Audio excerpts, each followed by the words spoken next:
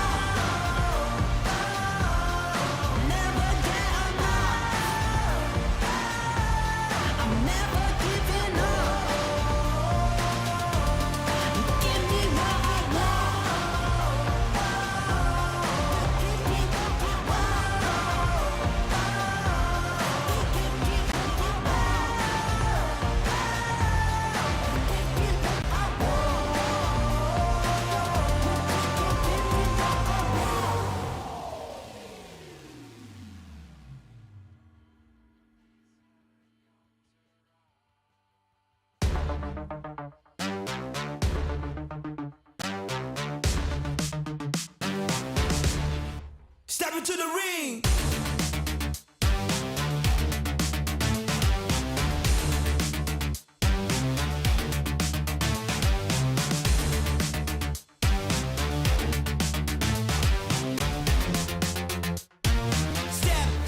Step into the ring.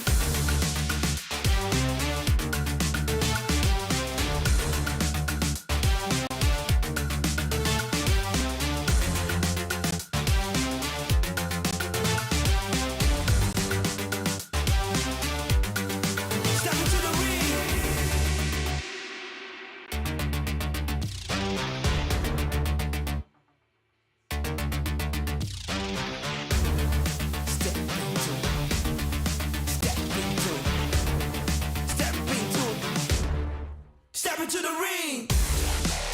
Come on, come on, come on.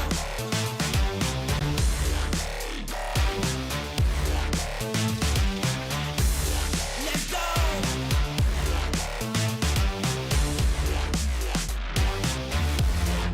Step into the ring.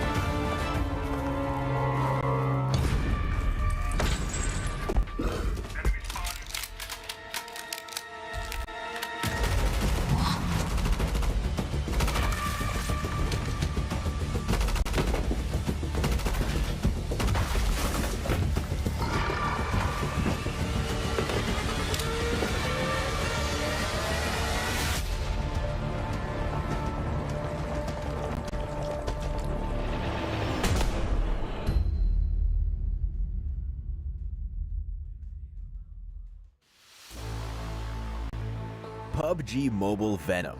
The last dance is here. In this collaboration, you'll get to enjoy a bunch of fun gameplay, including Black Symbiote Clusters, the Black Symbiote Arm, and a Black Symbiote Warhorse. Let's check them out. From October 18th to November 10th, you'll encounter Black Symbiote Clusters in Erangel, Sanhok, Livik, and Miramar. Near them, you have a chance of picking up a Black Symbiote Arm or coming across a Black Symbiote Warhorse. They offer great advantages, giving you more options in matches. Let's start with the Black Symbiote Arm.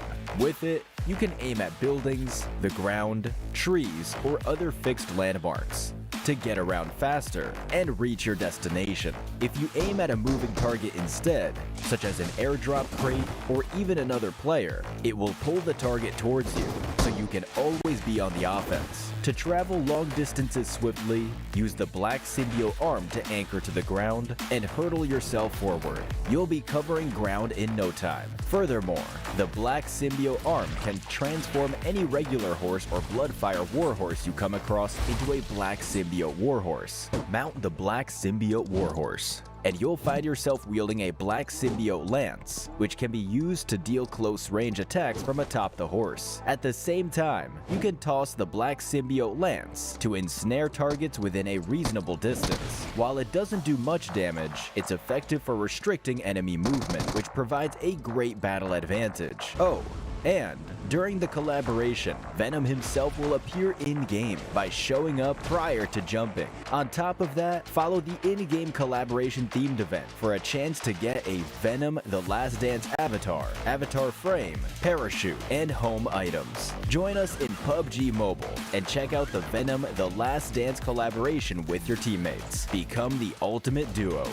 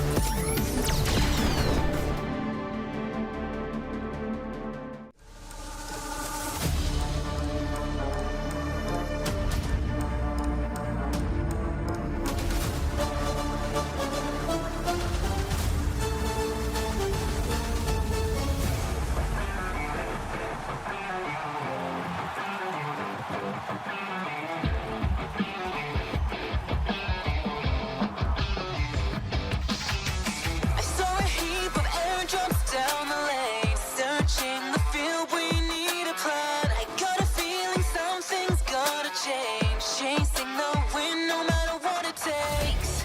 You be the one, I'll be the next. Where do we go? Clickety clack, firing up like wind blown. You don't wanna lose, neither do I. Hearing the siren that has never changed. Out in the world, run from the low. I got your back, you're not alone. There, even at the lowest, and nothing's bending us down. Stand up, blaze brighter with every challenge we face. Ignite, let the glow of our world shadow the darkness above. Glory, never thought of giving up, it's never ending. During the collaboration, Venom himself will appear in-game by showing up prior. Welcome, ladies and gentlemen, to the 2024 PUBG MOBILE Global Championship League stage, live from Kuala Lumpur, Malaysia. Today, we begin our journey to London. 48 of the world's top teams in PUBG Mobile Esports will fiercely battle for the next 4 weeks to get a place in the Grand Finals. But that's not all. They will also be competing for their share of this year's $3 million prize pool and the honor to lift the brand new PMGC trophy. As if the stakes weren't high enough, today we'll be beginning with what many consider to be the group of death, Group Yellow. Please welcome the teams. The Savior from Vietnam. Vampire Esports from Thailand.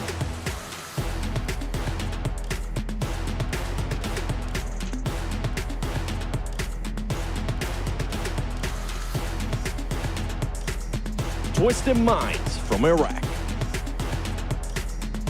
Zeus Esports from Turkey.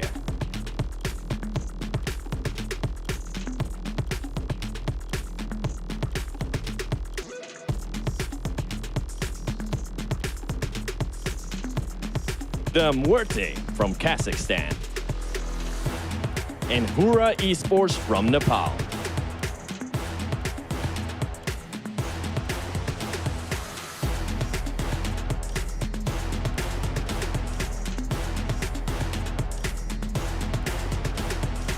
DRX from Korea.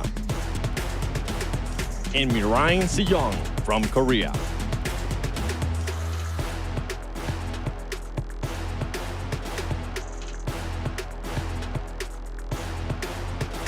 Regan's Gaming from China. And Harami Bro from the Philippines.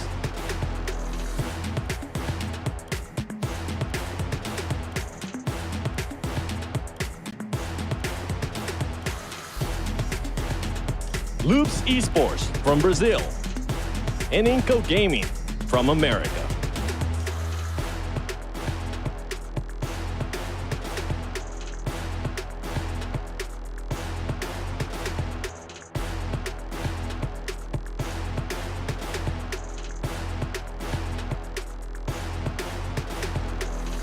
Team Spirit from Serbia. And Major Pride from Kazakhstan.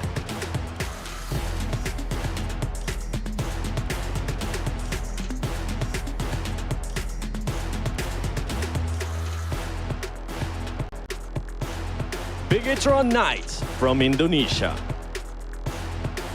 Alpha 7 Esports from Brazil.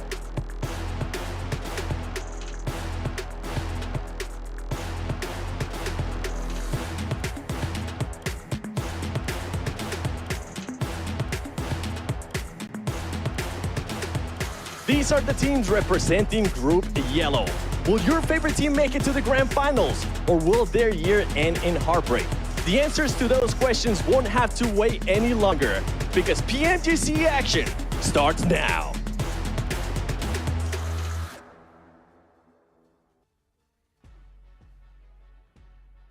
Well, Seven, it's always heartbreak whenever you're not here with us on the show, but at least you're there on the stage, making the stage look even bigger with your stature. I'm your host, Jason Kaplan, joined by two amazing gentlemen going to be walking us through all of the weeks here, starting off with Group Yellow. We got Hot Jukes, we got Max Man. Max, good to see you back once again. I feel like we're kind of matching, if you know what I mean, with our lovely friends on our faces, but today's gonna be an exciting first day. No, it's gonna be super exciting, Jason. It's been a while since the CSA watch parties, but we got the best teams in the world right here for PMGC, and we're getting ready to crown the champions. There's gonna be a long time until we get there, but the adventure starts now, so I'm excited. Hell yeah. The adventure, Hot Jukes. I mean, I already know who you're looking at, since you and Seven are so similar. Alpha 7, obviously the big talking point when it comes to this group, but man, looking at the event overall, you've got to be excited for what's to come. Oh man, I'm so stoked. I mean, Alpha 7, they won the last big global tournament. They finally broke that curse, you know, and I think they're trying to be the team to repeat in this situation. $3 million is on the line. They hired Seven himself to protect it personally, you know, so you know every single dollar is going to be accounted for. I mean, I think the trophy might even be bigger than Seven, if I'm perfectly honest. If you put them side What did by Seven side, do to you? you know, I don't know, but he's gonna look back on this and probably hate me. But you know, Max, one thing we talked about a lot when it came to PMWC with Kolaris and Seven on the desk was that we're in a period of uncertainty. That we go into this event and we have obviously like our clear standouts, but you can't say with certainty who you expect to win, even thinking back to PMWC. Yeah, I think we're in a period of time here, Jason, where any region really has at least a team or two that can compete for the title, can compete for that spot in the Grand Finals, and maybe at the end of the day, the trophy. So, of course, Brazil right now, I think everyone is looking at Brazil at the top region in PUBG Mobile Esport with Alpha 7. But man, CSA, sure, SEA, EMEA, even the regions like South Korea, Japan, like they all have contenders that can compete here. So, as you said, uncertainty is of the hour here for PMGC. Well, taking a look here at the teams that will be participating. If you guys haven't actually checked out who's all playing, you can see what regions they're qualifying from. And one region we have to talk about in particular here is kind of SEA, because they are bringing in so many top dogs, so many teams overall. And even, Max, if I'm not mistaken, you said a certain player out there thinks SEA is the strongest region in PUBG Mobile at the moment. Yeah, Coops. I mean, if you look in terms of numbers here, I mean, no, Avengers Assemble, when you get all of the SEA teams going into PMGC. Here, Jukes, you have so many squads, but really, you have a few teams that do stand out. I'm looking at Xavier, I'm looking at Vampire, these teams that have played so well previously in Global Events, Jukes, that for SEA, I would say currently are the top contenders of that region. I mean, yeah, I mean, everyone, before we even started the show, right, we were kind of asked the question, which do we think is the group of death? And I think it is Group Yellow. This one. I mean, look at this. I mean, this is ridiculous. I mean, you got all the top dogs from Brazil coming in here. You got SEA in the mix as well. I mean, I honestly think it's kind of Alpha 7 versus the world at this point, right? Whoa, I mean, whoa. I'm going to say it. I'm going to say it, right? We expect, Calm down. listen, we expect big things from all these other teams, because honestly, I think it's either going to be Alpha 7 or somebody we don't even expect. That's kind of the vibe I'm getting here, Jason. Okay. I mean, I think a team we don't expect is perfectly fitting, considering how we've seen things change up. I mean, for instance, DRX, Max, you had them as one of your team's top 3 from this group. They were, for me, one of the biggest surprises when it came to PMWC, because we expected D plus Kia to be the standout team from Korea. Yeah, and that was the first time we saw that roster. Of course, some players did play globally before, but like that roster, that was the first time playing globally at PMWC. And I gotta say, Jason, they impressed me from the get-go. There were still some little adaptations that I think they should be trying to attempt to make going into PMGC, which is especially focusing a bit more on eliminations. But when it comes to rotations alone, this is clearly a standout team. And with the year they had in PMPS, Jason, they have been just completely dominating the Korean scene. Now I think the next stage for them is going to be to perform globally, and this is the time to do it. Definitely. And as we can see, obviously, where all the teams came from, we can see how they've been allocated into these different groups as well. And like we mentioned before, we're going to be kicking things off with Group Yellow, which is already insanely stacked here. There's a couple of names in there, besides the likes of Alpha 7s, that do have a pretty decent chance from what we've seen regionally. But I'm going to throw it out there right now to you, Jukes. Dark Horse, Group Yellow, who is it? Dark Horse. Group Yellow. I guess I'm gonna say Eco Gaming, baby. Come on, right? Let's go. I mean, Juancho, the man, the myth, the limit. I'm gonna just keep on saying it. In my heart, I think this is the best player in the world, baby. Come on, North America, it's our time to shine. If I don't put it out there, guys, it ain't gonna happen. You know what I'm saying? I gotta do it. got to put it out there in the universe, you know, or else it's not going to get picked up and potentially run with. But if our schedule for you guys at home, you can see we're kicking off things with Group Yellow this week, Group Red to follow up, and Group Green thereafter. And you do notice at the end, we have a survival stage and a last chance. So we'll get into that in a little bit of time here, but it's good to keep in mind of what groups you want to watch and when to tune in. Max, Dark Horse, Group Yellow. Dark Horse Group Yellow, you know what? I can't go in my top 3 predictions. That doesn't really work here, but I would like to go for... I would like to go BTR. I want to see them play more aggressive. I got some theories. We'll talk about them a little bit more in depth later on. But BTR, I got some reasons as to why I want to see them do well. I don't feel like we're back in, 2020, Jason. So yeah, BTR.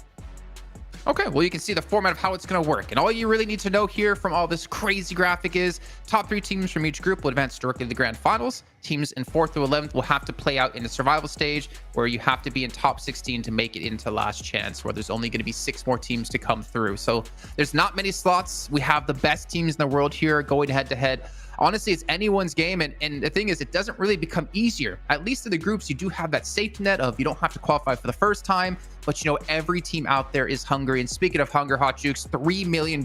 Everyone wants a bite of that prize pool.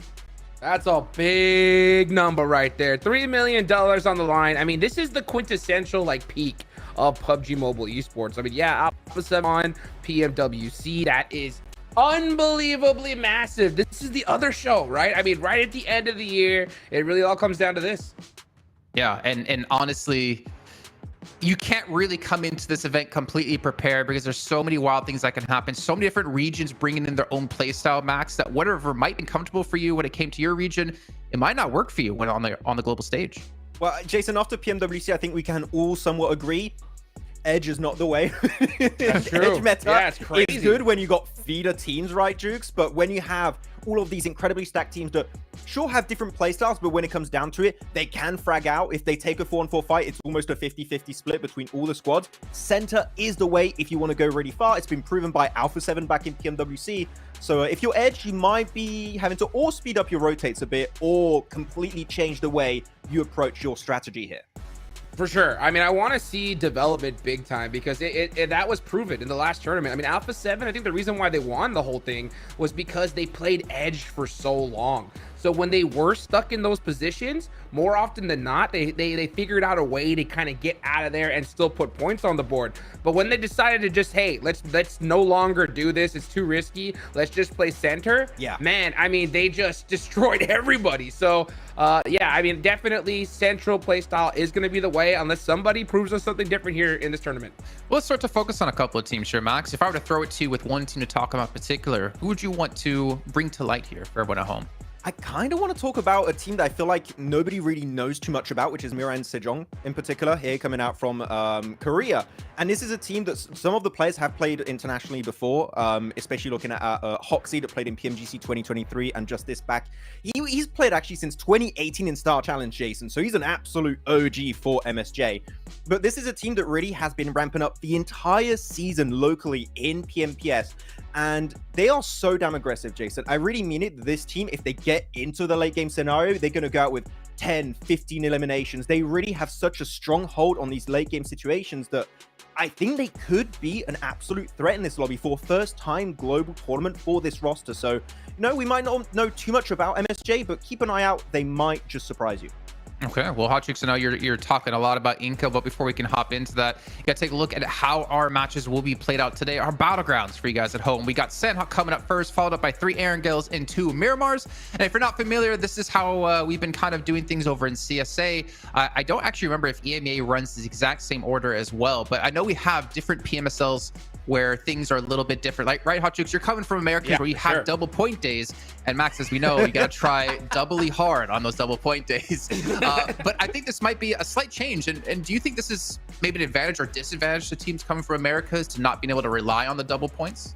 I think it is because they're going to have to be consistent. But at the same time, right, when you have 3 Erangels back to back, that's going to give you time to just, focus on the same game, be able to make some slight little tweaks here and there, and be able to make those adjustments because they're going to definitely need to here. I mean, this lobby is stacked all the way from top to bottom. So, I mean, you got to be able to make the right plays at the right time.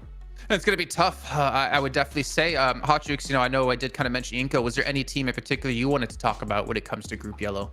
Yeah, I mean, you mentioned Nico, and I think I gotta talk about it because I hope that I'm gonna talk about them a lot more later, right? But just in case that doesn't happen, I'm gonna talk about them right now. I mean, Inco qualified here through PMGC points. When it came to PMSL, they performed terribly, right? But they're gonna be our NA. They're gonna be our NA representatives here. I mean, I'm hoping it's one of those cases where they're like, you know what?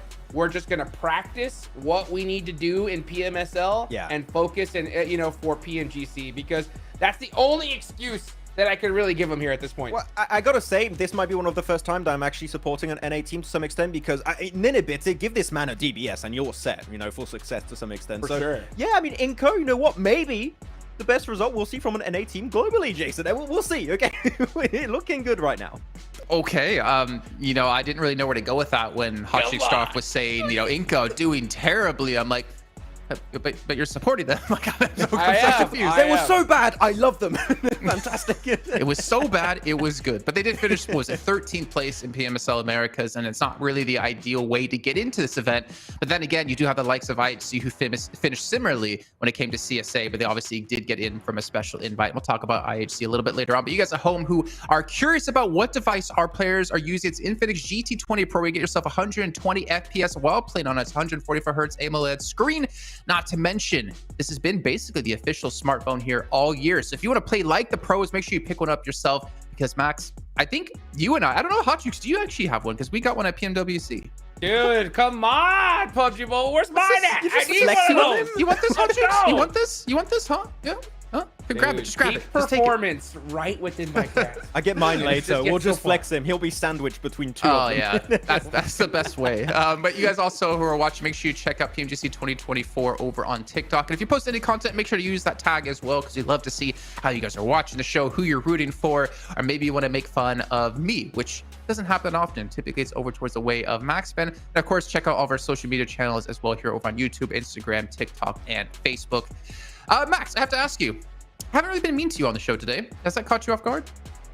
A little bit. You know what? I was expecting it after the rehearsals, but no, you're good.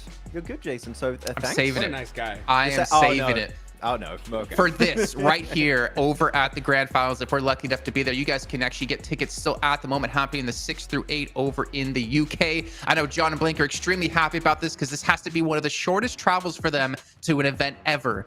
But it's going to be an exciting event. It's going to be hype. Make sure you guys check out and pick up your tickets when you can. And Hot Jukes, I mean, we talked about PMWC as being uncertain, and I think it was hands down until now the most competitive event we've had in PUBG Mobile history. I'm curious, and I have a feeling that PMGC is going to be even better considering we have more teams from more regions. Hands down, this is gonna take it to an entirely different level here. I mean, just look at these groups. Look at these squads that are coming in. I mean, the level of details that these players have, just really the attention that they put in has just leveled up as time's gone on, and it's only gonna get higher here as years go by. I mean, if I'm at home watching IHC be crowned with those sick gold jackets, man, I want one of those. Hopefully we see those again this year. But our teams to focus coming into our first match here. For me, Team Spirit, Twisted Minds, BTR, Hot Juke, you can see Alpha 7, Inco, Twisted Minds, and Max, Direx, Twisted Minds, Mira, and Sejon. We all have Twisted Minds. Maybe we should talk about that here, actually. Max, go ahead. I mean, it's interesting we have Twisted Minds, but I think that when it comes to global events, right, they have so many big names from different regions. I mean, just to go through the names, and I'm sure that you've heard about all these names in some way, shape, or form. Doran, Freak, Coops, Lord, Robs. Sorry, I went a bit hard at these French. Like, this is really a super team that has performed really damn well locally, right? When it comes to fragging power, you put Lord, you put Coops, you put Robs all together. These guys are just going to absolutely shred it. And I was talking to Robs actually a few days ago, Jason, because they're 5 players, they're going to do some kind of rotation. So I'm intrigued to see how that's going to work out for them, because we see rotations all be super successful for the likes of maybe 4MV and other teams that tried and kind of failed. So, I mean, with these big names, it could be fantastic or it could fall flat on its face. So I want to see how this opening day is going to go for Twisted Minds. Yeah, and Hot Jukes, I mean, you know Coops, obviously playing back in NA before. I think the most impressive thing about Twisted Minds is coming together like this before the fall season of PMSL EMEA and placing second at the end of it. I think that's a testament to like how well they're vibing together as a team. I mean, so strong. I mean, it's so crazy. The Twisted Minds is really the only team that had 2 different squads, right, qualify here. And at the end of the day, they had to pick, you know, what team do we go with? Do we go with our Brazilian squad? Do we go with our other region? By the way, shout out to those boys out there, man. They really, really crushed it, you know? At the end of the day, they ended up picking the squad with Coops, you know? And I can't blame them because, I mean, when it comes to global events like Maxman mentioned, these guys have been there so many times. They are seasoned. They are ready to go. And it's their time to shine. But at the end of the day, they're going to have a big hill to climb for sure. And speaking of hills to climb, I mean, I feel like if it comes to PMGC, we always have to mention this team. Team Spirit, I had them at one of my teams to watch, and I'll kind of explain why. I feel like we just don't know what kind of team we get out of Kitsune and Co. Sometimes they do extremely well. Sometimes they're a big letdown. Thinking back to PMWC, they've obviously massively leveled up since then with their victory being the champions of EMEA Fall. Yeah. But Max, like, I just really don't know what roster we're going to get. I know the highs they can have, but we also know the lows they can have. And that's the thing that makes it so hard to know how they're going to perform. Look, we know fragging power-wise, like, you got Effect, you got Nomi, you got Matic. You're looking good. Like, you can take on this lobby to some extent, okay? I just want to see, Jason, Hotrix, are we going to see Kitsune make it past the 10-minute mark in these games? If he does, I'm telling you, we're up for success. But no, for real, I think that ever since the addition of Matic, which is weird to say, just rejoin the team now, but I think they could look really good, and I think that they took a really big L at PMWC. If there's any time they're going to wholly rethink their strat when it comes to global events, I think this is going to be the time. So no, day one can be a bit weird, but I do want to see them make it through, maybe through the survival stage. I think top 3 is going to be rough in this group, Jukes. I don't know how you feel about it, but dude, I feel like there's potential there for Team Spirit to go far. Let's put it this way, man. When I was at PMWC, I saw Kitsune like leave the game within 5 minutes all day long, right? But at the end of the day, dude, I just would see him just with sunglasses on, soaking up some Saudi Arabian sun, you know? Like, you know, just having not a worry in the world. And that just shows confidence because he's like, you know what? I'm going to come back at PMGC, Jason. I think that's what he was thinking the whole time, right? I think there was definitely like a slight rebuilding period for them, obviously bringing in Matic, and obviously before then Kitsune joining the team. And then we also saw Naomi end up leaving. I think they definitely have the potential, and again, Kitsune, I think he's I don't know, I feel like he's like definitely one of the smartest in-game leaders. Like, I feel like he has a really good understanding of what his team can and can't do. It's just about moving those pieces correctly. But one team here we're going to have to mention, as we can see on the screen, Team Vampire, man. If we're talking about, we have been mean to them quite heavily, I'd say, before PMWC, because they always do well when it comes to international events, at least when it's invitationals, but they suck regionally. They come out as the champions of PMSL SCA Fall, and they performed really well at PMWC. Max, I think we're seeing a completely different Vampire, and I want to support them because they finally start to look good now in all aspects. Yeah, we want to see them be more than just PMWI back-to-back champions, right? I want to see them actually do well out of PMGC. And I think Tony K in particular, Jason, tried to prove you wrong. You're like, Tony K, no, not doing too great locally. And he's like, no, I'm going to be MVP. Sit down, Jason. We're going to make it happen. So yeah, I mean, Vampire, I gotta say, in particular, are playing a lot more aggressive, which is what I like. They're ready to suffocate teams out in the blue. I've watched a few of their games in SCA. They are just a jack of all trades. They are a very by-the-book team, but in a good way. They can play aggressive, they can play passive, wide rotates, quick rotates, edge, center. Their adaptability is second to none. And I feel like in a lobby like this, when you're kind of going in the unknown because you got all these clashes of metas from different regions, Vampire Esports team really could have a magnificent start here on the first day. It's Halloween too. It's Spooky Day. It's Vampire Esports. Let's get it. It's great. I always expect you to come in with a wig today, Max, actually. Nothing can hide this hairline. Well, I didn't say that. But Hotchicks, obviously, in your opinion, you know, what's the biggest ability a team should be able to have when you go from playing locally to global like this? We only have a minute left until we get into the first game, but adaptation for me is one of the big things that stands out. Yeah, for sure. I mean, the big thing when it comes to a tournament like this, especially off the rip, is, you know, these teams kind of coming together and having a good idea of where they're going to drop, right? That's going to be number one. So off the rip, we may see a hot drop or two. It's possible for a team that's just like, no, like, we're going to take this spot no matter what happens. So if you can avoid that situation, I think you're going to be in a really, really good position. Can we bring you over to talk to some teams in CSA?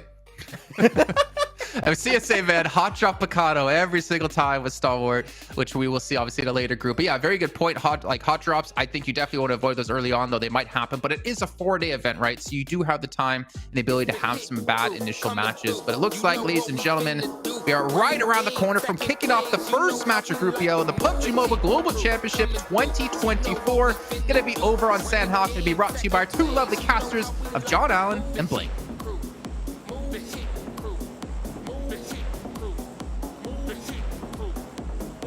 As it is, of course, Sanhok over in the jungle. My name is John. With me is Blank, and it's time to go global. Let's get in. Let us get into this one right now, John. Straight over towards Sanhok. First game of the day here in Group Yellow. First day of the tournament as well, as we get teams out of our plane into the map. Always nice start with Sanhok here. Nice little bit of quick action to get us kicked off into the PMGC mood. Absolutely. We've had a couple of practice games, a couple of scrims on these matches, so we'll see if teams are going to adjust around it. Over on the south side, maybe Major Pride and Inco going to clash a little bit. They're quite close, but could separate out. Alpha 7 with a little north scout from McGrellin, but that should be folded in nice and quickly. The rest of it seems fairly diplomatic over the rest of this map. Yeah, I think that once you get to a PMGC, I mean, to be honest with you, I think Jason is completely justified in complaining about hot drops because they ain't fun a lot of times. However, once you get towards a PMGC, this is where you really do want to take things to the next level. You want to be able to make sure you're getting positions that you have tried to claim throughout all of your regional basis, right? And a lot of teams will look into that, be like, this team has won out in Picado multiple times. Team Spirit's won out in Boot Camp multiple times. So we'll just leave that to them. And this is what it's all been building up towards realistically. So for these teams, I can't imagine there's going to be too many crazy things going on. A lot of that regional hot dropping was to secure positions for some of the biggest tournaments in the world, like PMWC, EWC, as well as PMGC here right now before we head towards those grand finals, as we said, in London, which was not the closest commute we've had all year, John, is it? It's from the bedroom to the office. Absolutely, yeah. My own commute this morning, total of 10 seconds. Turning on the computer, getting ready, getting locked in. But either way, it's exciting to be here. We didn't even have to pack a suitcase. We are going on towards Twisted Minds over in the north side. A team that the desk touched on quite a lot, and a team that we're very familiar with, having covered the EMEA region, right? This was a team that was built on fragging potential, right? But we saw some real maturations, I think most notably from Doran over the course of EMEA, really settling into a little bit more of a supportive role. But we know that they have such a massive ceiling on their fragging potential. From the north side in Cal, though, with the circle as it sits, it's a little bit of a treacherous journey right now because it did go southwest on this circle shift. Yeah, I mean, for Twisted Minds, Doran used to be a little bit of a young whippersnapper, right? Biting at the heels of a lot of squads, but honestly, he's changed a lot since then. He was a crazy fragger back in the day, and still arguably is, but someone had to take that backline role, and I think that he started to pull that one up quite nicely, which is good to see. And it's something that Twisted Minds desperately needed, is someone to take a bit more of a defensive guardian role within the team, because they have so many strong players to put as that vanguard of the squad. So yeah, it's definitely an interesting one. Taking Cow as well is a smart choice. I think that they've seen firsthand how successful it can be for teams like Brute Force, who start up towards Cow and work their way down. A lot of those Tap Mock wins are built off the back of a Cow drop, but we are heading down towards that southwest side where we do have Miran Sejong as well as RSG alongside with Bro Harame, who are back again for another innings here in a global tournament. I was slightly worried about RSG guarding out Team Spirit. They did drop on the south of Boot Camp on that split around the area, the compounds around there, and they did grab quite a lot of loot. I was worried that they were going to guard Team Spirit, which in general has been their kryptonite on this Boot Camp rotation. Hang on a minute. Pause that. Inco rolling straight on in to Major Pride, but two of them getting torn down, a third as well. NA's last hope? Nah, no hope, mate. Yeah, I'm not going to like that had to be one of the, I hate to say it, one of the worst crashes I have seen at a global stage in a long time. I don't know what the game plan was. I guess that it somewhat goes quite poorly considering quite a few players were already on the outside preparing to leave themselves. So when that crash comes through, there's 4 angles already looking towards you. Yeah, a weird one. A very, very weird one. Inco dips out in the first 4 minutes of the match. Almost crazy, instantaneously. Dude. Yeah. That's not depressing. outlasting Kitsune is very sad. Well, this is the thing, though. I think people are hating on Kitsune right now. I think this guy does survive quite a while into a lot of our games, and he was definitely changing things up towards the end of EMEA 2. And I think Kitsune is becoming a bit more of a rock for that team, as opposed to trying to play the bird's eye view IGL that you used to in the past, which is, a tactical death into grabbing yourself more position in the old commander's seat. That's a nice way of talking about questionable scouting decisions, but sure. Alpha 7 going to be the team that a lot of people are focused on right now. They have been trying to lead from the front, right? This is the team that came in, broke their curse over in Riyadh in the middle of the year for PMWC, and now they're looking to take the glory title here at the Global Championship. A team that really, really wants one of those top 3 spots, but they've got to prove it to us. The spot that they've got right now in the circle, pretty happy with it. They have got this compound under control. They're fairly clean into this circle as well. And they're pretty central, so it shouldn't be too much of a struggle for them to be getting in towards the top 7. Yeah, I think for Alpha 7, they're a strong team. They're a very, very strong team overall. I mean, everyone on that team is particularly good at the game. It was nice to see that they held on to McGrellin as well, because I think there were rumors that he would have been leaving after PMWC, however, stuck with the squad, and I mean, understandably so, after getting yourself a big dub over in Riyadh. Just escaping the spray downs there, but only by a sliver. Still, Loops will get through with 1. De Muerte still on the northeast side with Loops trying to break through. You've got DX Xavier a little bit closer to that southwest side in Painan. So a little bit of a traffic jam developing on the west side of Quarry. So we do have our circle close soon. We're in Sejong playing a very, very passive playstyle over towards that western side around Tambang, and no one really taking control of Ruins either is a curious one to me. I mean, even if you just want to take control of that plateau over towards the eastern side of it, not a bad position to play. It's slightly exposed, but there's plenty of hardcore around that area to keep yourself in shape. It's a curious one for BTR as well as Team Spirit, because they have really had absolutely no contest on their rotates downwards. Most people are more concerned about getting towards the center. The desk was talking about what makes for a good team coming into a global tournament like this, and they said adaptation, but there is a little bit more that can be said about that, because it's a question of understanding the playstyles from multiple regions. You can get caught off quite a lot if multiple regions play the same way in terms of taking a quick central approach as opposed to playing edge. But if everyone plays center and you're one of the few teams that likes to play over towards the edge side of the circle, you can have a huge amount of control and a lot amount of space to work with. So it's kind of looking slightly deeper than just adapting as the days go on, but having that first day impression, even just map 1 here on Sanhok, a bit like, right, there's a lot of central teams right now. We could probably get a lot done over towards that edge side of things. But yeah, it's a bit more split up than I would have expected to start things off. And I think people are being very cautious going into day 1 here of the PMGC group stage. I would agree with you. Almost everyone, though. Harami Bro, they've tried to hold a 2-2 split on the central island, leaving 2 towards Painan. They've now lost 1 of those and sent the other 2 all the way out west. They've now regrouped slightly after losing a player to DX Xavier. So definitely the team playing with the most risk right now. And it is absolutely coming back to bite them here as Alpha 7 find their south point as well. And they've just lost half of their team in the blink of an eye. So a little bit too bold on that split for my liking for Harame Bro. DX Xavier still the arbiters in Painan, but we saw a couple of players moving in on that south side as well to try and get past that Painan roadblock.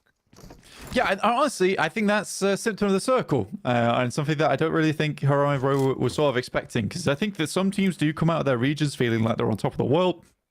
They could take a lot more space than potentially expected, which is fair enough. However, you come towards a tournament like this, you can't really take those 2-2 splits, especially on this circle. Like I was saying, there's a huge amount of compounds available, a lot of positions to play that are fairly safe. So for teams, it's not really a case of, oh, we're going to wait on the edge and we'll allow other teams to take 2 positions on the map. No, they're going to be sending straight towards some of these compounds to pick up positions for themselves, because it's one of the few circles that can hold this amount of teams early on in the game, which is certainly interesting to see. So I think Harame Bro just makes a slight mistake there, assuming they could take much more space than potentially they're allowed to. A lot of foliage on our screens here, John. Yeah, so needs a little bit of a trim, that one. I'll get the gardeners on it. We'll send them on through.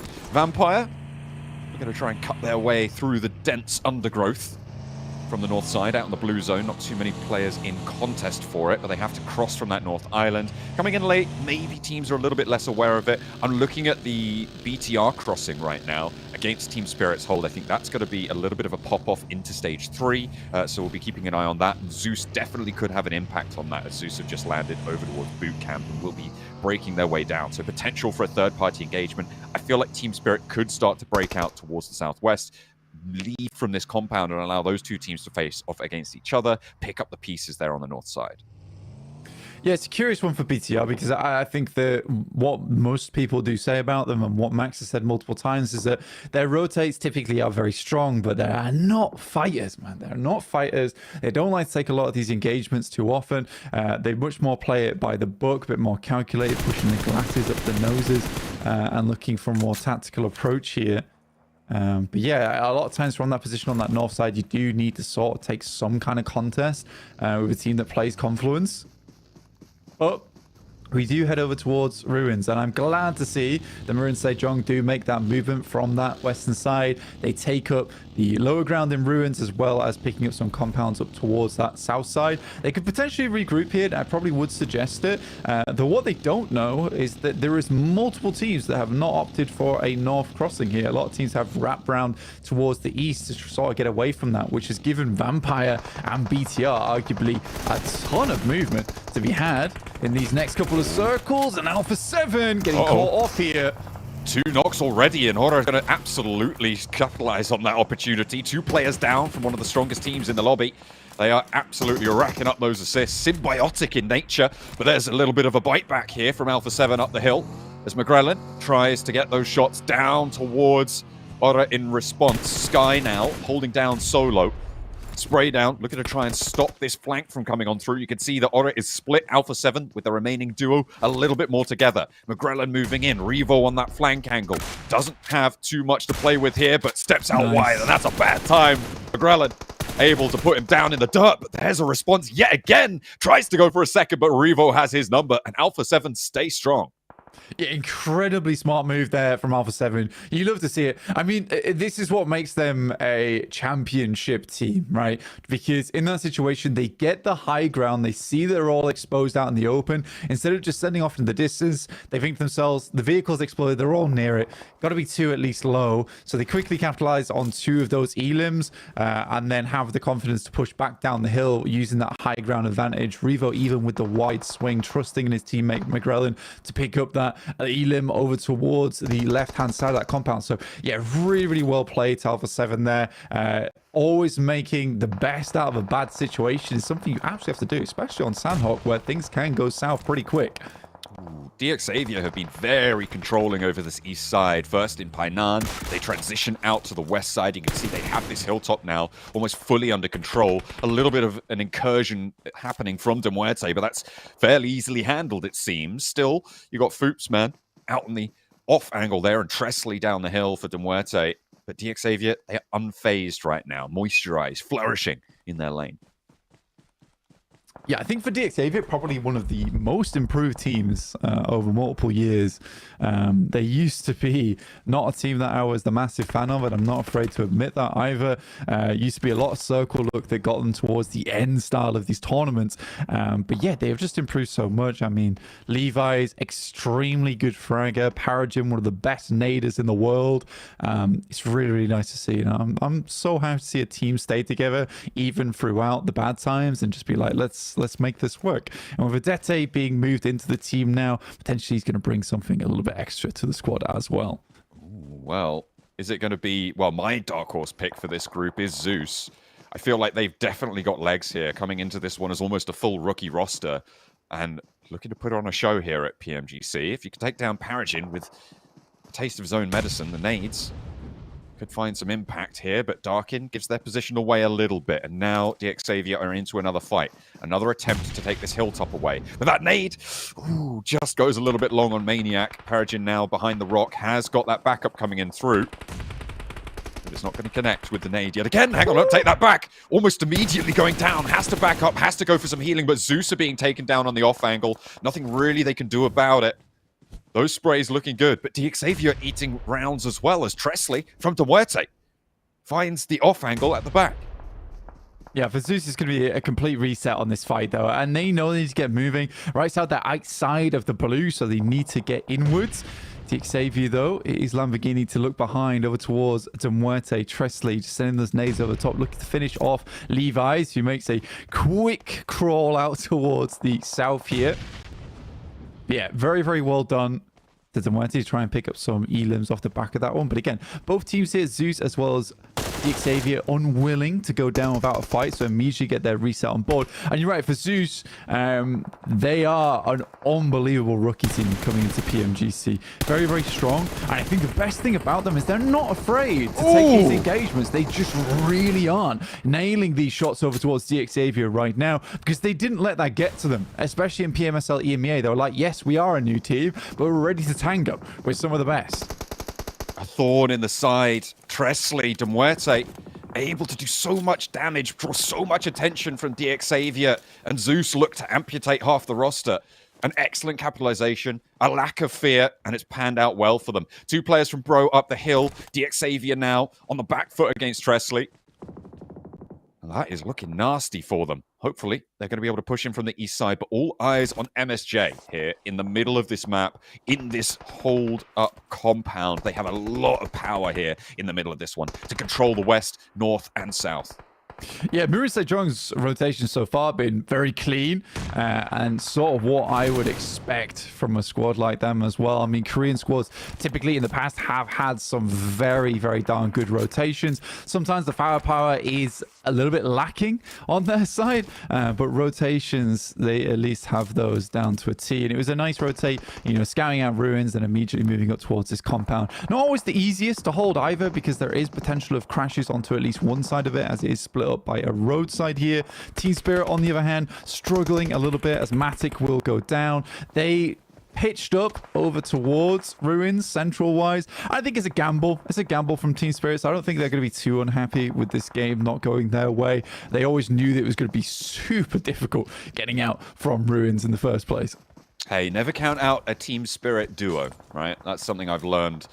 Well, probably the hard way, as have other teams in the lobby. But RSJ, yeah, they've got them trapped. I feel like maybe this is an exception to that. But still, you never know. Could be something special. Unlikely, though, because there's the spray down onto effect. Now it's just the one player. Kitsune, last to stay alive for Team Spirit. Nice stuff. But either way, hang on, Vampire? Where do they come from? Jumping out, maybe a little bit of respite for Kitsune, but he isn't only going to take one.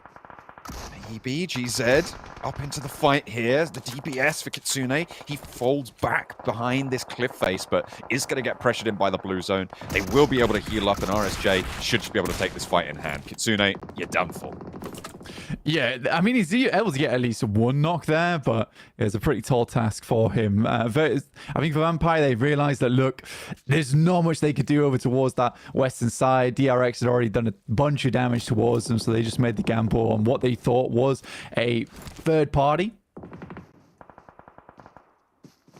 It was actually just RSG cleaning up a weird circle. And for Major Pride, starting off the game with the 4 elims over towards Inco, they had a lot of movement to be had in terms of rotations, because one of their direct competitors went out early. DRX being spotted out there by Lord. DRX Twisted Minds, they're down. Getting 3 players back up is imperative for DRX on this western side. Major Pride, they're on 8 elims now, obviously, as you said, with those 4 early. So they're having a great time now. I feel like RSJ may be overcommitted to guarding out Team Spirit. Obviously, it's great to remove that pressure, but now they've got a really tough transition ahead of them. Yeah, RSG, I mean, from that north side, they did well, but I don't think that they capitalized too quickly on getting rid of Team Spirit. I think at that point, you need to wrap down towards the eastern side, try and clear out Bro Harame. I think at that moment where Vampire goes in, it sort of puts their situation in a little bit of turmoil, right? I think there's panic coming through from at that point in time. So there was a clear path of how to deal with Bro Harame. They were just not quick enough as DRX. Similarly, with some speedy maneuvers over towards this side of the map, but it really is the last-ditch attempt from them. Nade goes along, so as will live, but that's just for the time being as Major Pride racks up 9 elims in this match. Ooh, yeah, very hotly contested rotate there for DRX. They try and make a bit of a mad one, but it's not going to work out. Top 4 now as Major Pride up to 9 eliminations, looking to put up the double digits on the cards. From the south side, AZ moving forwards, I think a really important move that they've made there. They're playing 3-1, a bold forward push, but they know where these threats are on this north side. They know that MSJ are holding down this northwest edge. Yeah. They can take this risk. I mean, for AZ, it's an important position to take, and we talked about this multiple times in the past as well, John, where you have a position like this compound down towards the southeast side. It's a little bit far from the center of the circle, so you want at least an outpost to feed information back to the team. Less about getting knocks and elims, though it's nice if he's able to pick them up, but more about passing that information back to a team that is a little bit out of the picture right now. At this point in time, they can start moving up towards those compounds down over towards the western side, but they're likely not wanting to give up too much of this high ground that sits towards the south on top of these buildings to get maybe a couple of more elims. Now, the big test is here for Mirin Sejong versus Bro Harame. It's a game where they've made good rotates, but can they take this through all the way to the end? Nice nade onto the backlines there. Slows the roll of Harame Bro. But they've already taken a little bit of a hefty hit. 2 players, well, 1 player fully down. Hoxie as well. A little bit low. Needs to get rezzed here. Major Pride will deal with Harame Bro in the meantime. There's 5 eliminations for them, but they are out. So 2 teams remain, and one of them trapped on the hilltop here. And immediately Major Pride going to move into control. This is a really great start to this tournament for Major Pride. They're up to 12 elims. They're looking for 15 with the 3 remaining on the map. But there's a nade over towards AZ, so the forward position a little bit weakened. However, the backup is already there. They're flowing across these hillsides. Nice maneuvers coming on through from Major Pride. Element tricks, a nade over towards Jae-Suk, but he stays alive behind the rock. Yeah, I think the difficulty right now for Mirin Sejong is just utility. The amount of elims that Major Pride's been able to pick up, their utility is looking very strong. Final looking for potentially a nade over towards Elementrix. They know his position. He's being pushed by the blue now. We'll have to sit in an awkward spot. Starts to crouch upwards. Have they spotted this? I don't think so. Elementrix's left flank covered by his team, but the right flank not so happy. Major Pride lose a forward push player. They have managed to get their other player at the back lines back up, but they'll need to go on through and save this one from going down. Becca low. Evo Station will not be tagged by that nade though, and that is going to give them a little bit more confidence on that flank. However, they've trapped themselves. They've moved up, and all of a sudden, it's topsy-turvy. MSJ have a real chance here. Mirin Sejong need that 4-point to work, but it just doesn't go their way. Final blocked by his teammate there on the shotgun shells, and it will be the rally over the top for Major Pride. Jae-Suk cannot handle the heat, and it's Major Pride to kick us off with the first chicken dinner. I mean, for Major Pride, very well played. I mean, a good movement up towards that northern side to challenge versus Mirin Sejong, especially the circle moved away from. You got to give them credit with the fact that they've basically not had to move too much this game in terms of just moving slightly upwards. And that compound they held for such a long time wasn't in a lot of people's sights until that circle just kept heading down towards that southeast side, John. But yeah, for Mirin Sejong, they get a few unlucky grenades. I actually think that could have completely gone in the opposite direction if Finals nade had done a little bit more damage. It was perfectly cooked, but the angle just wasn't quite right there. And I think at that moment they realized that they're running on empty. They try and send forward, and Jae-Suk tries to play his backline position, but he's basically of no help. There was so much cover on that eastern side, but very, very well played to Mirin Sejong in terms of rotations, and very well played to Major Pride just in terms of that firepower. Yeah, I really liked some of the maneuvers that were happening in that game. I think we're in for a treat here for Group Yellow. I'm a particular fan of the DX Savior position over in Painan as well. But that is going to close down our first entry to the jungle as we're heading back on over to the desk to break it down and set us up for the next one.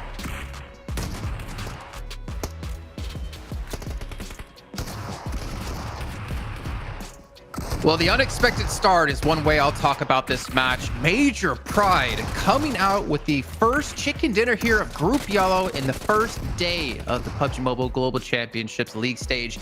Max, man, I gotta throw it straight to you. This, to me, was so damn unexpected because in CSA, Major Pride were a very big letdown when it came to the league stage. They came through 5th place in the finals, but for them to pull off this many eliminations as well here in match 1, day 1, that I think is a testament to how much they've been really focusing and improving in the offstage. Man, Becca also got 8 eliminations here. I mean, Jason, you were talking about it during the game too. Normally, they are a very big fan of these splits late game that kind of caused their demise at the end. Man, they stuck together so well. And of course, they had a little bit of circle luck, but they were just not overstepping their position whatsoever. They were lasering down teams that were trying to get relatively close to their spot. And I talked about it with you, Hodrix, at the end there too. The way they swarmed all the individual players of MSJ one by one without taking too big a risk really is what put the nail in the coffin of this game. So, man, I'm sold. Like, Major Pride, more of this, please. Let's go. Let's go. Take advantage of it. It's Sanhok. I mean, Sanhok, you never know what's going to happen. And if you get that opportunity, you got to take it. And they did. I mean, they land there on the south side near Camp Charlie. The zone goes in their direction, and they just hold off the fire. I mean, 8 eliminations from Becca off the rip. You couldn't ask for a better start here, Jason. And for a team, I mean, we were watching and I was saying like, oh, Major Pride, don't tell me they're just doing the play for late game, play passive the whole time. Then I looked at their limbs and they're sitting there on like 8 limbs at the time. And I'm like, but how? What the hell? Like, is this a completely different team? Like, this team is completely changed from what we saw in CSA. And I'm not going to say it's necessarily fully changed, but this is not the Major Pride that we saw when it came to the league stage of CSA, and you have to give them credit. Like, we know how much they love playing on the high ground, Max, especially with Becca there. They use that time and time again when it came to the PMSL, and to see it work out for them here is a very assuring sight. But if you were to say to me, you know, when we woke up today, hey Jason, first match you're gonna have DRX, Major Pride, Harame, and Mira and Sejong as our top 4, I would have said shut up. Like, there's no way. This is I think such an interesting start to this group. And now I know it is Sanhok, I will say, but man, I'm hyped for what Group Yellow has to offer. Yeah, I feel like the fact that underdog teams have performed in the first game, when we call it the group of death, because you got your Alpha 7s, you got your Vampires, all those big squads, right? It is already setting up a really good... Your Incos, who died right away. I was just about to say, but actually, talking about Major Pride, I don't remember, which team did they take that down first? Which squad was it? I don't know. I just saw it happen, and a tear shed so slow. Yeah. A tear just went down so slow whenever I saw Eco on the push, of course, towards Major Pride. I mean, let's be real. If they would have won that fight, maybe they win the game. You know what I'm saying? It was in the, like, game-winning area. So, like, definitely it could have, but it didn't. What do you have to say about it? No, okay, no. But it didn't. Yeah, it was tough. But let's maybe go into this, Max, as you point out while we're watching. Car usage late game on Sanhok, Mira and Sejong. You wanted to talk about that. Yeah, it's rare. Normally you see a lot of people when you get towards the late section of the mid game saying, okay, let's just give up on the cars. We're going to do the rest by foot. But like Mira and Sejong, without cars, they don't make it up that hill. They can't contest Harame Bro in the way they did at the late game without cars. And I'm not 100% sure, but I think they even took a knocked player, put him into the car, rolled him uphill, and then rezzed him.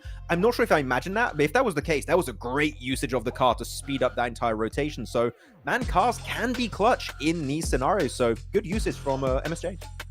Looking at the rest of the standings here, Hot Chooks, Inco going to be 16th with 0 points, BTR with 0 points. Team Spirit, I mean, we saw them holding such an awkward position where they were on the low ground compared to Reagan's Gaming, and then they really didn't have any bouncing off point from there. Going into Ruins, yeah, I think that Jukes, going in Ruins, it's great to hold it off as like the defensive position when you have to leave into a team that's playing the high ground like RSG. It's always going to be a tough time, man. Yeah, that's why we saw Mira and Sejong leave Ruins, right? I mean, as soon as they realized the zone was going to go ahead and just, you know, southern up just a little bit more, they took off from it, and then Team Spirit took it. Yeah, I mean, Ruins is great if the zone does land there, but if it strays away from it, trying to get out of there is so difficult, like you mentioned, and that's why we saw them struggle. One thing, though, Jason, I got to look at, though, is Twisted Minds, right? They had that beautiful bow tape, and they got into a good position, but they weren't really able to capitalize off it, right? Yeah, they were able to avoid a lot of the fights on that Northwest Island. Like we saw with BTR, they were holding back Vampire Esports, or were looking to see if they wanted to gatekeep them. They avoid everything, but they didn't really get much off of that after the decent position that they were able to actually get to. So a little bit disappointing in terms of like how the rotation ended with their result, but I feel like, at least for me, Max, it's a good sign that they're being very aware about where the clear and smooth rotational paths are going to be. Yeah, with their drop and how the circle was going, I think that it's a good option. Unfortunately, when you bote, there's always going to be one issue, which is lack of information. So that's something you really can't negate when you're doing a rotation. So it was tough, didn't quite work out, but it shows that they are adapting to the lobby. Though, man, talking about Becca again, we talked about their position this game, right, Hodrix? But playing the rooftop, as long as Becca actually did, not only enabled him to set up his team for success to get stronger positions, but it enabled him to like just pop off, get 8 eliminations, over 1,000 damage. Rooftops in the late game, if you don't have off angles that can threaten your spot, are so impactful. So good on Becca to use that spot as long as he actually could. Dude, I mean, they played that perfectly. I mean, let's be real. I mean, if you're a name that's, you know, not really expected to perform, you know, like in that first place position, you know, you got to be able to pull something out special, and they did. So beautiful game from Miramar Sejong.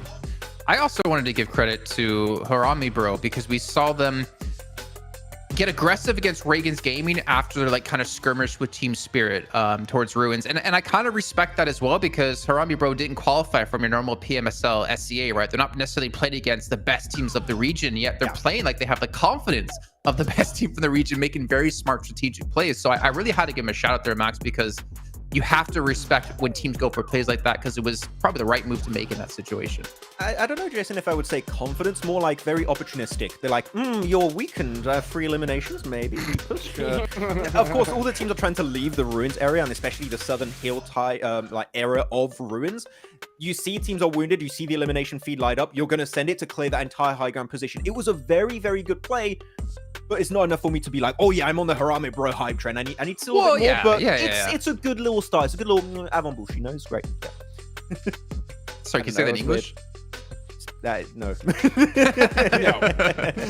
What about BTR, the Bigatron Knights, Hot Jukes? We saw them. They were kind of gatekeeping Vampire a little bit, but they did make the smart macro play to transition towards Trifecta and kind of like gain a lot of information there, and also, more importantly, more rotational paths for them to go through.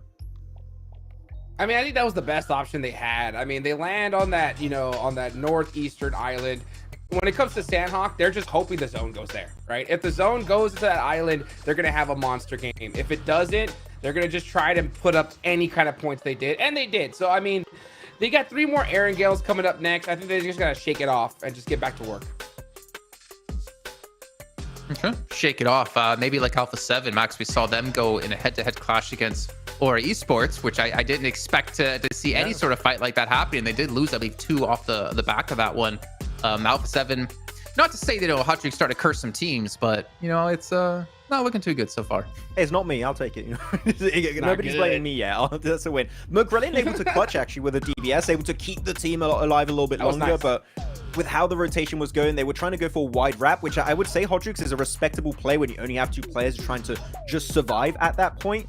Unfortunately, they send it right into Major Pride, which, as we saw, had a game-winning position. So if there was no one there, maybe it goes out their way. But as we saw, a 2-man crash onto Major Pride is just not going to work out. But it's the first game. It's a Sanhok 2. We know they're really good when it comes to Miramar and Erangel. So let them cook. They'll be good. Yeah. Young Taisho. Yeah, for sure. I mean, what's your expectations? All the way over there near Lamb Campine. Yeah. Going into Erangel coming up next, as we have back-to-back Erangels, Hot Jukes. What's your kind of expectations here for these teams and how it potentially could play out?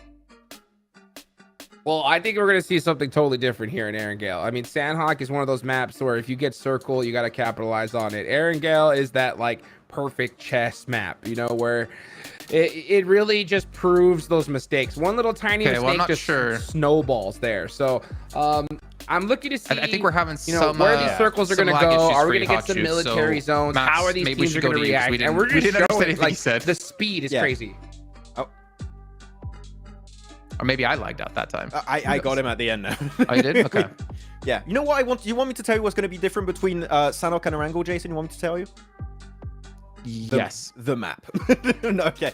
No, seriously, it's going to be a longer game, so I think we're going to be seeing potentially more wide wraps here from some squads, because of course Sanhok it's a lot quicker when it gets down to it. So here's really why I expect our big names, Jason, to really stand out the most, like your Vampires, your Alpha 7s, all of that. I think this is the time they are going to shine as much as possible. So yeah, Erangel, it's a trial and tested map. It's the true OG map, okay, that everyone knows like the back of their hand. So we're going to get back to a sense of like normality very soon, Jason. So like, trust, it's going to work out.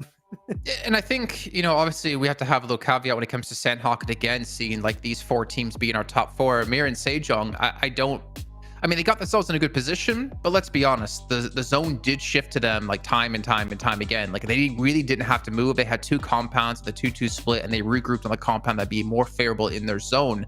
Obviously just 1 match done, but I want to see how they're gonna have to play from a really bad position to get back into these zones, because that's, I think, gonna be the real test of these teams. If a lot of teams are gonna start trying to play center, if you're slow in the rotate, you have to then fight your way from the outside in.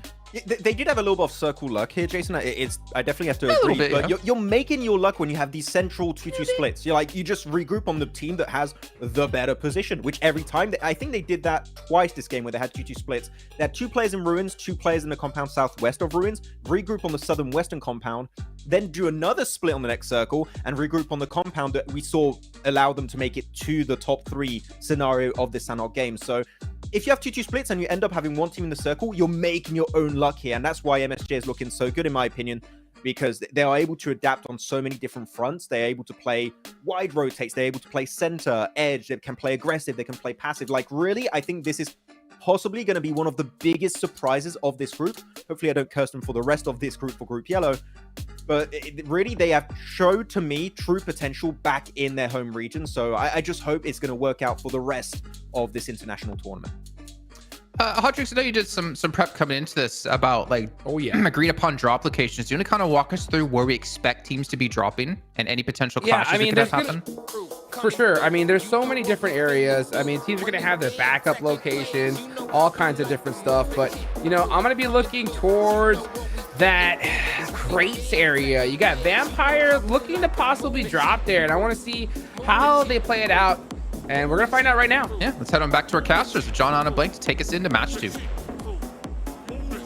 We are headed into the first of many Erangels, I'm sure, still to come. What a great way to kick things off for Major Pride back on Sanhok, but now we're looking to the future once more as we head in for match number 2 here for Group Yellow. Match number 2 coming at you. We got Erangel, and then more Erangel for you. So we got a triple billing coming very shortly, but we're going to start things off nice and calm. The circle over towards that western side. We do have teams dropping out very early down towards Sosnov because you've got 3 teams actually down towards this area. The man Bro Harame, Muerte, as well as the Loops. Not a huge amount of space here, John, actually, for these teams to play in.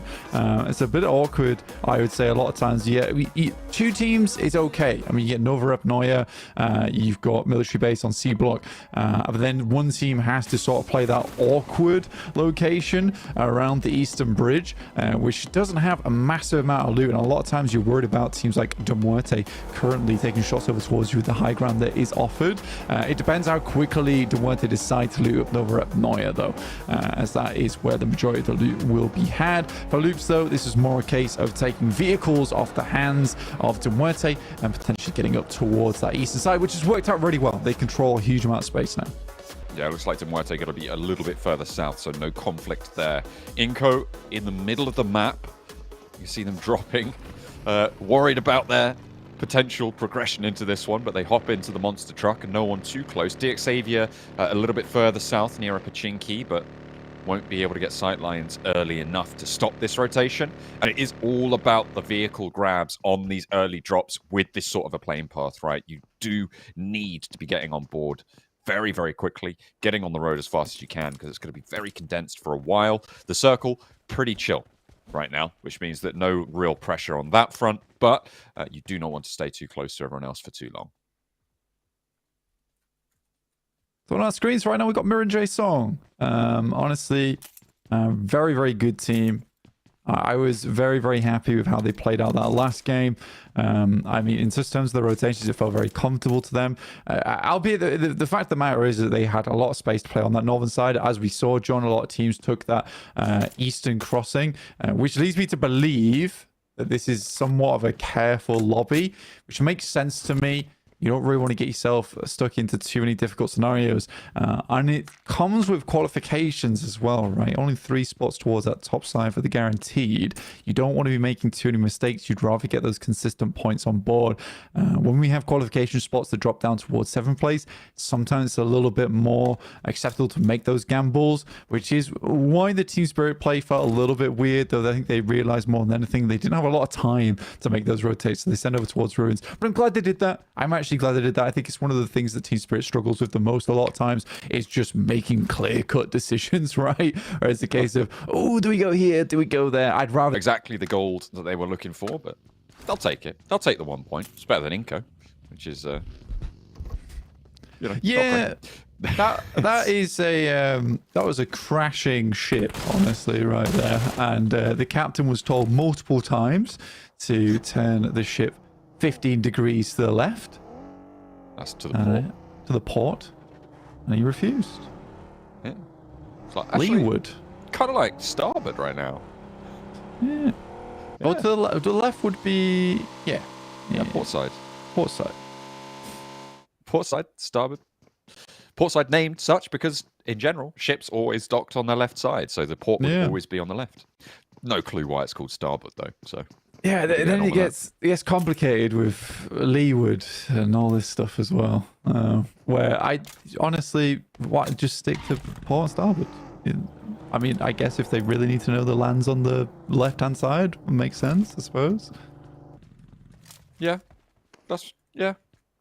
I'm not going to criticize. I'm sure the navies know what they're doing. You know, the various navies around the world. The boat lingo does go crazy because they are just like, there's a lot of things in the real world for directions, but we're going to have our own little cool club.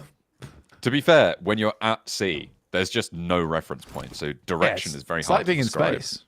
It's exactly like that. It's the same thing. It's the space of the land. It's the space of land. That's right. That's what I've always said. And we have it's unexplored. I think it's 98.7% unexplored. Is that the actual statistic? That's pretty spooky. Yeah. How much sea is unexplored? Probably and then I'll get back to the game. Of it. Yeah. We've got to figure this out. Over 80%. That's a lot. Yeah. I reckon more percentage of space hasn't been explored though. So some people say 95. I'm pretty sure it's around like 98% though. I think that's the actual statistic. I've explored it. I bet you have. You're a dolphin. Yeah, that's me. You're the dolphin of the land.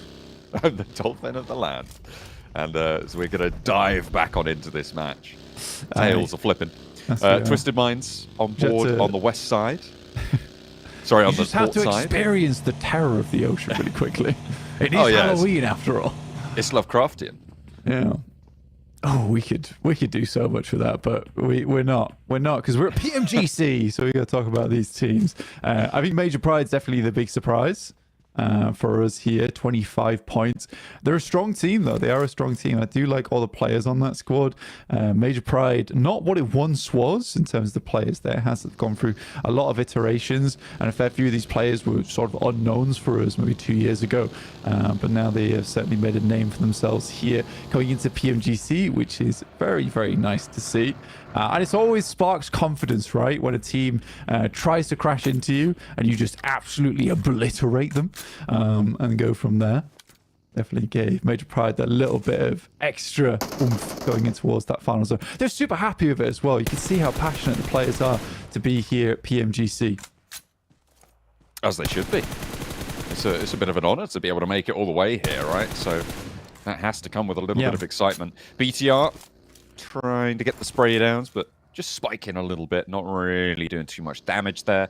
Alpha 7 kind of encircling them right now with Mafioso, maybe a little bit vulnerable. I imagine that this is going to be a regroup. They're currently 3-1, and they need to get Mafioso extracted from the south side of Yasnai. He's in the open fields right now, so a little bit of danger coming on through there from Horror on the north side, but they're good enough. They'll know what they're doing. They'll get away. Yeah. So for Alpha 7, I'm going to make this point, but you got to understand first, I know they are a good team. I know they did fantastically well in their own region. But I'm worried. What are you going to say? I'm just saying that this is the tournament where they do need to prove themselves, because I I think for PMWC, it was great, and I was so happy for them. I mean, they were so emotional during that event, and it got me a little bit emotional as well, as we've all followed them for such a long time. But this is a case now where you go into PMGC, you don't want to let the foot off the gas now. You just keep things going. It must have been a real relief and a weight off the shoulders, but there still is that pressure there to come out on top here at PMGC, which has been the most prestigious event throughout the entirety of PUBG Mobile's history. And we've seen multiple teams in the past over various different esports. You know, you get that win and then suddenly fall off. I mean, S2G is actually a great example of that here in PUBG Mobile, because they fell off the radar as soon as they were able to take it home for Turkey. Kind of weren't able to do anything after that, even though I think when they did win PUBG Mobile, and I hope you'd agree with me, John, here, but I think that they were definitely the best team in the world then.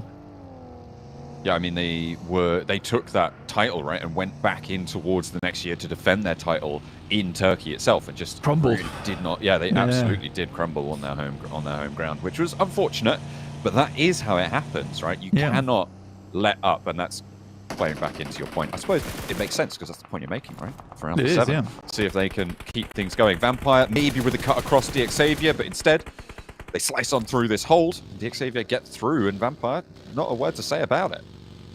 Yeah, difficult cross actually for DXavier a lot of times across this field, so you want to go as quickly as possible. Paragin takes a couple of tags, and Major Pride going completely the opposite direction to them as Evo Station sends through. Definitely getting some scouting on board. I mean, they have a fairly secure position up towards Potato Hill, so they can play around that very nicely.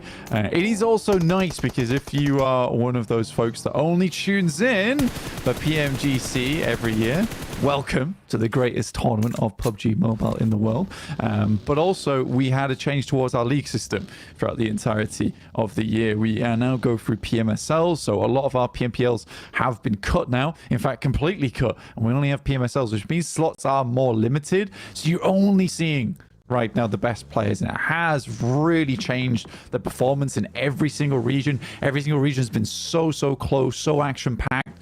So this should be, if I am not mistaken, probably the most competitive PMGC of all time.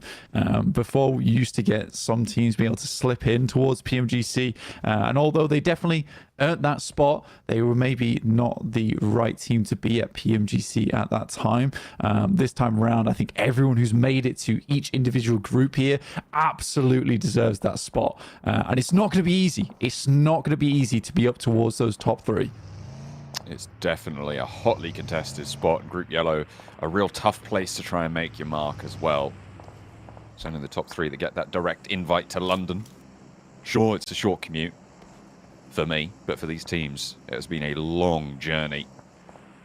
We'll see if they can make that final step over the course of the next few days. Circle shifts central to Potato Hill. DXavier with a nice little hold there. Paragin out on a wide east flank.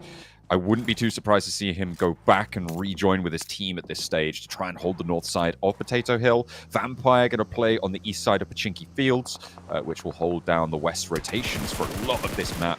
Will be very difficult to make a maneuver on that west side. So expect the east side to be a little bit more free-flowing, but a little bit more flowing with blood as well. No Fear picks himself up first blood in this game. Towards Mir and Sejong. Unfortunate for them to lose a player so early. They are very much out in the open, and the moment Horror has incredible sightlines over towards them. I think Mir and Sejong is in a real tough spot, actually. And it's difficult to figure out where to go. It is also interesting that so many of our teams are over towards the eastern side of the map, particularly because this was such a western-leaning plane. And I think a lot of teams, again, you take that into account. You're getting more smart teams here. All of this regional bias going into this one in terms of who's going to make it through. Do we get our best teams over towards each individual group? And all these best teams understand that if you get a western-leaning plane path, you're likely going to have a more free side of the eastern side of the map. But it's working to the disadvantage of these squads making this assumption, because everyone's made the same kind of maneuver here. So it's now extremely packed over towards the season side. Teams like Vampire, who have a ton of veteran experience in these global tournaments, they just sat pretty on the western side.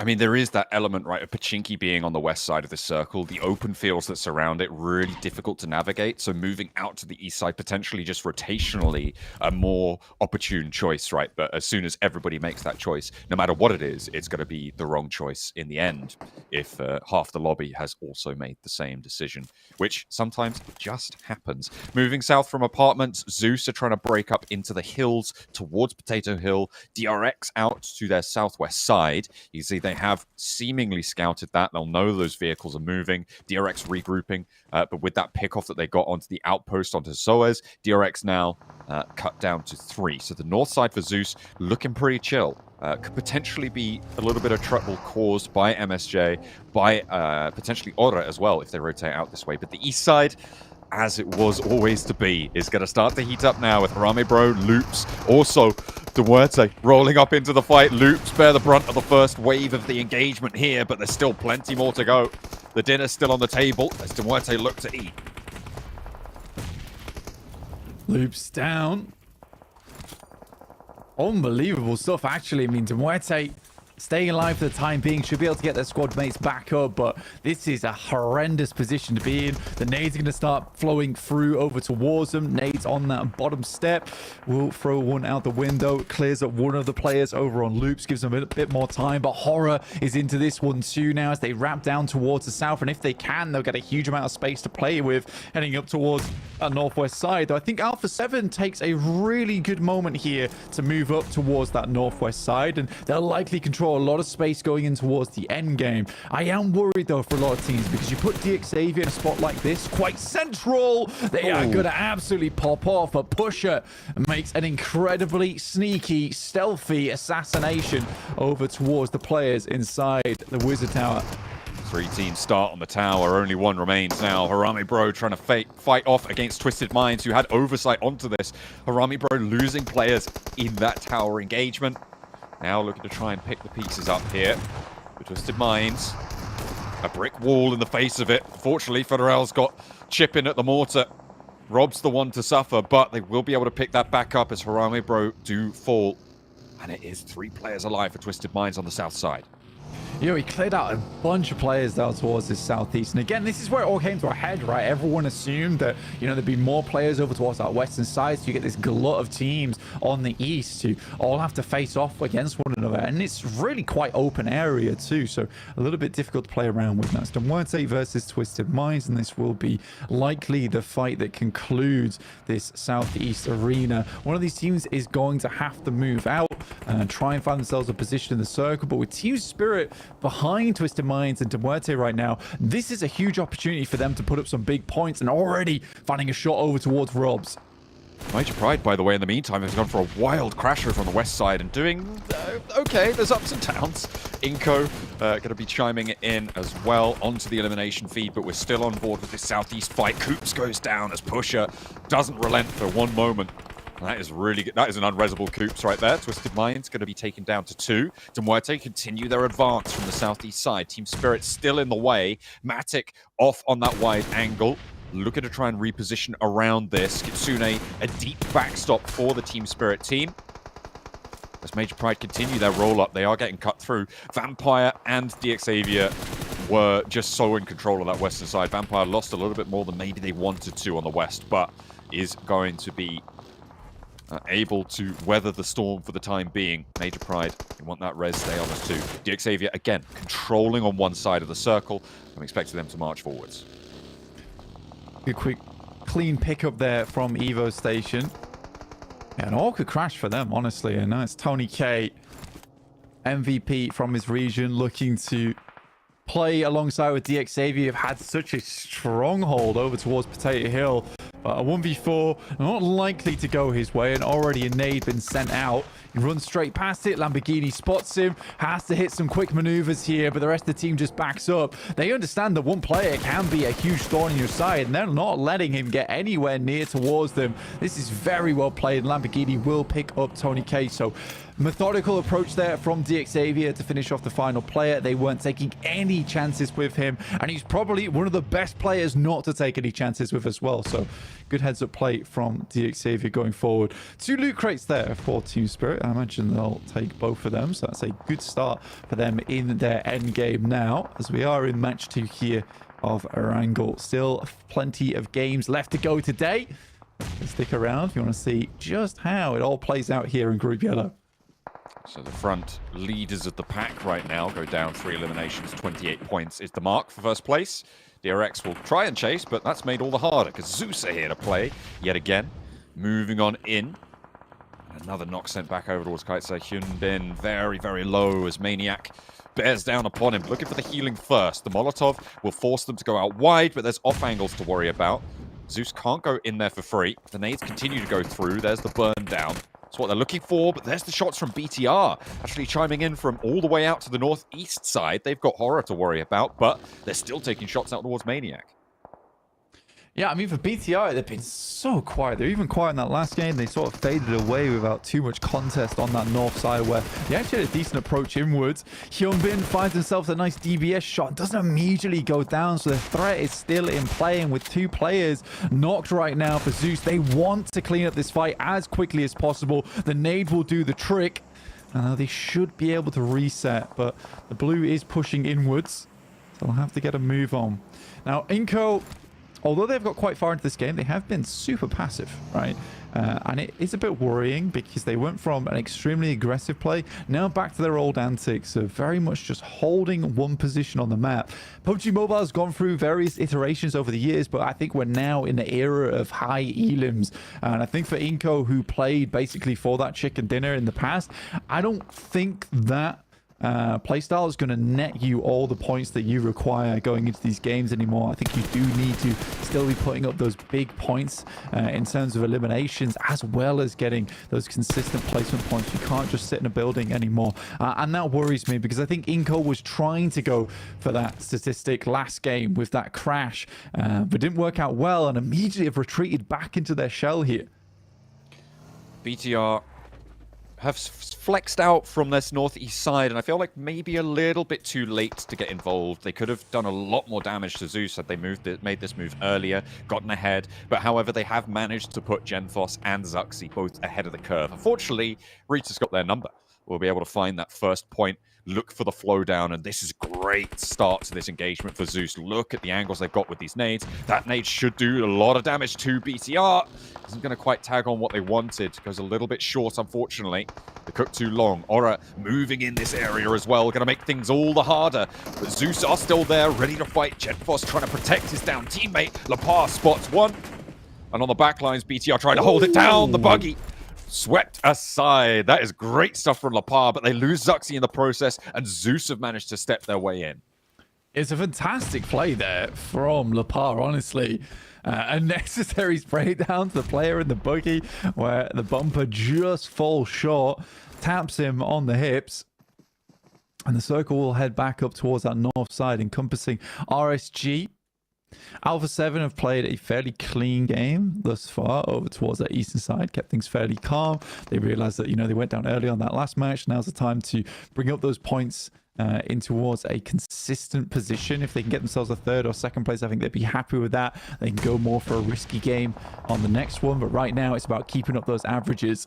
So they play something a little bit slower. BTR, on the other hand, again, this is very unlike them. However, I think this is a position they've been put in by other teams, right? They're forcing them to fight, and it just shows BTR is not a bad team. They are strong in these engagements, but they don't want to keep letting these engagements come to them. Another knock, another flush going over for BTR. They're up against the crunch, but they know what they're doing here. 3 players still alive. Zeus still trying to make a nuisance of themselves. Eren goes down on the roll-up, and Satar able to hold the first wave. Eren has got back up here. Rita cooking this nade far forwards, and Satar is low. Needs to be careful. Heal comes through. Nade over. Goes a little bit long on the cook there, but Rita is allowed to get up to this tree. Maniac, in the meantime, has moved up to get this res, and Zeus are trying to play like an oiled machine. It's working well for them so far. They've got 6 eliminations on this match. A spray down to the backlines. The high ground not going to control Rita's advance as he continues to push on in and make trouble here on the northern side. Inco biding their time passively here. I wouldn't be too worried with a flex out from them. See if they can get involved. But Zeus still march. Maniac's down though. Another great shot coming through from Lepar, and he has been on it. Up to 600 damage already. And there's a shot over towards Paragin. That's from Team Spirit as they attempted to move their way in. So they've been waiting for this moment. Zeus claps back a little bit over towards Tatar, but that is all there is there. And Gemforce looks to the final player of Zeus as Darkin hits the deck, and that will be a full wipe. And 7 elims right now for BTR from what was not an easy fight on this northwest side. And I think if you're a BTR fan, you should be cheering for that one. They've been allowed to do this, to be honest, by Inco. The fact that Inco have not flexed out until just now, BTR have already stabilized. They've got all 3 of their players back up. The healing is coming through. Inco could have easily swept through this entire fight, picked up loads of points, but they didn't. They are passive here. Alpha 7 on the southeast side, they moved Revo out on towards the middle of the circle, got cut down, taken away from them. Now they're playing as 3. They don't have a forward base of operations, and getting out into the open going to be all the harder for it. Yeah, I think, honestly, for Inco, they got shut down fairly early. I think they tried to flex out, but one of the players got immediately knocked on their exit. So they've just gone back to their old ways, just kind of sitting in the building. But either way, it's sort of paid off in this game already. I mean, 3 elims, and they're likely going to have a high placing here with only 6 teams remaining in the lobby. Team Spirit gets spotted by Vitali, but immediately there's a nade that comes through. And then Abete will find Levi, so that's all of DXavier gone. I think they had a good chance into this game, but their rotate was cut short by Team Spirit, who's sort of just waiting for that rotate to come through. They'd set themselves up very nicely early down towards that south side. Currently, they're holding off 2 squads with Demuerte as well as Inco, but with DXavier going down, that gives them a ton more space to play around with and try and pick up these final few members here of Demuerte, because then they can start working over towards Alpha 7, who do need to push into the circle themselves. This is a really difficult approach, though. There's so little strong cover. It's all sloping hills that are going into this next circle. Team Spirit in a late game is a very dangerous force to be reckoned with. All 4 of their players alive, but they are very, very much trapped right now because of these long sloping angles. This is very much an evolution of Team Spirit, by the way, as well. If you didn't get a chance to watch PMSL EMEA, Team Spirit in the past were a little bit sloppy, but I think they have leveled up massively coming into PMGC. Carrillo goes down to Demuerte, taking some nice, tasty shots through, but I think that was a knock coming through over towards Demuerte in the first place. That's from Nomi, who has had significant impact throughout the majority of PMSL EMEA. Now looks to send over towards Inco, who is their next target, because Demuerte should be shut down rather soon. Yeah, they're out of it already. They have gone down in the crunch.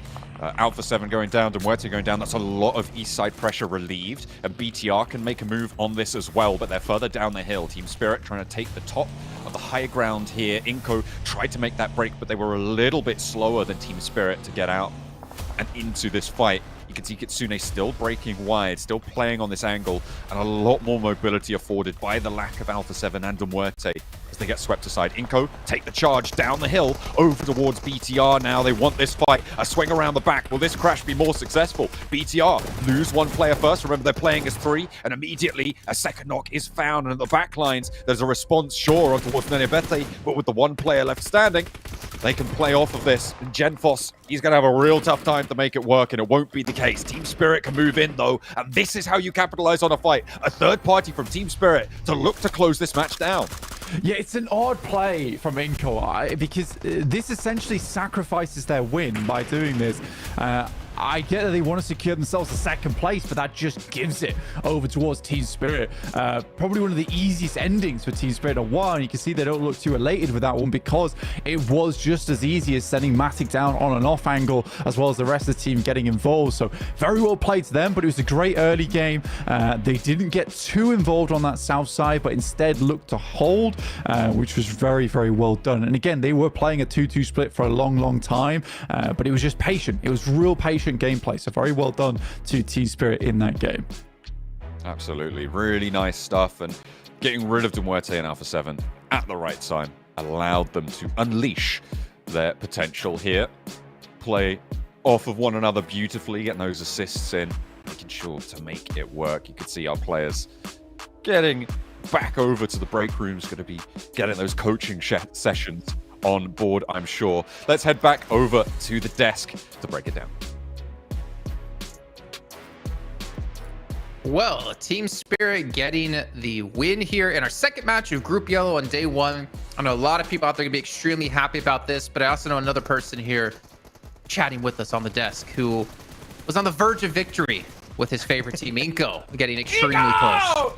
Oh, so close, so close. I mean, I gotta give it to him, right? They had to take this fight with the zone shift. They had to do something. They make the push on the BTR and they win it, you know.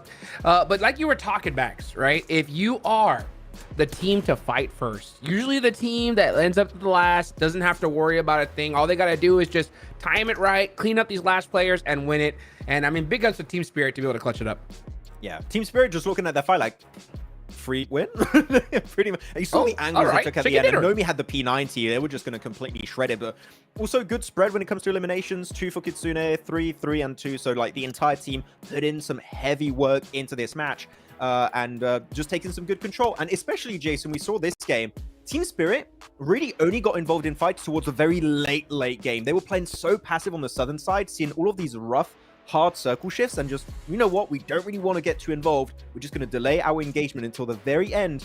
And they just really struck at the best time in this game to really secure the win. So the timing was on point. Great job, Team Spirit. Yeah, something they definitely have to be proud of here and happy about. Obviously, they still have a long ways to go. 24 matches in total with 22 left to go to be able to get top 3 and get through straight to the Grand Finals and avoid the survival stage. But obviously, a lot of credit to them. There's also a lot of other teams that we have to credit to. One for me is kind of Demuerte. I really didn't know what to expect when it comes to just raw firepower against some of these teams, because we have the best teams in the world here.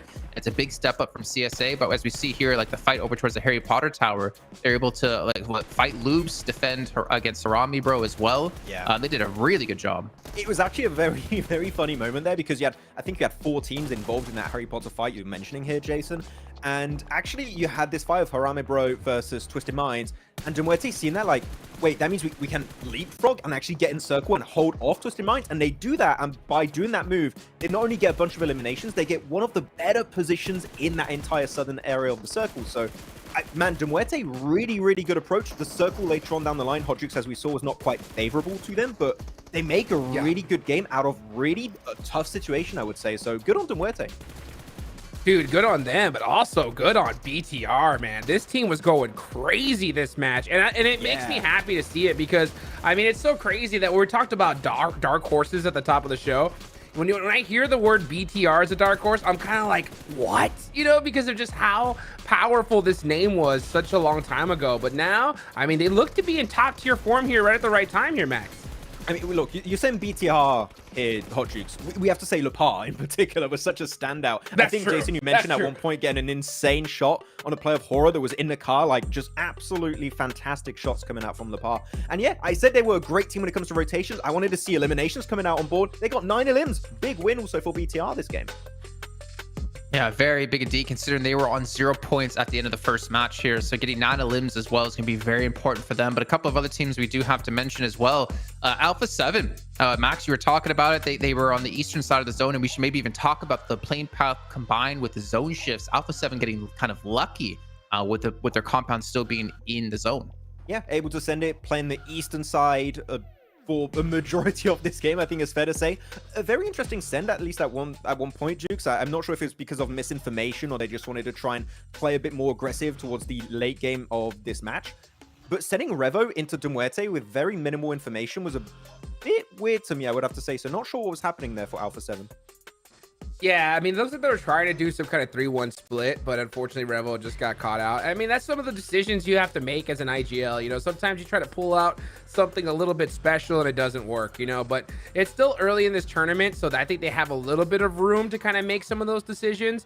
But at the end of the day, you know, when there's so much at stake, usually playing conservative is the better route here, Jason.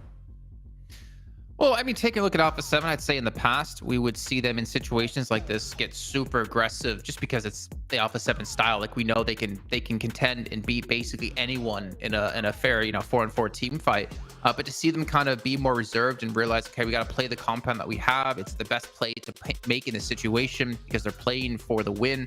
I think it's a good sign to how Alpha 7 mentally are approaching this event here. But we see our MVP Nomi. I'm actually really happy to see this, Max. Like, we're talking about EMEA, and Nomi for me is one of the first players to really bring around successfully that kind of 1-3 style to play these off angles, but do it well. Whereas someone else on his team didn't have too good of experience back in G Gladiators. No, Nomi is clearly an MVP contender for this group, right? I think we can all agree on that.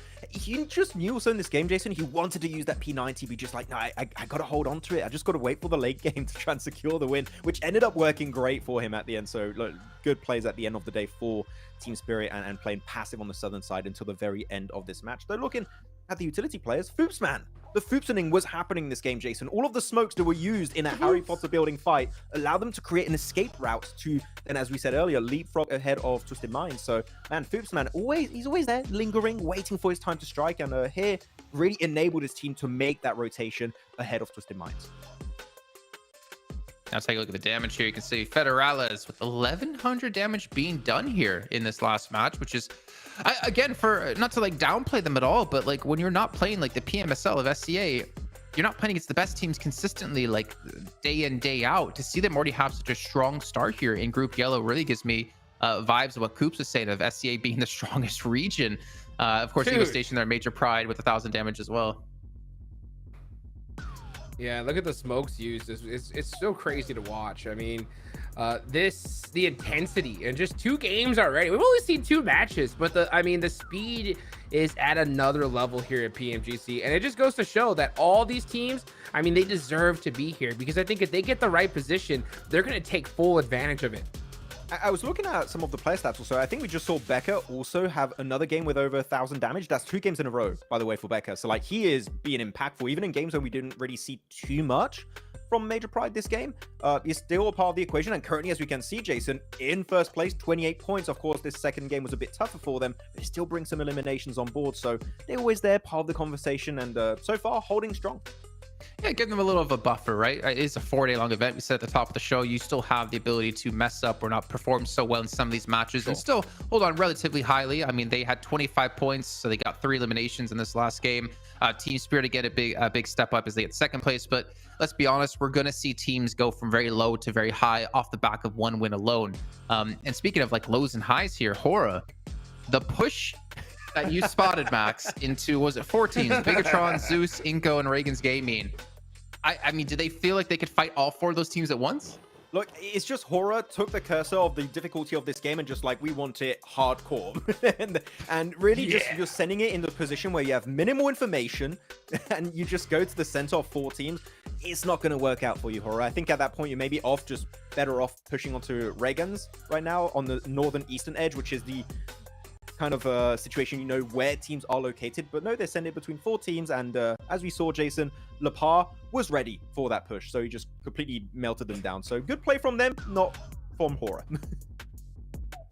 Yeah, unfortunate for them. Maybe Hot Juice can throw this to you. With only 2 matches being played so far, has there been any big surprises in your eyes from either teams or players individually? I mean, I think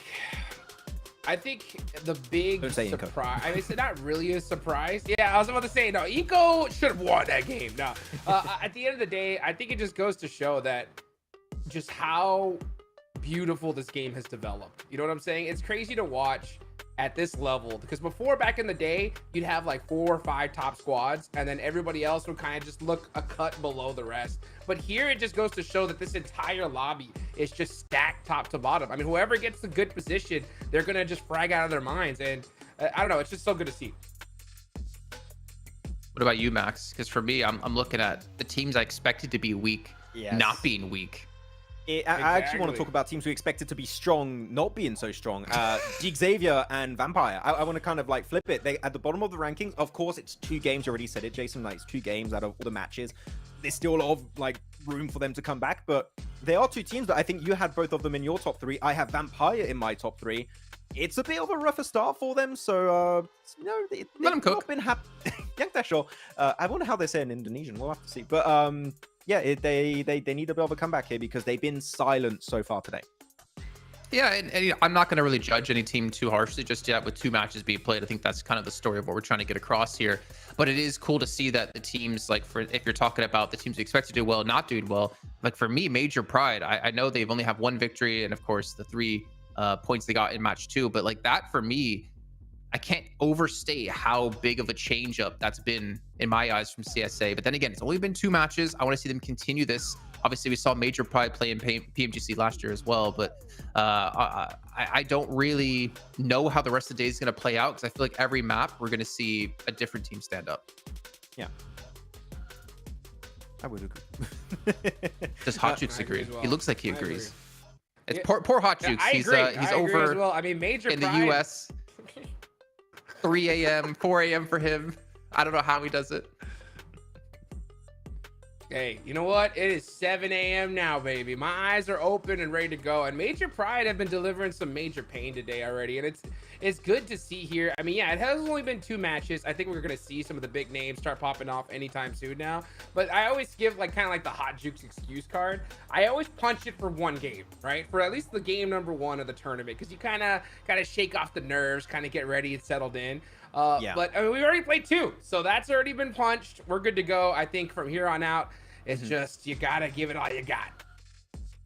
I mean, especially when you're looking at these type of tournaments, right, Juice? And you were a professional player back in the day, so I'm sure you know that, like, day one, it's a learning day, right, when it comes down to it. So teams, maybe, if they had a bad start today, are like, you know what went wrong? Back to VOD review. And then I think tomorrow, as we typically say, Jason, on all these events, day 2 is the true day 1 of these global tournaments. So, like, tomorrow, we'll see how things are really going to go down. But today is just a little bit of a taste and an opportunity for maybe teams who don't really look at too much to perform on these global tournaments to actually stand out and surprise us, just like, for example, your Major Pride. So we'll see if they're going to get punished tomorrow, if they can keep that hype train going. Who had the mention of Hot Jukes being a pro player back in the day on their bingo card? Well, I mean, we pretty much just give that as a center spot because that's going to be free for everyone out there. But I do want to maybe talk about Twisted Minds because whenever I think of like Coops in particular, I always think back to Enigma Galaxy, and I always think back to him being like the spearhead of the team and the one to kind of go off and like create opportunities for his roster. But it seems like Twisted Mind, I'm kind of really enjoying the way they're rotating and kind of their decision making so far. Obviously, not netting them too many points, but it seems like Coops doesn't have to be that kind of player at the moment to, all right, guys, let me just like make the fights happen. Let me go win these fights, 1v3, 1v4, like we saw previously. It seems like he has support. Yeah, it's not like on Enigma Galaxy for sure. He's able to play around this team a little bit more because all of the team is just top tier fraggers from different regions like Dorian, Robs, etc. Yeah. I do think looking back on this game though, and I don't know if you would agree on this, Hot Jukes, I think they maybe got a little bit tunnel visioned on their fight versus Harame Bro and forgot about De Muerte. They're able to leapfrog their position. So maybe just looking at the overarching situation they're in and maybe understanding this fight doesn't make too much sense at this current moment. Maybe we should try and like reposition and let that fight be for the time being. I think could be a good positive for their future games at least. Yeah, for sure. I think they're making the right decisions for sure. I mean, I think they're ending up in bad spots, but they're finding a way to be able to make opportunities. And I'm going to go back to that Sanhok game, right? That bow tate was gorgeous, right? They were able to make it to a good solid spot in the circle. Unfortunately, they didn't capitalize off of it the way we wanted to see it, right? But we're seeing those decisions made. So if they're able to get those executions just dialed in, I mean, that's what it comes down to. At the end of the day, sometimes you got that 50-50, right? You either go left or you go right. And sometimes both of them don't work out. I think that's kind of like what happened here in this last game. I think once they get a good spot under their belt, they're going to put up some serious points. But it's good to see them get active when they're not gifted those zones. You know what I'm saying? You agree? You agree, Max? You happy with that? I do know what he's saying. Yeah, I do know. I think I feel like we've had as well, albeit only 2 matches being played, some pretty like not easy zones, but some pretty like kind of normal zones. We haven't seen anything too crazy, and I kind of want to see those start to come out. Yeah. Some very heavy shifts, some very like water heavy zones as well, because I want to see these teams pushed. I don't want to see some normal laid back PUBG Mobile esports here. I want to see teams tested and tried, because if you want to be the world champ, if you want to flare up here, you got to be able to bring it down in the most difficult of times. And it's really going to test the team's true grit if they can make something happen from that. I think it's like a once wise man said, no pressure makes diamonds here, Jason. And that is really what we're working here with in PMGC. That pressure is going to make these teams into absolutely beautiful diamonds. Though one thing I want to talk about a little bit before we head into our next Erangel is going to be Deeg Xavier. I feel like as a team here... Who? I mean, so far, yeah, kinda. Like Deeg Xavier are trying to play edge, and we talked about it. Edge here, Hot Jukes, is like it's rough when it comes to these global tournaments when you don't have those feeder teams to carve your way out in the edge of these circles. Deeg Xavier have been attempting to do that 2 games back to back now, And as we've seen, it's not been so successful. So are they going to keep doing that or maybe adapt? I'm not too sure. Man, I'm gonna be real. I don't know if they're attempting it. I think that they're forced to do it, kind of like the way these past two matches have gone. Maybe, So yeah. I mean, hopefully they're able to. What's my man Yeah, smelling? hopefully they're able to make some adjustments. Yeah. You know what? I don't know. It's getting Some ready for the smelling game. salts or You know what I'm something. saying? Getting all hyped up, going for cooking. his big PR here. Tight. Yes. We can take a look at our top 4 fighters at the moment when it comes to Noxer. DRX, who's been a little bit quiet. The big surprise at PMWC. Obviously not too much data to talk about them just yet, but it's nice to be able to see, again, go into lobbies like this, they can compete. Seeing, Harami bro up there as well, Demorte, Bigatron. Like these are not necessarily the 4 names I expected to be here before the day started. Yeah, as we said, currently the teams that were looking the weakest in this region, in this group, should I say, are looking to impress. So I'm happy about that. It's cool to see some different names up at the top of the tables. I do think we're going to have a bit of a flip eventually throughout this group, but yeah, DRX, I want to see them continue trying to get those eliminations. They're struggling when it comes to placement points, but they are getting elims, which is a bit of an opposite from PMWC, so hopefully they can stay on that track. Okay, we're taking a look at the teams here as we're getting moments away from getting into our 3rd match, which of course will be on Erangel once again. We still have 2 Erangels left, followed by 2 Miramars as well. And of course, today, tomorrow, and the next 2 days thereafter will be completely Group Yellow until we do finish things off and find out who our 3 teams will be.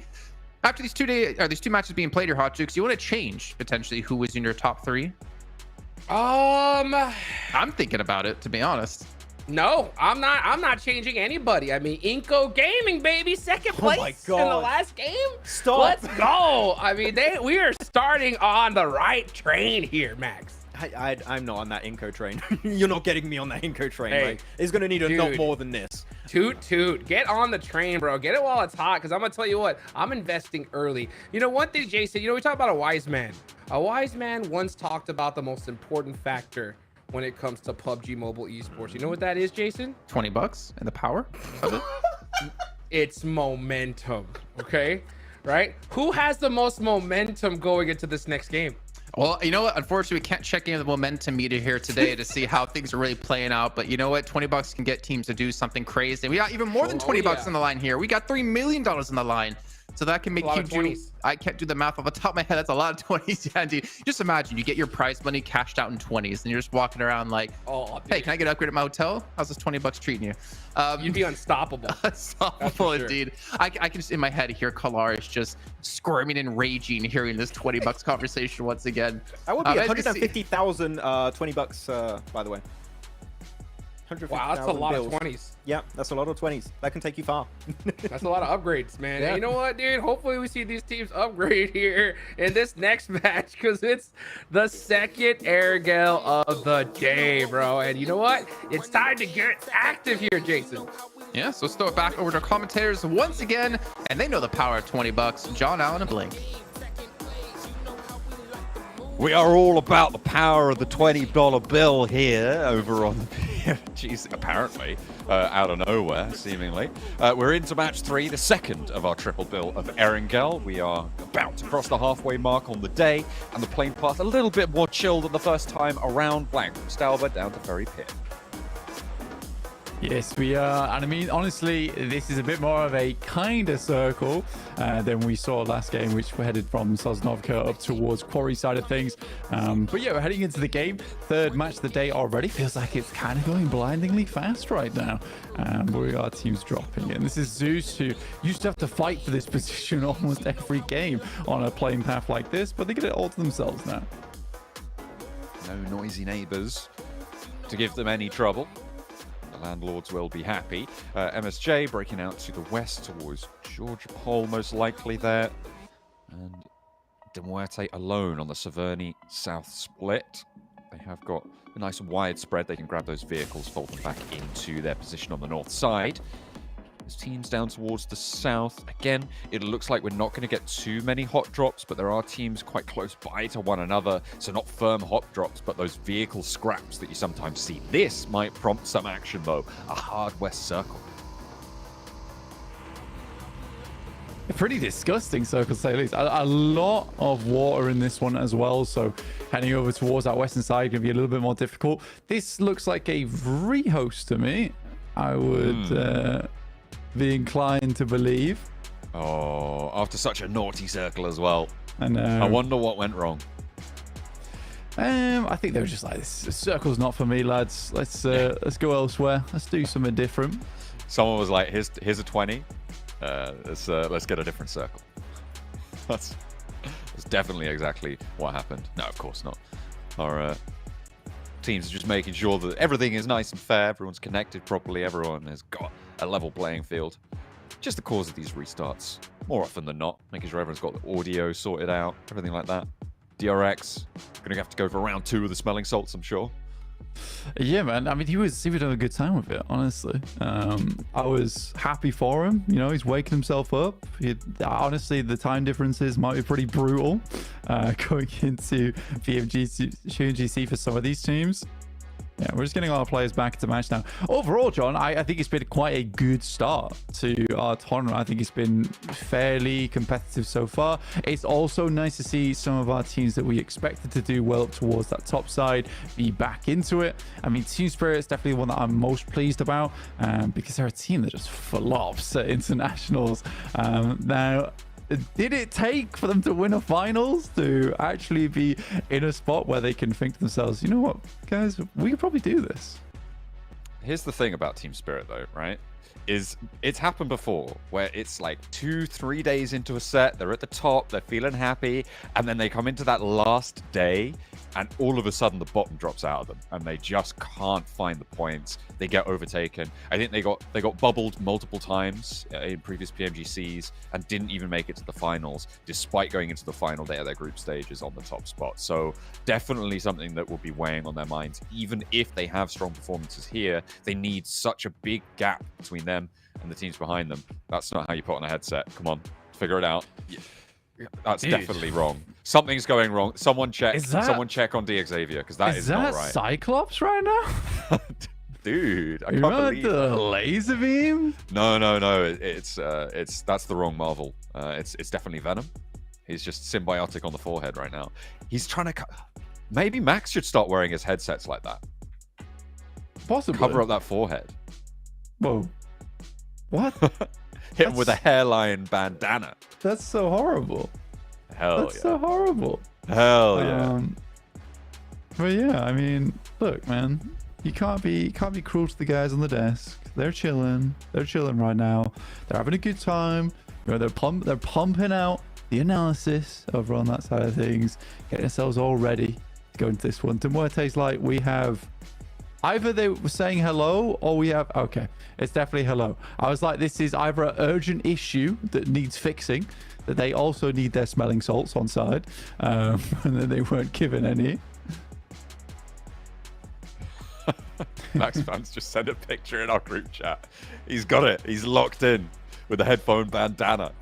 A la DXavier. Goodness me. That's nice. Hey, look at that. Ooh, I love that little map there. With the movable hot drop spots. I like that. That's looking clean for BTR. Well, you know, it's a team that's been around for a while. They know how to do their drop spots, dude. They know how to do their drop spots. I mean, most of these teams understand now. I think my favorite moment out of most of the PMSLs was the last game of Erangel. And I think it was Virtus Pro, but Icy ripped up the Erangel drop spots. He was like, we're done with it. I'm getting out. And he ripped up the map. And I was like, that's kind of a cool way to finish off one of the maps from your games. You know, you put it behind you and move on to the next event. Twisted Minds on our screens, though. And this is one we've talked about a lot, John, actually. I think that there are very, very strong teams. I mean, Coops and Law just have this undeniable teamwork together, right? I think that they're very much working hand in hand a lot of times as that front line. And Robs, I think, although Robs is a great player, he's such a good player, I think he's the only one on the team that kind of feels like a bit of a mismatch with them. Needs to figure out his position within it, because this is not me saying that Robs is a bad player. I just don't know where he fits in the team at the moment, because a lot of times he is that frontliner, but I think you've already got such a strong pair with both Coops and Lord is that where does Robs really fit into that dynamic? It's difficult, of course, like especially when you've come through a pretty struggling season and you've done really well back in EMEA, right? Coming and having to readapt with this new style roster. They found something that worked for them, obviously, back in EMEA, but here maybe could be a little bit more troublesome. So I hope our teams are getting ready to lock in on the match because, oh no, I'm not seeing headsets on heads. This is bad news, Blank.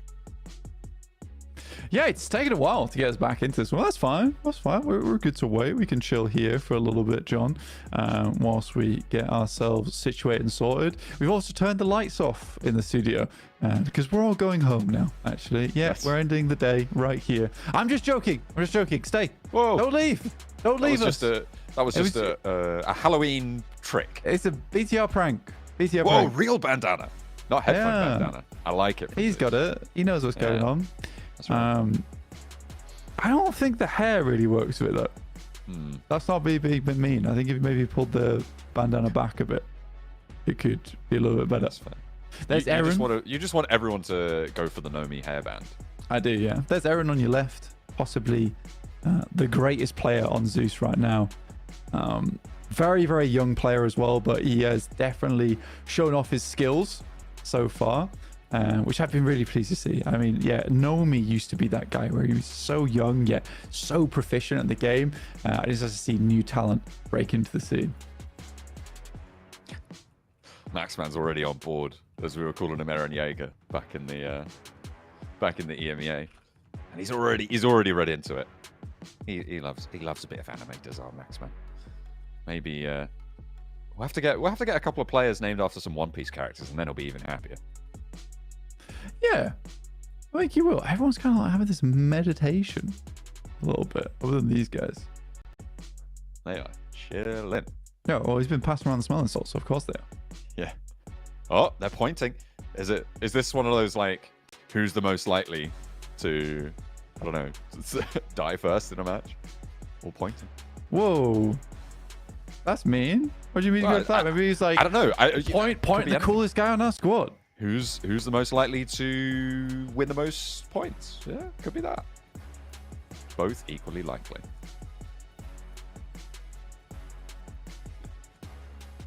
But we are just waiting. Whilst we get some of these technical issues fixed on board, here's Alpha 7.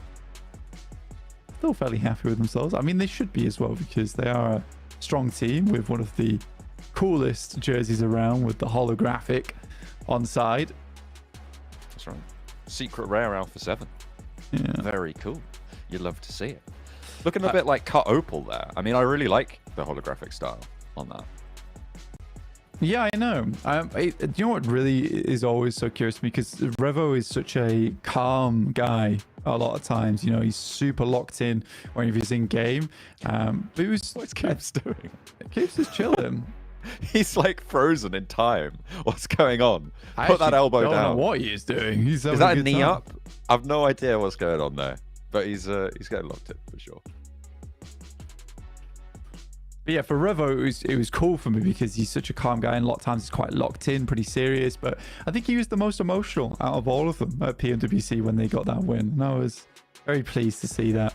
And I mean, you know, you've got to let out some of that emotion sometimes. You can't always be locked in, and it felt like he'd been holding all that in for that big moment. So yeah, again, for Revo, back to his old antics of super serious, the DBS maestro in the game. This looks like game time. It kind of might be. You know, it could be. We don't know yet. We'll have to wait and see. Oh, there's a countdown. Blank. That usually means there's a game about to start.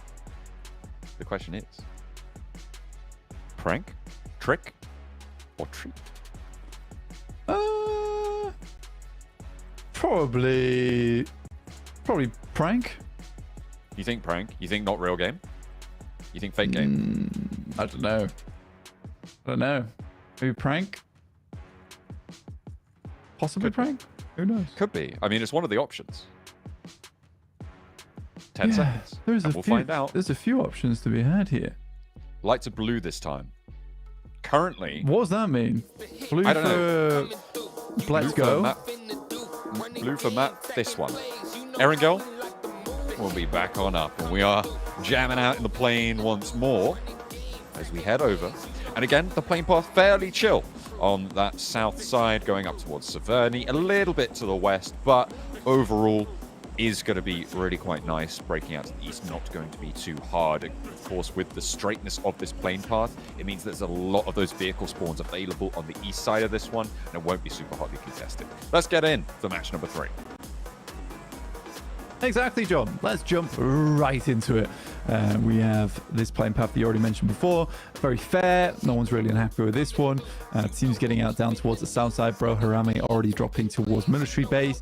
BTR, I think it was sort of interesting, right, when we watched them play, because once they were put in that deadly scenario, it felt like they really switched on, were able to get some good elims going. I mean, mostly helped out by the fact that Lepar was on point during those couple of engagements, but they were holding on. I mean, three teams versus one essentially at one point.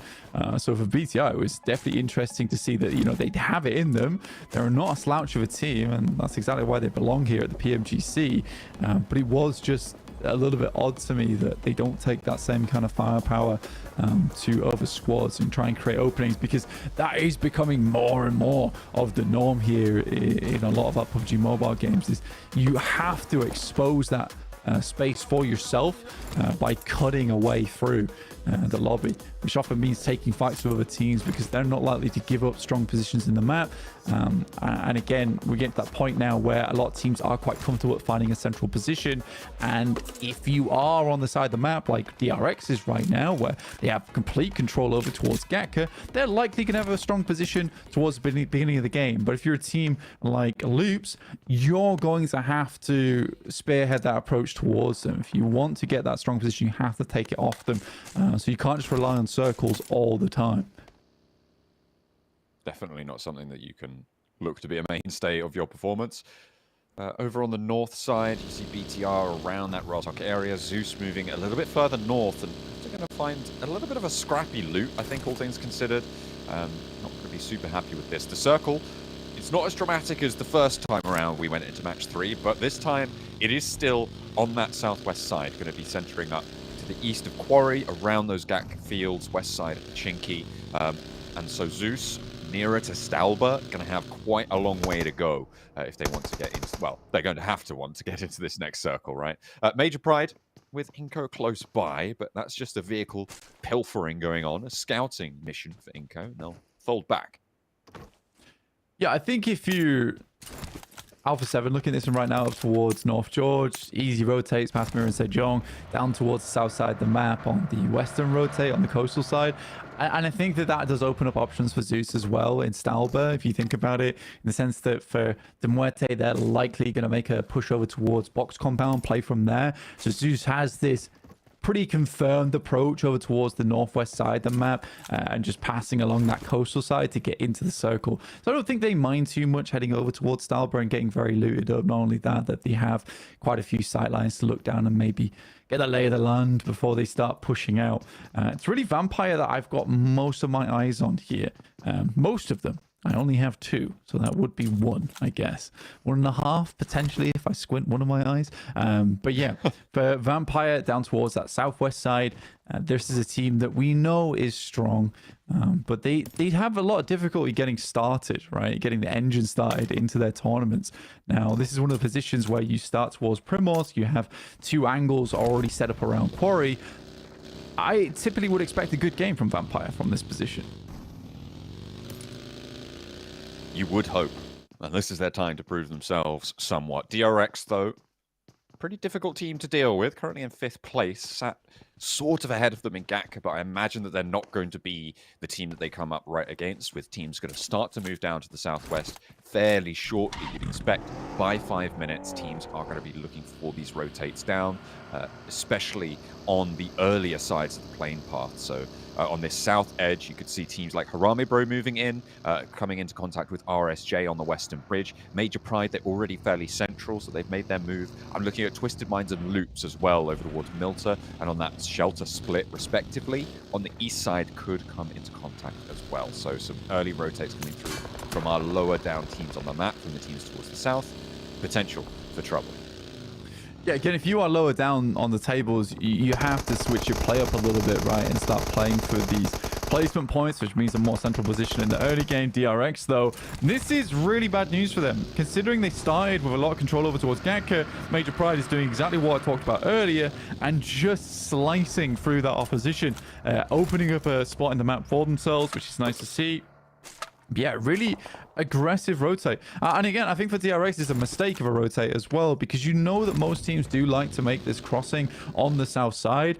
You're getting down early, but not early enough. A lot of teams would want to play center on this circle. They know there's not a bunch of compounds around this area in the first place, so get yourself a nice little bit of landmass to play around with, or one of the few compounds in this area. So DRX just takes way too long, and I think for Gatka, it's a fine starting point. Everyone knows it's not the most amazing of loot in that area. A lot of times you have to do some trash looting, but I think for them, they could have just switched things up straight away, headed down towards Quarry at the start of the game, and just looted there instead, considering they're so close to the circle. So yeah, for DRX, not a fan of that.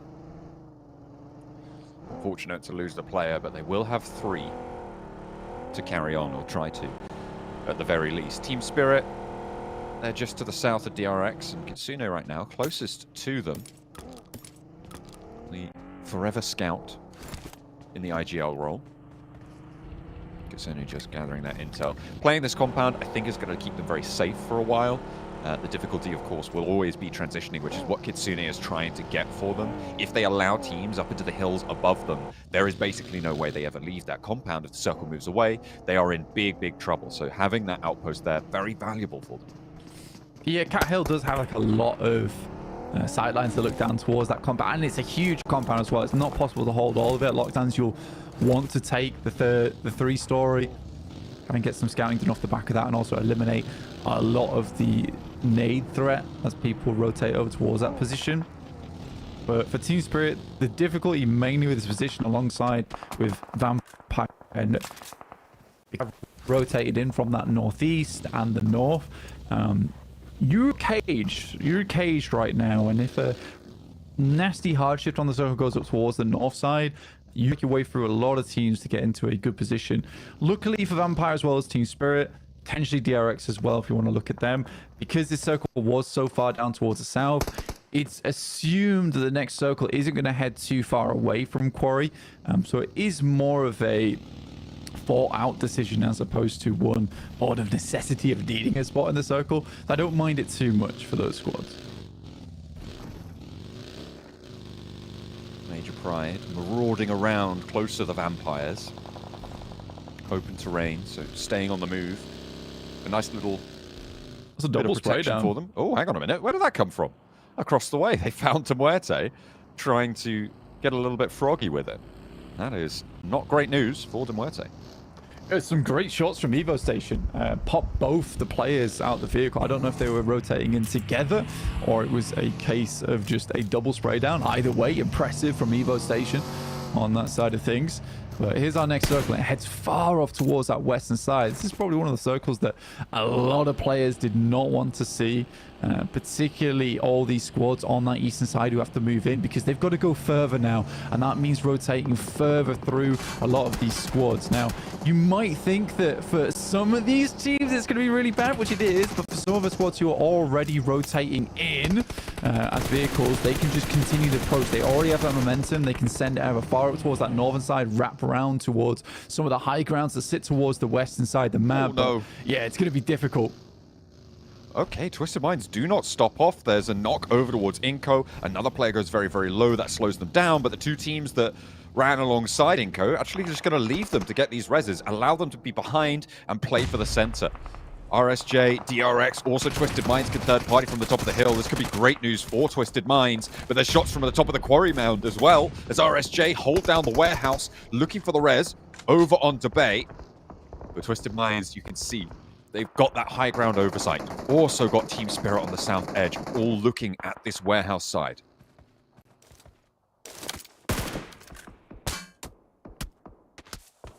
Whew. I mean, yeah.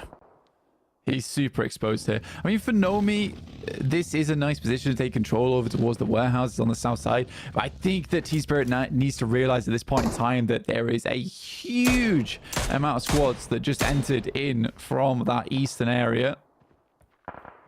Okay, trying to line up the shot. I genuinely think that for Nomi, he's kind of far behind. I think it'd be difficult for the rest of the team to actually pick him up. They're going to send a vehicle up that way, but they'll need smokes galore, and the cover's not amazing for the revive either. See if they can get that one back into the fold, because Nomi, one of the MVP candidates here in Group Yellow. Very powerful force on Team Spirit as well, so not someone you want to lose too lightly. Effect trying to make that dash across, but you can see close by is Pusher, the rest of Demuerte as well. That's not good news for Aura, losing a player to a self-burn. And a second as well. If Aura just gone down, I think they might have, well, lost most of their players anyway. Effect dashing across. There's that smoke cover you were talking about. A lot of pressure from some bullets, but he's going to try and make it. It's a really difficult decision, honestly, for them. Maniac goes down. Nice couple of shots there coming through on the DBS. But a good bit of clap back, and that will be the final player finished up there for Aura. Rita just holds his angle. Respect to him. But yeah, for Team Spirit, I think that a lot of times in the past, they would have maybe just given up on Nomi there. But I think they've realized that they're not in the most horrible position, especially on a rotate on the south side. They could win this game, so getting Nomi up is pretty essential. It's going to be getting yourself out of there. So it starts on the res. They've got a little bit of time to do this as more and more squads start to come on through. Kitsune has to be very much on the money here. Doesn't want to peek too much and get knocked, but would like to have some influence of extracting his teammates on that plateau. BTR moving in the hill south of Gatka, with Major Pride occupying the compound that sits in the saddle between those two hills, sits in that dip. It's a very difficult position to move away from now. So BTR kind of trapped here on the high ground. They'll be safe for quite a while, though. Not too many teams looking to contest it. Loops may look for a wide rotate up towards the north side and contest this position, but that is probably about at least a minute away, and we'll see if that does come on through, and they could always just go straight on in. So Loop's the major threat right now to BTR. Major Pride going to stop them from moving too much forwards. Team Spirit on the southwest side with this circle shift means that that quarry lining is pretty difficult for them to navigate now. Not out of the question for them to drop out of the circle, move all the way around the west side, and move in to Mirin Sejong's position on the northwest. And they could have done this a lot earlier. Again, I think this comes down to a little bit of greed coming through from Nomi, which he has been known for in the past. I mean, that was a dangerous spot to be playing, and he gets punished for it, which is fair enough. Some of these players in the lobby have incredible accuracy, and it was coming against Tony K. So, yeah, very tough. But I think if that rotate came through earlier, they would have had a much easier time rotating on the south road of Quarry, and then getting yourself, like you say, up towards maybe position on that north side. Now, Twisted Minds do have a lovely little spot to play around with, which does encompass a lot of the teams coming out from Quarry, but there are only four players. This will be versus a whole herd of teams stamping their way out from Quarry if this does move up towards that northern side. Yeah, it's going to be tough. It almost acts as an urban area, an environment with the amount of compounds and positions to hide in around Quarry. So I think if you are playing this area, you're a little bit worried, and you sort of just in this position now where you're waiting for the next circle to pop. DX Xavier is quite happy with their position, though, as they always have this easy escape route down the hillside on their north. Alpha 7. Come on, Team Nomi. furthest on the southwest, right at the back of Quarry. Nomi gets knocked again for Team Spirit. Are they going to be able to invest the same amount of smokes, the same amount of resource to go and get him back up? Because they spent a lot there. And their options are starting to be whittled away with the blue zone pushing in. The rotations out to the west, no longer really an option. Yeah, again, I don't see the reason for Nomi trying to take any of these shots in the first place, because pumping these shots out towards maybe a Vampire as well as an Alpha 7, understandable, try and get a break point, but Nomi didn't necessarily need to go down there again. I mean, at least he's getting some kind of information, but now teams will be coming in from that south side. You got some Muerte as well as Loops. Inco also need to make that move. It's tough. And again, yeah, this is the position they were stuck in. It's a question of whether they didn't even have the smokes to escape from this area. I think Kitsune likely will have to smoke their exit at this rate. He's got 4 in the pocket, so we'll have a little bit of cover. BTR, they're moving in from the northeast side. Twisted Minds sat right in the middle of this one, Blank, in the compound just to the north of Quarry. A lot of open fields to the north side of it as well. They've got some decent oversight on the positions down to the south, which means that the run-up from Quarry is very, very difficult. And in general, Twisted Minds in command of this circle. The ridgeline out to the east of them, towards where DXavier hold, also a very valid spot to play this next circle in, but teams are going to have to start to push through now, and Loop's going to be the first team to try and make that break over towards Inco. You maybe think that that's the best way to go for it, as Wancho looks to hop on out through the window and will be able to land the DBS, confirms the point as well. Looks for the corner, suppresses it back. A nice spray down as Loops coming a cropper against Inco here. And it's a real tough time, but there is answers. There is a conversation being had in this firefight, but it just leaves Nenebete with one player to worry about down below. And potentially more across the way, because in comes BTR. And BTR's had a hand in this fight for quite a while, just make some of these angles awkward. Obviously, they didn't get too many picks off the back of this one, but they certainly can come in and clean up as Nenebete tries to finish off the final play here from Loops. Nino on the outside, nice nade, does a bit of damage, and with the S12K, this should be an easy cleanup. Only the UMP as well as the M4 for Vitin. In comes his teammate. Ooh, nice shot, but is immediately crossfired there with the off angle. Nino able to keep Loops alive here. Inco fall. Bigatron in the meantime up the top of the hill are going to have complete control over this run out though. It's going to be impossible for Loops to get out of here if BTR look to try and hold it. A smart choice from Zuxi as well, taking out the wheels on the vehicle. I mean, at this point in time, I think they just want to confirm the finish. Even if they don't confirm the finishes here, as long as they kind of rip away any kind of mobility from Loops, that thorn in their side shouldn't get too far. Nino with a back wheel missing here as well. I think it's going to be slow. Smoke train already in play. A slight gap in it, and Lepar's going to try and take advantage of that. Well, spot the roll across, so slow and sluggish. Lepar can't quite find the angle through the trees. Finally, a little bit of a clearing in the forest, but the slowest approach you've ever seen as Loops draw short and get to cover. Will they be able to stay alive for too much longer? Because BTR still have the ankles. A nice hop across the open ground, but straight into the waiting arms of Harame Bro. They need a knock. They need something more. And Harame Bro not stopping Vitinho, going over on in. There it is. That's the nade. That's the shutdown, and Loops fall. Yeah, Loops lived for about a minute longer than they absolutely should have. And I mean, Lepar, I mean, look, he was waiting for him to pass through the gap in the smoke, and he set themselves up for that way. But if he wasn't going to take shots then, why not set yourself up on the hillside in front there so you have a better angle instead of desperately dashing over in that direction? So yeah, for BTR, waiting so long to set up for 2 eliminations, it all goes awry there at the end. So a lot of time invested for basically nothing. I was a little bit unimpressed by that one. At least they might be able to find some elims here, John. Twisted Minds still holding their central position, clocking the scout from Alpha 7. Carrillo not able to make his way through. BTR, I mean, they absolutely have prior position over this compound and just didn't need to commit to it, but losing the point, not ideal. Have to shift up to the northwest. It's Twisted Minds and DXavier for me in this next circle. That should have been a bit more of connected spray, but finally did not come through. Has to be helped out by Demuerte. It's hard to finish off. I don't know if that was stolen. Actually, it was from Tresley onto Muerte. BTR's not having a good time right now.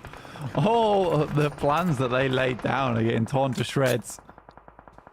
A lot of teams down towards our southeast side, and the circle did move far up towards that northwest, so quite a few squads do need to get a move on now. RSG just holding their own in their compound on that north side. It's a smart position to play, and Tatar's desperately tried for so long, and a double spray down from Federal. We'll find more on this when Team Spirit comes in. Federal has been unbelievable on these shots. And there's an answer finally from Team Spirit, but BTR may have just been given the eliminations that they kind of earned earlier on, all things safe to say. They're up to 3 elims, but unfortunately they've only got 2 players left. Kitsune, last to stand, hops out, looks for the challenge. Zuxi, ready with it.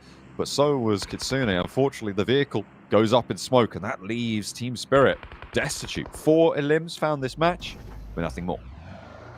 I couldn't understand the play. I mean, they were locked in for so long, but the blame is on Nomi there. Because the amount of times he got knocked really restricted them, because they were already making a move for that south road. By the time he got knocked, it slowed them down so much. They could have had a much better game off the back of that one. BTR, on the other hand, yes, they get those elims in hand, but realistically, they should be up to around about 10 elims in this situation. Team Spirit sort of gifts them with their presence over on that south side, and finally they can make a move upwards, but yeah, not how they wanted that to go down. BTR now with a scrap against RSG. 4 players alive for RSG. BTR now shredded down to 2 after their various and numerous engagements. GZ needs smokes, pressure as they move on forwards. Getting rid of BTR down in this valley will be a great opener for them to transition, but they've got a long road ahead of them, and they'll have to make it a little bit further. I don't think BTR make it out of this one. Satar is spotted and will be felled. But DX Xavier, they have angles over towards this way, and this next move for RSG, really, really tough. Yeah, a lot of our teams that are actually far down the leaderboard right now are getting themselves into a nice late game here. Virtus, Vampire, come on, Virtus, bro, it's VP. Vampires over towards our south side. It's a team that I expect to do quite well in this match, especially for a lot of the ground that they were given early on, the control they could hold from it. But this is a bold move over towards RSGs. They go to loot the crates potentially from BTR and give up this high ground, basically put themselves in the exact same position as BTR earlier. And Stone doesn't want any of it right now. Does pass that information back across to the rest of the team, though. Oh, Tony K gets clocked from across the way. That's Twisted Minds in that compound that they've been in for so long. In general, I mean, for RSG, you move away. You know that Vampire don't need to commit, or don't really want to commit, if anything, to that hillside on the east where RSG were able to take those shots off towards BTR. Because it's not in this next circle, the next move going to be much more forefront in the minds there as Vampire on the long side. Yeah, it's high ground to work with. I think right now they were sort of protected by these other teams.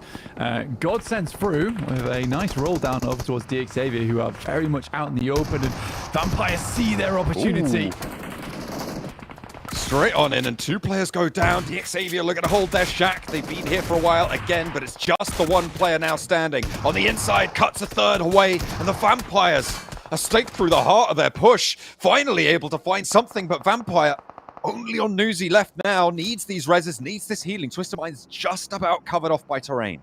I mean, respect to Vampire. They saw an opportunity. They went to take it. It's the only really thing you can do in this scenario. Adete lived for way longer than I think anyone expected. But it's Major Pride who has been making some major waves in this game. Up to 10 elims already. A fantastic match for them playing on the northern side of the map. They weren't even really at all engaged with this southern bout in Quarry, yet still been able to put up a fair amount of elims, kind of trying to control over towards this northern side of the map. Owl 7 move up towards Twisted Minds. It's a good nade from Doran, but it just goes slightly short. Oh, that bounce is good, and it finds the knock. Rivo with the re-knock as well, and that second nade already on the cook. Mafioso lays it down beneath him, calls his shot. Rivo puts him down, and into the dirt he goes. Alpha 7 have been working these angles for a long time now, Blank. They approached, the knock went over towards Carrillo, but they were able to regroup, get that res, and Twisted Minds, as soon as their attention is drawn to Vampire, Alpha 7 read it. They move up, and they're on the ridgelines now. Yeah, again, this is where Team Spirit would have been if not for those early knocks. But again, for Doran, that was such a good nade, and it's on the typical position where you would crash anyway. It just doesn't go quite far enough, and these nades just going wide as Alpha 7 step round the McGrellin with some funky maneuvers for himself. Nade goes far, does find a little bit of damage over towards Mafioso, but now a test for Twisted Minds. It's all up to the Frenchman here. Rob's on the front line. Looking to hold off 2 players from Alpha 7. Revo and McGrellin up to the window now, playing pair fire maneuver. moving up onto the sofa, trying to hold those cheeky angles here. Rob's looking for an opening, has got back up now as he looks for the shot on the doorframe, but it's just not going to work. Gets winged there, and Alpha 7 moving through. Surgical on their approach here, and immediately the player outside the door is handled. Only one of the backlines now. It's up to Lord. He's already taken low. Will find a little bit of spray, and in comes Vampire. A third party on the engagement, a really timely approach, and what a way to play for Newsy. A nade littering onto the open ground between the buildings. Lord given a little bit of a breather.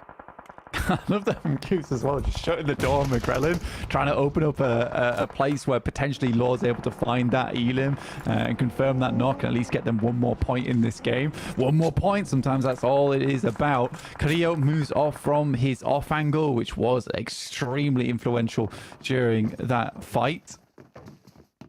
But yeah, very well played to Alpha 7. I mean, they knew how to handle this, and it's not often you see Robs get taken down in 1v1 for shotgun, but Revo has time and time again proved himself to be the best DBSer in the entirety of the world, despite just how good Robs is on the shotgun. Nades from Major Pride. They are down to 2 players now. Their fight with Miramar Jong on the north side has whittled them away. Becca, the next to fall, but Elementrix still has more to say. A knock over towards Stoned leaves Vampire a little bit the worse for wear, but Miran Sejong finally put the final nail into the coffin and allow the Vampires to rise again. Lord now in a tough scenario. The pump shotty, all he's got left versus Alpha 7. 2 already down. Ravo on the outside.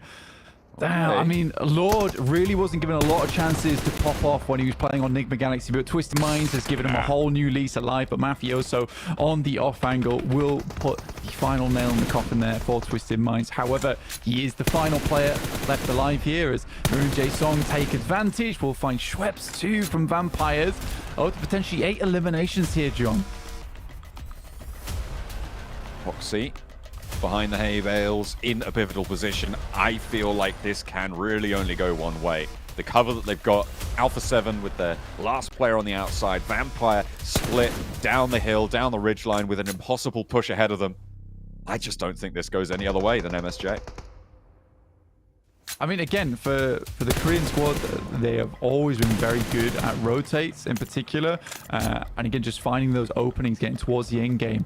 It really is just at the moment, at this stage of the game in match 3. We haven't seen too much test in terms of gun skill, but right now they are proving very good as Hoxie instantly finds his mark. Jae-Suk as well on the back up there. Miran Sejong looking pretty good. Chicken dinner here. Vampire looking to try and change that tune. Wow. And Newsy connects. A nade immediately finds the flush from Schweppes. And Vampire still have a little bit more gas in the tank. They've just put themselves into the numbers advantage against the split MSJ. They have an opportunity here. A regroup comes in from Final. He's trying to move further down south, and Vampire don't have the angles to stop it. Oh, the Vampire's gone full ordnance. 16 nades. No smokes here either. Just fully committing to the nades in a field finish like this, which makes a lot of sense. And they took a huge amount of space to begin with, but a good shot from Final will find Schweppes, immediately followed up by Jae-Suk, but not able to knock Newsy. Ooh. That's bad news. Now into a 1v1.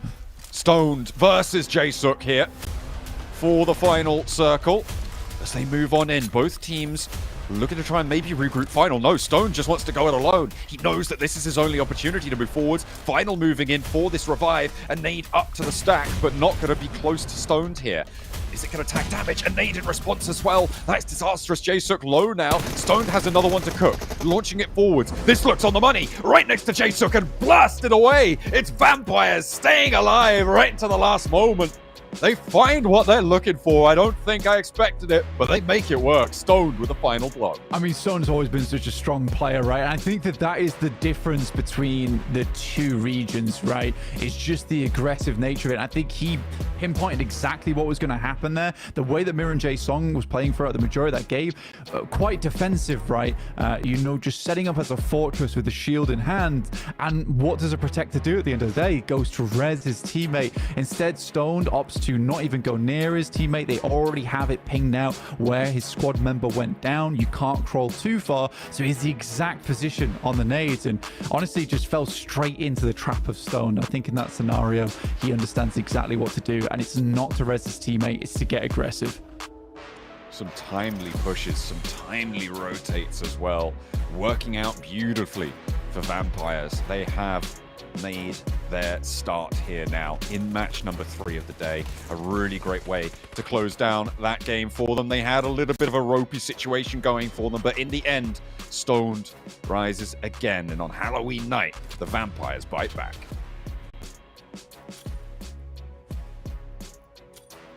Bite back indeed, man. It's getting spooky here as the teams we expected to be dominating the group are kind of towards the bottom.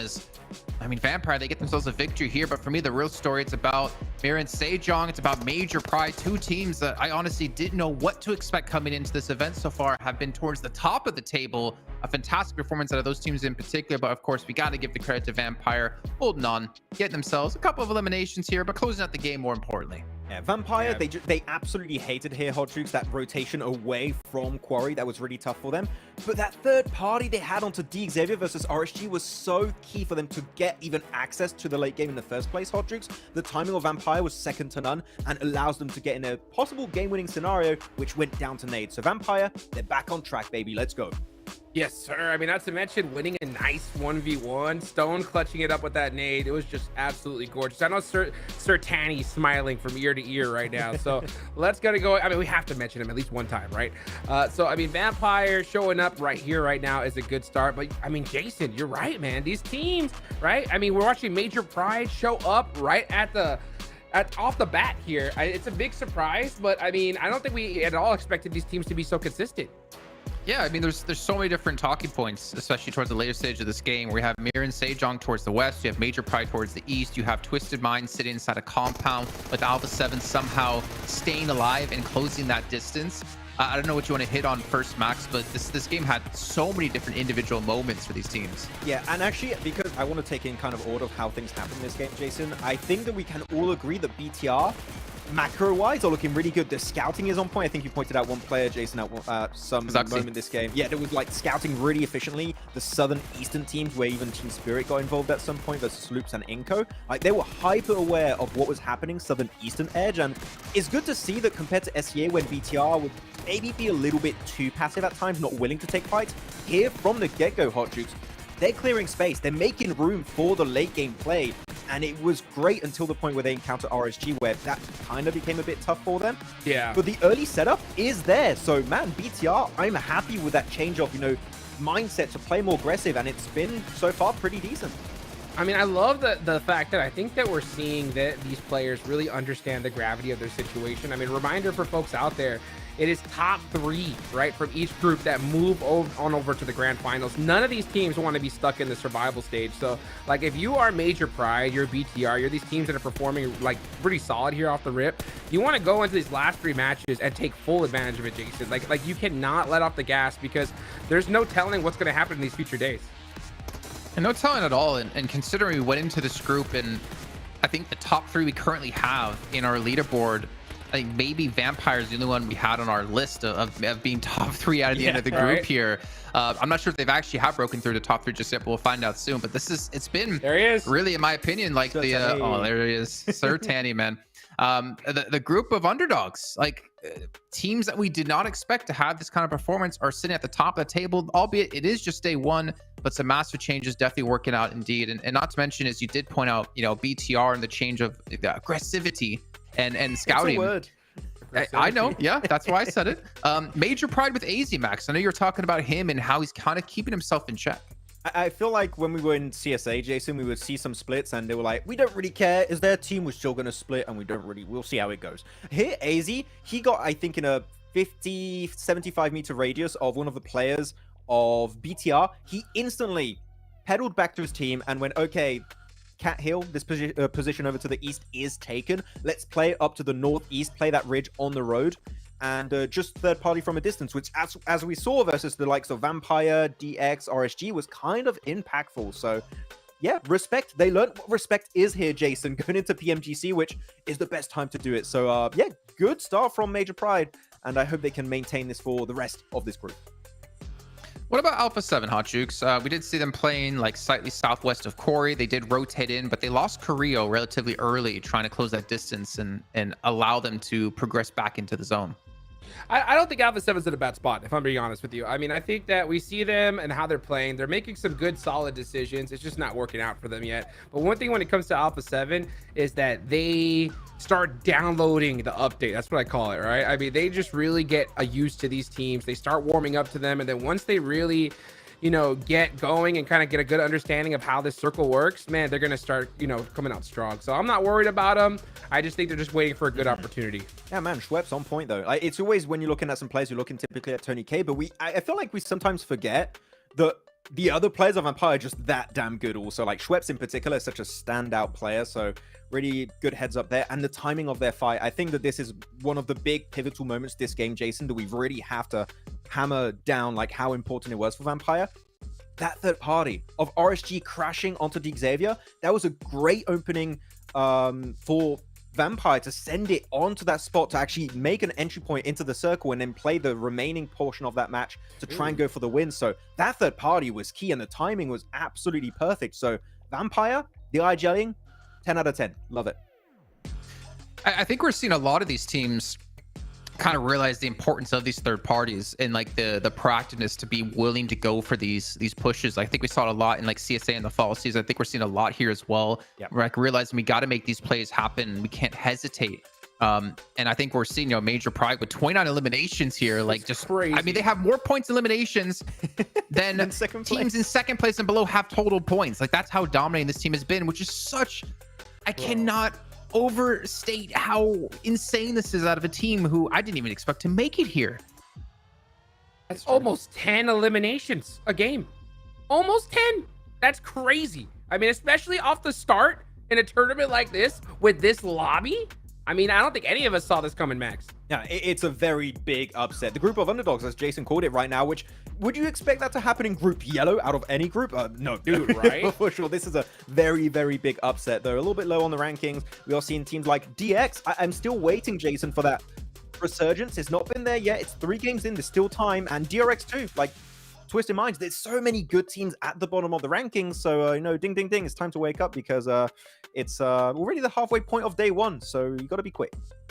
I don't know how I feel about Dig Xavier. I mean, I know they placed so well last year, which was such a surprise at PMGC. Then we actually got to cast them again. Was it like IESF when we were back in Saudi Arabia? And they were not the same team whatsoever. They did obviously a roster swap, like Chua no longer playing with the team, or at least playing in their starting roster. I don't know if this team's going to be able to do what they've done in previous years or even in SCA. Yeah. But again, I don't want to be too harsh. I don't want to jump to conclusions. It's still just the first day as we're, you know, halfway through the first day. But the fact is, like, the pace is being set in this group, and it's not by the teams that we expected. And it's a fast pace. That's the problem, you know. And the thing is, you know, top 3 move on to the finals. And if you get into that top 11, yeah, you're in that survival stage. But the problem is like, even if a team like Major Pride, if they've started off so strong here, if they're able to finish off this day, I mean, they could easily lock themselves a good top 3 spot. Yeah, we have 3 more days left to go, right? But still, to be able to put such a big lead ahead of you, I mean, you got to be cruising after that. I want to take it back actually to Dig Xavier for a second here. I feel like on a base-to-base, on a tournament-to-tournament basis, they're very different on how they perform. So, no, it's kind of like a D20 in Dungeons and Dragons. You never know what you're going to get out of Dig Xavier in these tournaments, and it's a bit of a slow start, Jason, but there's definitely room for them to make a comeback. Well, you know, we will get more matches after a short break as we'll be back with our final 3 of the day.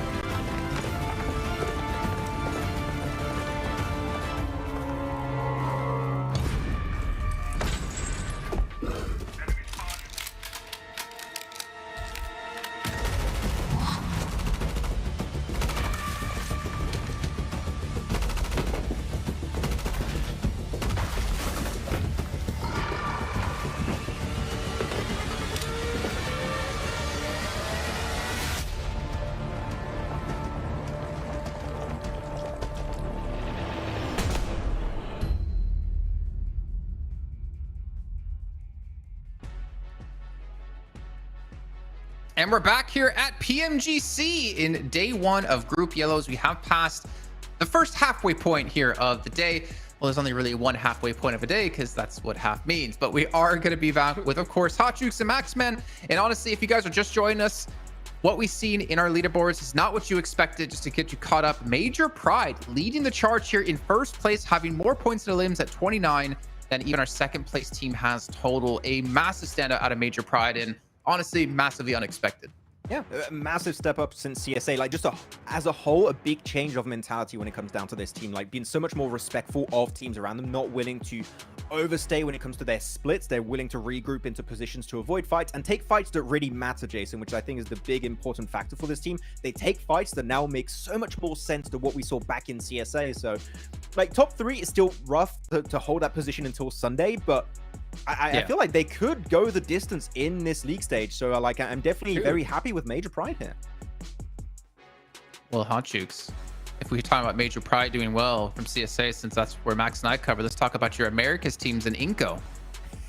Eco Gaming, baby. Top 3. We're this close, dude.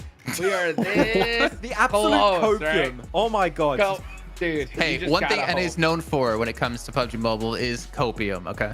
That is correct. That is correct. You know what? I mean, it's tough to watch. I mean, we saw them right off the rip in this tournament just do a big full send into Major Pride and got shut down immediately. And it's so crazy to watch because, I mean, these teams that, you know, we didn't expect are performing like crazy. And when that happens, it just makes it so much more difficult for those middle of the pack teams, because you know the teams that are like so veteran are going to only get better as time goes on here, right? And now you got the underdog teams performing off the rip. It's going to take a big bounce back game, I think, right here and right now to just feel good. Because remember, it's only 4 days for this group. We're talking veteran teams, man. What about Alpha 7? Even them have had an underperformance so far. It's been tough. I mean, they've been putting themselves in some decent spots here. They're getting some good eliminations here and there. They just haven't had that big pop-off game. And I mean, like, what can you do? It's not like they're having bad games, Max. Well, I mean, compared to 10 eliminations a game, you know what I'm saying? Yes. I mean, like, what can you do? You're like comparing them against the first place team right now, Jukes. It's Right. not quite nice of you to do that to them, but they are definitely getting like some spots that are somewhat playable. But I think Alpha 7 is this team that we know, Jukes, at this point. There's going to be that one game where they get in really strong positions and they're just going to get like 10, 15 eliminations, get off the back of that second place or chicken dinner. Like, that will happen eventually, but as of right now, it's not happening. And the longer it takes for that to happen, the bigger lead is going to be created by the top squad, which Major Pride already got a decent lead. I think you said, Jason, they got more eliminations alone than second place in total points. So, like, that lead is being made. And over the course of a 4-day, like, league stage tournament, kind of, it is quite impactful. So they can't let those teams get away with too big a lead, or otherwise that one big game they might get might not even cut it for them to get back in the top 3. So they got to be careful. You don't want to take too long to get up there. I mean, I think I can't even really criticize Alpha 7 in particular. Like, thinking back to Sanhok, they put themselves in a good compound and they just waited it out because they knew, well, they didn't know, but obviously the zone did continue to favor them, so they can continue to play that position.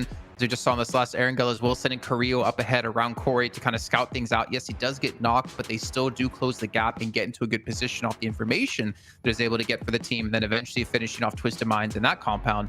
So there's, I feel like they're playing well. They just haven't had like the good game just yet, or they haven't had everything kind of go their way.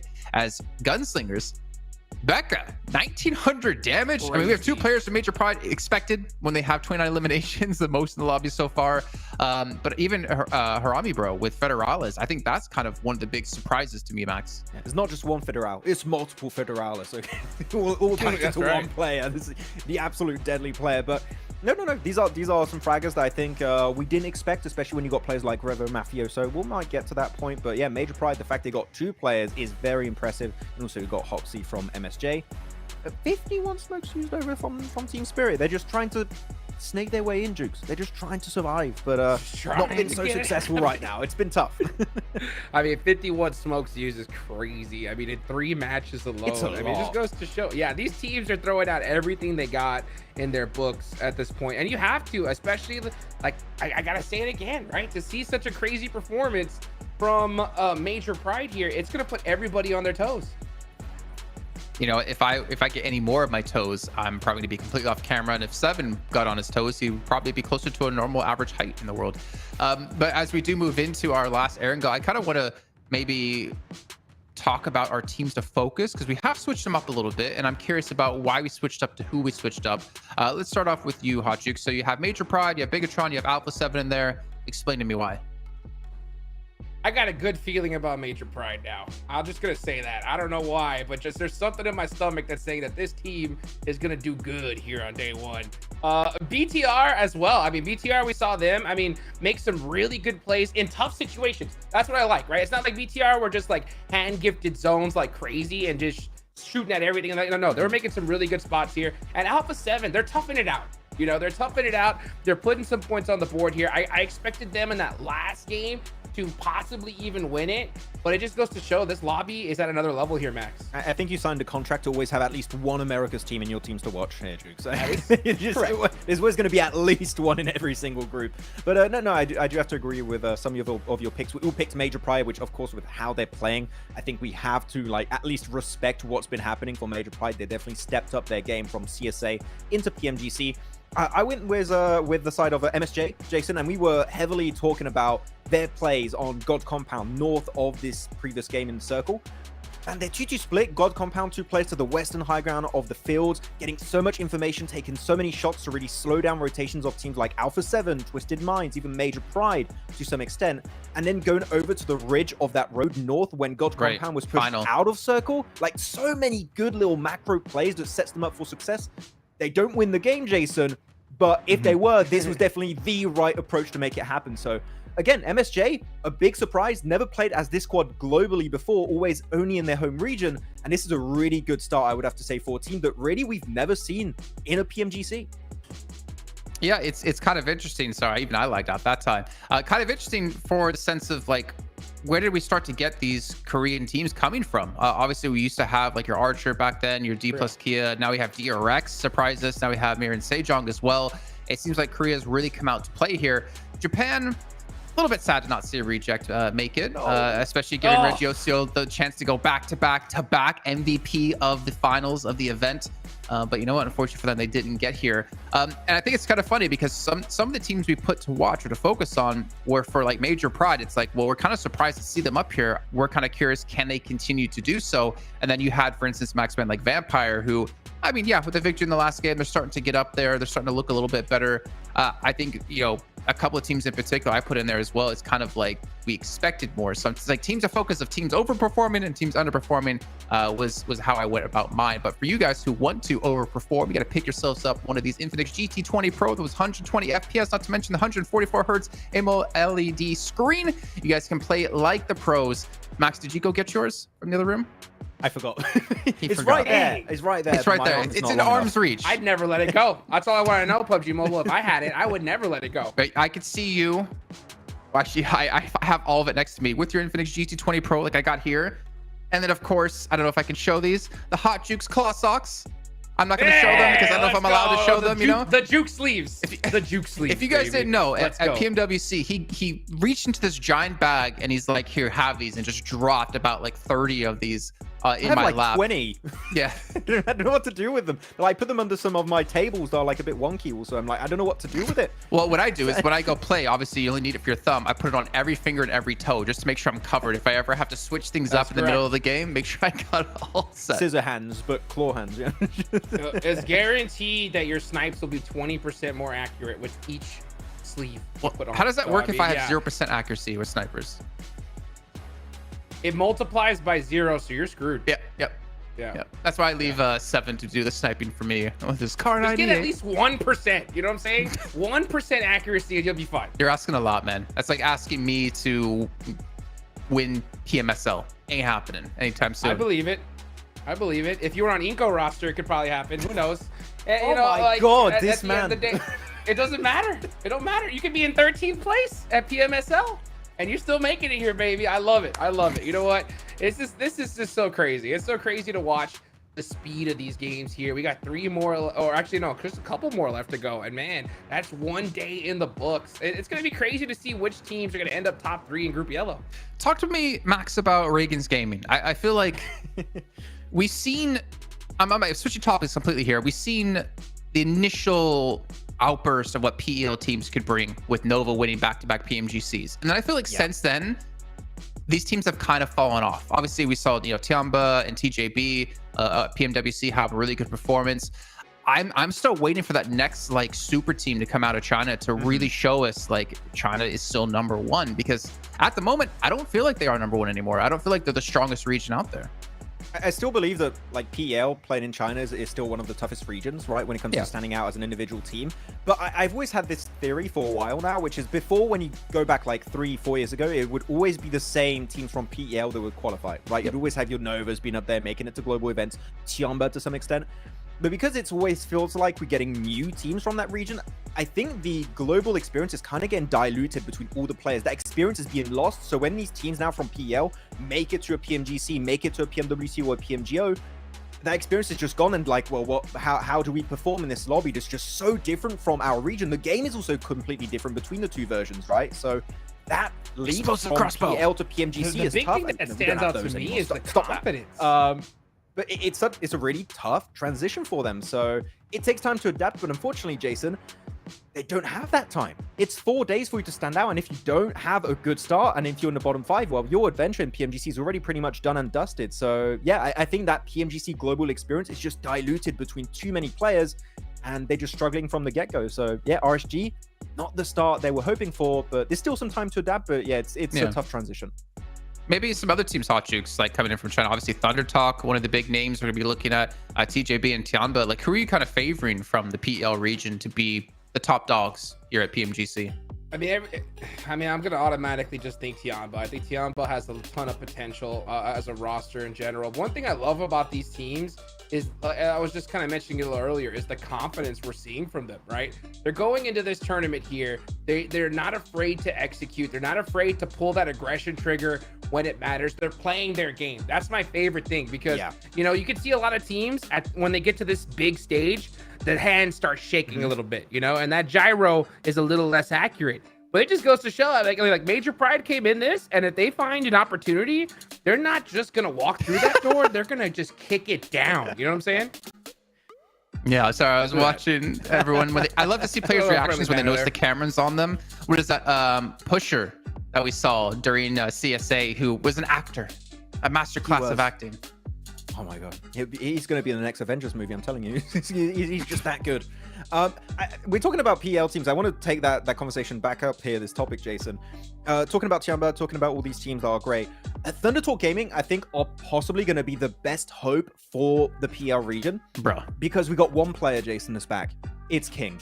Man, I am so excited to see King playing again. Don't forget, this guy has been crowned twice PMGC champion back when he was on Nova. Like, this guy has got an insane background. So when his group is going to be on board, I forgot which group it was, but whenever Thunder Talk are playing, I'm going to be super hyped to see how they're going to perform, because King alone is such an incredible player, and I think they can really stand out in this lobby. Becca's like, go away, go look at someone else. Thunder Talk will be playing in Group Green, so that's going to be on week 3 here of the PMGC League stage. I will say this though, for me, King, he might have 2 PMGC titles to his name, but he never really was one of the standout players when it came to it. Like, it was always Paraboy, and then it became Order. It was never really King's time in my eyes, at least during that time. But yeah, like, obviously you can't knock the pedigree and the history of this player as well. But again, like, this is different. It's not like PEL. You're playing against teams from different regions who bring different styles. And I kind of feel like, I don't want to say the meta fell behind in PEL, but we're just not seeing the level of dominance, and we're not really seeing, I guess, that these PEL teams play the way they would necessarily comfortably, or what worked for them in their own region working out globally anymore. That's true. I think you can have a big conversation. Is PL still the strongest region and stuff? I think that it has fallen on the wayside, Jason. I do agree. But I think we had a lot of conversation on our CSA watch parties, Jason, as to which region is the best. I have a question for Hot Jukes. Oh yeah, this is good. We get to actually extend this conversation. Give it to me. Do you think is the strongest? And I'd love to have a little bit of a background also as to why quantify you think that's the it. case. You got to quantify it, right? No, Max, you need to quantify it, right? Are we talking like the top teams, or are we talking about an average of the region? Average, like the region as a whole. I think when you say whole region is like average. So yeah, Jukes, tell us. whole region is. You have 3 hours. Let me think. All of the regions. You got like Okay, 5 let me minutes go one by before one. match, so you're good. Yeah. I'm really trying to think about this one. Okay, so let me consider North America. Okay, thinking about it. No. Well, we're Okay. talking Americas. We're talking Americas. Okay, at least. conversation done. Let's change Oh, topic. No, It's honestly, over. around everything. Around everything. I'm gonna go with Brazil. I really am. I mean, because you have to go with who the champs are, right? So I feel like if you have a team, yeah. But it's got to be Americas because we're going like PMSL regions, right, Max? Or are we going like specific like Brazil PMSL, or you would yeah? go, So yeah. PMSL regions we're discussing. So like you have to include North America in there, which obviously dilutes That's the true. quality of teams.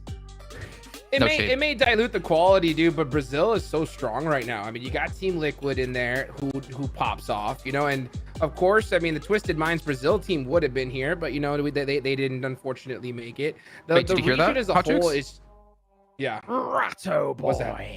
Ratto boy. Yeah, I think himself, he stands above the rest, and I mean that literally, right? That's a big man right there. And I'll tell you what, like the region has progressed so much, and then the fact that Alpha 7 won PMWC, that gave Americas another slot to come here, you know. And with that, you get more teams to get more experience at this kind of level, and that just levels up the entire region as a whole. So I mean, I think as far as teams that are on top, especially ones that have the most momentum, it's gonna be Americas. But obviously, I mean, there's contenders from every single region. Are you happy with the answer, Max? Are you satisfied with that answer? I prove it. I think that even though Brazil is diluted in Americas, they're just that strong that they still stand out. So yeah, I like it. I approve this reply. Good. Could change though. I mean, it could easily change in just a few weeks. There's no doubt. I mean, because at the end of the day, you got to be able to show up on the big show. But right now, I mean, Alpha 7, they're the world champs. They're the ones that are gonna have to try to defend their title here at the big show. But at the same time, oh man, I mean, it's so crazy to watch some of these teams perform. I mean, Major Pride's performance in just a few matches has just been insane. So let me take the question Max asked you, and I'm going to slightly change it, right? Because when Max and I have this discussion during the watch parties of CSA, we looked at it from 2 different ways. We looked at it, who has best top teams, like what region has the strongest top teams, and we also looked at, on average, what region is the strongest, and it gives us wildly different answers. If you're looking at like Americas, right? Like you're looking at just the best of the best. Your Team Liquid, your Alpha 7, maybe one more we can add in there. You compare it to the likes of like CSA, where you have For America Vibes, you have Falcons. Obviously, we can argue whether Falcons are the second best team in the region for quite a long time. And then obviously you have to look at like SCA and such. And if you were to then change that question to what region has the best top teams, would you still say Americas, or would you potentially change things up? Ooh. This is the hot juice. I mean, segment. let's be real, right? It has been SEA for so long. You know what I'm saying? For so long, that has always been the answer, and I think for a good amount of time, it will be. You know what I'm saying? But just to see how much Brazil has improved overall, it really makes me question, right, what is possible here? Because I mean, yeah, we are seeing what the performance in just a couple of matches here, but I mean, we got 4 days total for just this group alone. So I mean, yeah, and I think if I were to ask 7 right now, the Americas is pretty much Brazil. It's Brazil, you know what I'm saying? Yeah. And it's just crazy to see just how well they're performing.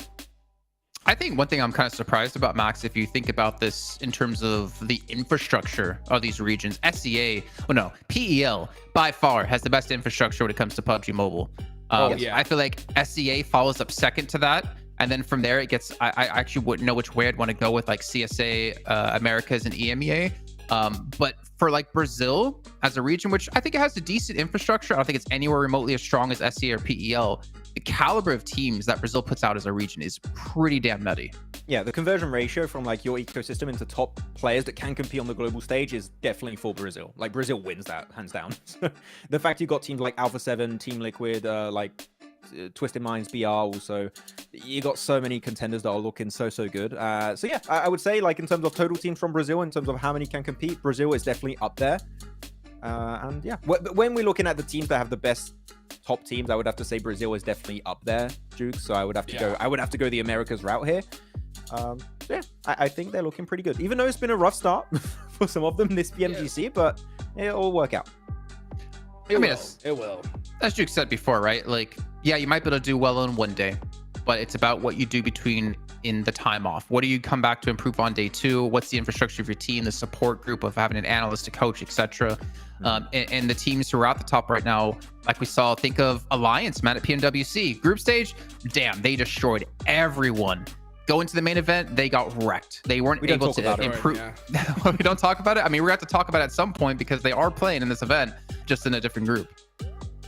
Yeah, unfortunately, league stage and grand finals, you need to adapt. That's the main issue. We talked about adaptability being so important on these global tournaments. Alliance, it's a prime example, Jason. I'm really happy you bring it up because they were given so much space for free in the league stage, and going into the finals, those feeder teams, gone. Space in circle, gone. You have to be so quick to pivot if you wanted to get decent spots in the circle, and they did not make the adaptation. So I hope we see teams that maybe do well in the league stage here, not just rest on their laurels and bring those changes to the finals or survival stage, because one playstyle is not going to cut it for all of this tournament. You need to adapt. Okay, well, speaking of adapting, we got to get some technical issues sorted here on the stage so we can bring you the high caliber, high quality PUBG Mobile esports action you come to expect here at PMGC. So we'll be back shortly after a break.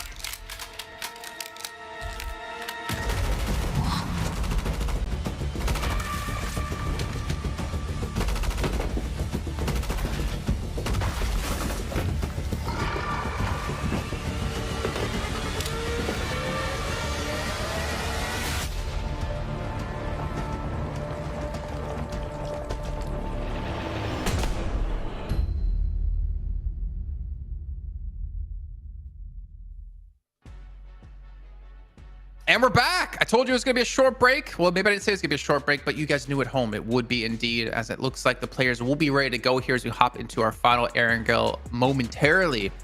Now, Hot Jukes, do you have a question for Max and I? We're always asking you questions, but you never ask us questions. Okay.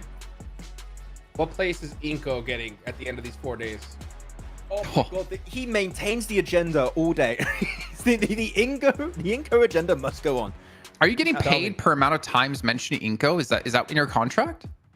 You gotta do it, bro. I gotta believe in the you gotta do it. You don't have to do anything. He gets 20 bucks North per American mention. team, dude. You gotta be able to. I gotta hang on to it until they're out of here. Wait, 20 bucks for Inko? No, it doesn't work for you, Max. Oh, no, Well, we do have 20 seconds left. Really quickly, since we aren't really doing predictions anymore, it looks like here at PMGC, at least here in the league stage. Give me a quick prediction of who's going to win this next match, Hot Jukes. DRX. DRX? Okay, Max, DRX. who do you got? Yep. MSJ. MSJ. You know what? MSJ has been playing well. I kind of want to see Major Pride get a win under their belt here and continue to dominate this lobby. Again, I love to see when teams you don't expect are able to rise up and really show what they've got, and more importantly, mix things up and continue along that storyline of the uncertainty factor of what's currently going on in the PUBG Mobile scene. What's up, Jukes? Man, dude, I'm looking right now at the map feed, and I'm just waiting for this map to get started because, man, it's going to be a good one. For a second, I thought that player was rocking the DRX glove, but nope, this man is ready to go here. Dude, it's so crazy to watch every single game go by. We're going into another Erangel. Do you think these teams are going to be ready for Miramar coming around the corner, though, Max? I think they're going to be ready, but I think they need to focus on Erangel, Juice, right? You'll think about Miramar when Miramar's here. One thing that's going to be interesting to see here, Jukes, and I think we kind of talked about it during the last 2 Erangels. Man, these circles on the 2 first Erangels of the day, like ping-ponging all over the place. They've been going left, to the right, to the left, to the right, and it's really making it hard for teams that were attempting to play Edge. Center teams are having a field day. They were loving it. Twisted Minds, oh yeah, fantastic. More of that, please. Inko, same in the first Erangel. But it just makes it so tough if you're playing an Edge to make those adaptations. So many teams have been struggling, have been forced into taking these fights. So what I'm hoping for, Jukes, this time around is just give me like normal circles, please. Like just not all over the place, just like center circles and reward teams that do good rotates. An Inko circle, no, maybe not. No, don't do that. Well, give it to them. Give it to them. They need it. Let's talk about one team, right? Because Jukes, you were covering the Americas region for PMSO. Talk to us about Loops, man, because Loops, if you guys don't know, they dropped their roster. They came out of the PUBG Mobile scene. They decided they were going to leave. That team became Team Liquid. And then they came back into the scene with a new team who's never played in PMGC so far, and obviously not having the greatest performance yet. But I think just even getting here with the fact that you've never really played this kind of level before is a really testament to how good they are. So talk to me about like Loops and like how they did during the PMSL season. I mean, you took the words right out of my mouth, man. This is their first time here, so you know that they're super nervous. But I mean, when it comes to the PMSL season, I mean, they kind of snuck on in. They didn't end up in the top 5. They were kind of grandfathered in due to some of the teams in the top already qualifying to the stage. So they're in here by that kind of grace. At the same time, though, like I hope they put in that work in the off time, because with the nerves that are on the stage and just seeing how they perform so far, they need a big game, I think, to really kind of get that confidence going. Well, speaking of confidence, I'm getting pretty confident that we're about to hop into that final Erangel. Finally, the teams are ready. The casters, I hope, sure as hell are going to be ready, as John and Blink have been waiting for their moment to shine, to flare up here and talk about who's going to take this match. That is right. You guys over on the desk are stepping down. I'm moving up. It's time to put on a show here at the PMGC. We're going into our last Erangel of the day. Match 4 here before we head over towards our Miramars. We're heading from the western side to the east over on Milter Power. So this is the first playing path we've had on Erangel so far that's going across the map. So both north and south side very accessible. We can have a nice even split of players, so not have to worry about which side the map is more open as opposed to the other, considering a lot of our teams here should be all over the place, dotted around, comfortable drop spots to begin with. Nice even distribution across this one. This is what we are looking to expect from this game, MSJ. The prediction coming through from Max, obviously completely reasonable to predict the team to win before you've even seen the drop spots, but they're isolated. They got South George. They're chilling. They're chilling right now. Nobody conflict on the horizon, but Alpha 7 potentially could give them trouble. What is this clump of teams over to the east of Rostov? What's going on there? Someone sort that out. I think it's because a fair few squads want to get up towards Severny, Yesnaya, Stalbert, right? And I mean, Zeus is the one team that didn't want to drop towards Stalbert, so they head over towards western side of Gatka. On our screens at the start, though, it is Inko coming against BTR in the early game. That is the fight that you looked at earlier on. By earlier on, I mean 30 seconds ago. Vitaly already takes a hit. Technically correct. Inko yet to take a knock, so have BTR. Ooh, a big south shift on the circle blank. It's gone all the way down. We're getting a military circle. What a way to find a nade as well for Nenebete. BTR, they had their ascendancy in the last one. Will they be able to get late into that game again? 21 points on the cards, and if Inko can take them down here, it would be a great start to make Hot Dupes one happy bunny. Genfos behind the wall can't quite connect the shot. Inko still in with more. They've got a nade again from Nenebete. As Genfos behind the wall repositions, but the nade doesn't quite find it. Yeah, Vitaly's already got a really strong spot here, and honestly been able to get up towards this position early on with 90 bullets in the magazine as well total on the AUG. That is very usul to have. Nenebete's in, great shot with the DBS, and no recompense found, but he's lost in the sauce as he moves into the kitchen. Oh no, they're throwing him into the pot and they're bubbling. It's boiling alive. the cauldron, swirling around as BTR mixing up the perfect potion to take down Inko. Unfortunately, can't quite catch the heal there. And the last player from BTR still running away. Finally, Inko get the win on the fight, but Nenebete, the casualty there, didn't need to go down.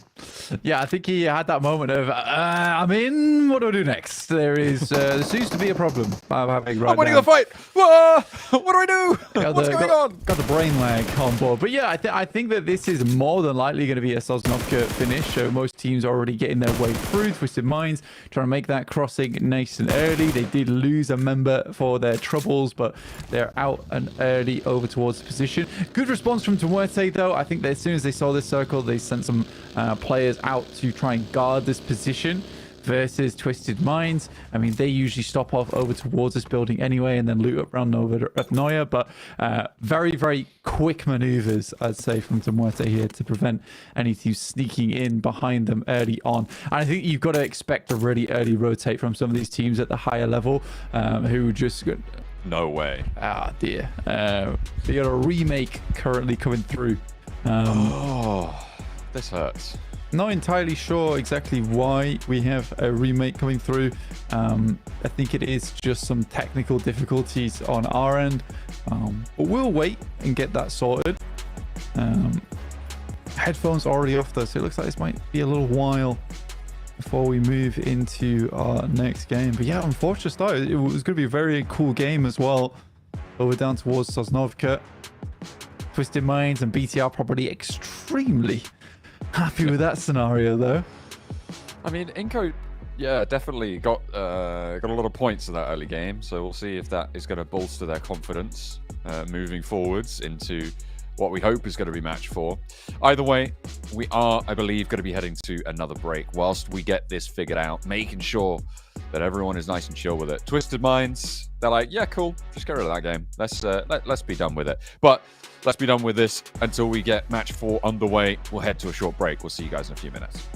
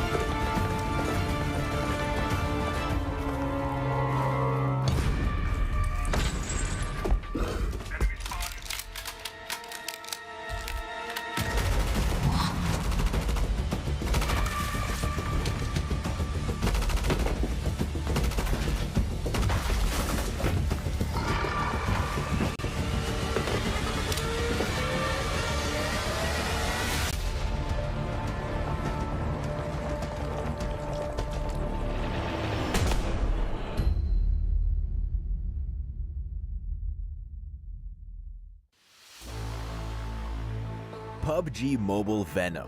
The last dance is here. In this collaboration, you'll get to enjoy a bunch of fun gameplay, including Black Symbiote Clusters, the Black Symbiote Arm, and a Black Symbiote Warhorse. Let's check them out. From October 18th to November 10th, you'll encounter Black Symbiote Clusters in Erangel, Sanhok, Livik, and Miramar. Near them, you have a chance of picking up a Black Symbiote Arm or coming across a Black Symbiote Warhorse. They offer great advantages, giving you more options in matches. Let's start with the Black Symbiote Arm. With it, you can aim at buildings, the ground, trees, or other fixed landmarks to get around faster and reach your destination. If you aim at a moving target instead, such as an airdrop crate or even another player, it will pull the target towards you, so you can always be on the offense. To travel long distances swiftly, use the Black Symbiote Arm to anchor to the ground and hurtle yourself forward. You'll be covering ground in no time. Furthermore, the Black Symbiote Arm can transform any regular horse or Bloodfire Warhorse you come across into a Black Symbiote Warhorse. Mount the Black Symbiote Warhorse, and you'll find yourself wielding a Black Symbiote Lance, which can be used to deal close-range attacks from atop the horse. At the same time, you can toss the Black Symbiote Lance to ensnare targets within a reasonable distance. While it doesn't do much damage, it's effective for restricting enemy movement, which provides a great battle advantage. Oh, and during the collaboration, Venom himself will appear in-game by showing up prior to jumping. On top of that, follow the in-game collaboration themed event for a chance to get a Venom The Last Dance avatar, avatar frame, parachute, and home items. Join us in PUBG Mobile and check out the Venom The Last Dance collaboration with your teammates. Become the ultimate duo.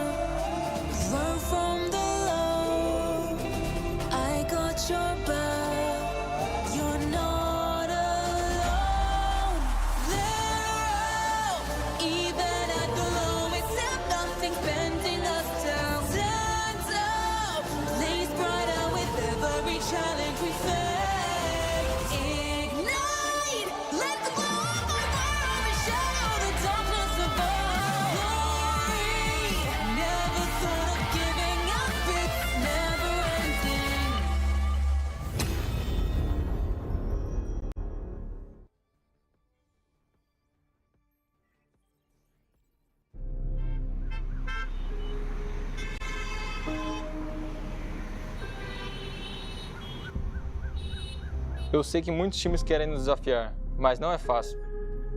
Grupo amarelo, tenha cuidado. Alpha 7? I know they think they will dominate this group, but we are here to prove them wrong. We are going to give them a hard time.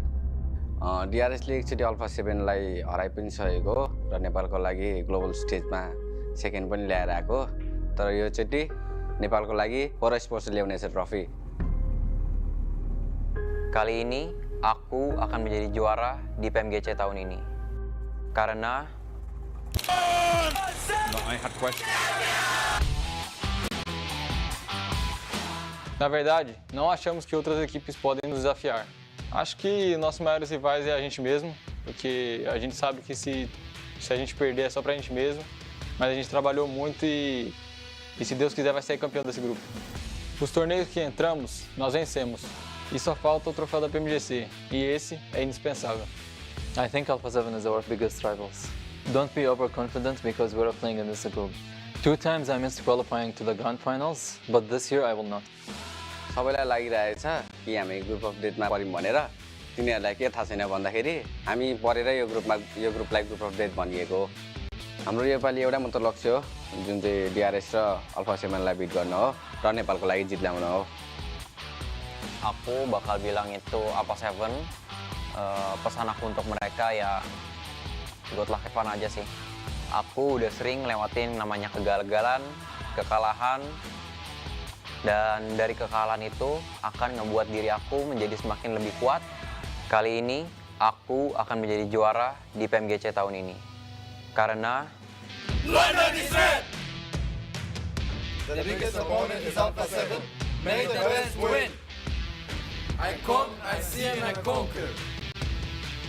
Nepal's warriors show no fear. Alpha 7, bring the battle.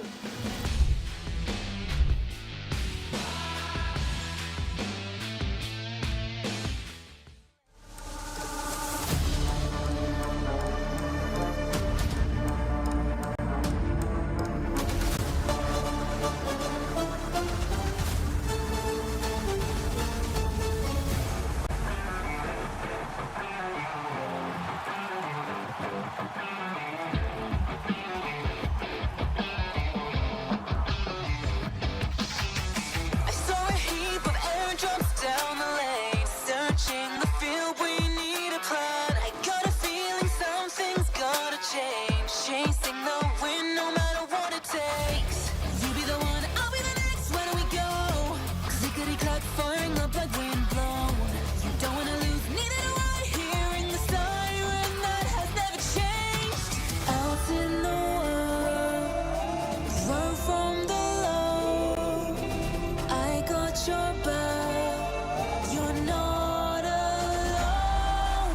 There, even at the lowest step, nothing's bending us down. Stand up, blaze brighter with every challenge we face.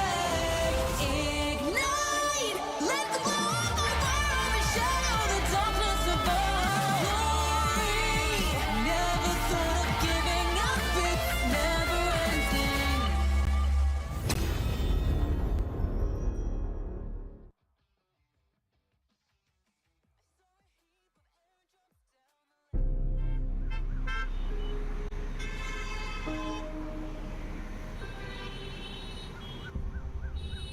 Eu sei que muitos times querem nos desafiar, mas não é fácil. Grupo amarelo, tenha cuidado. Alpha 7? I know they think they will dominate this group, but we are here to prove them wrong. We are going to give them a hard time. DRS ले एकचोटि alpha 7 लाई हराइ पनि सकेको र नेपालको लागि global स्टेजमा second पनि ल्याएर आएको तर यो चोटि नेपालको लागि फोर स्पोर्ट्स ल्याउनेछ trophy.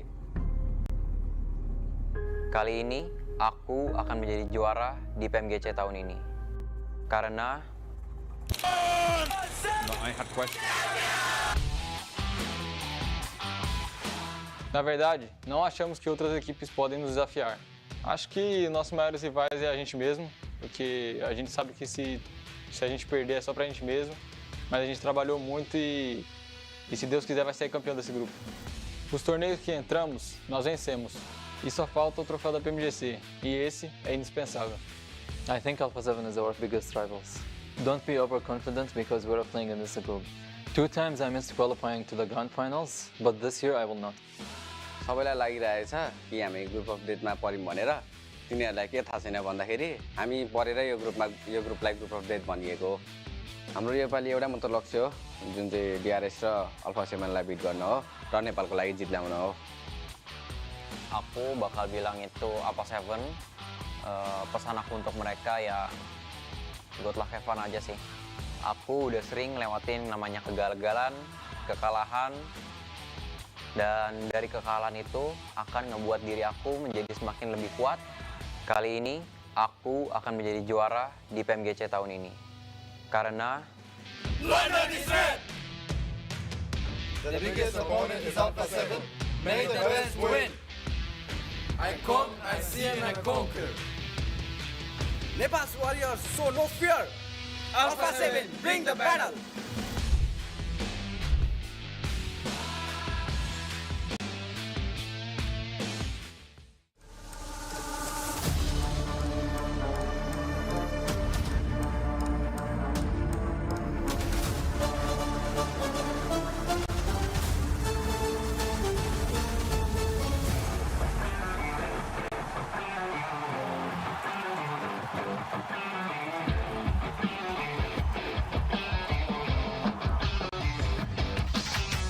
I saw a heap of airdrops down the lane, searching the field. We need a plan. I got a feeling something's gotta change. Chasing the wind, no matter what it takes. You be the one, I'll be the next. Where do we go?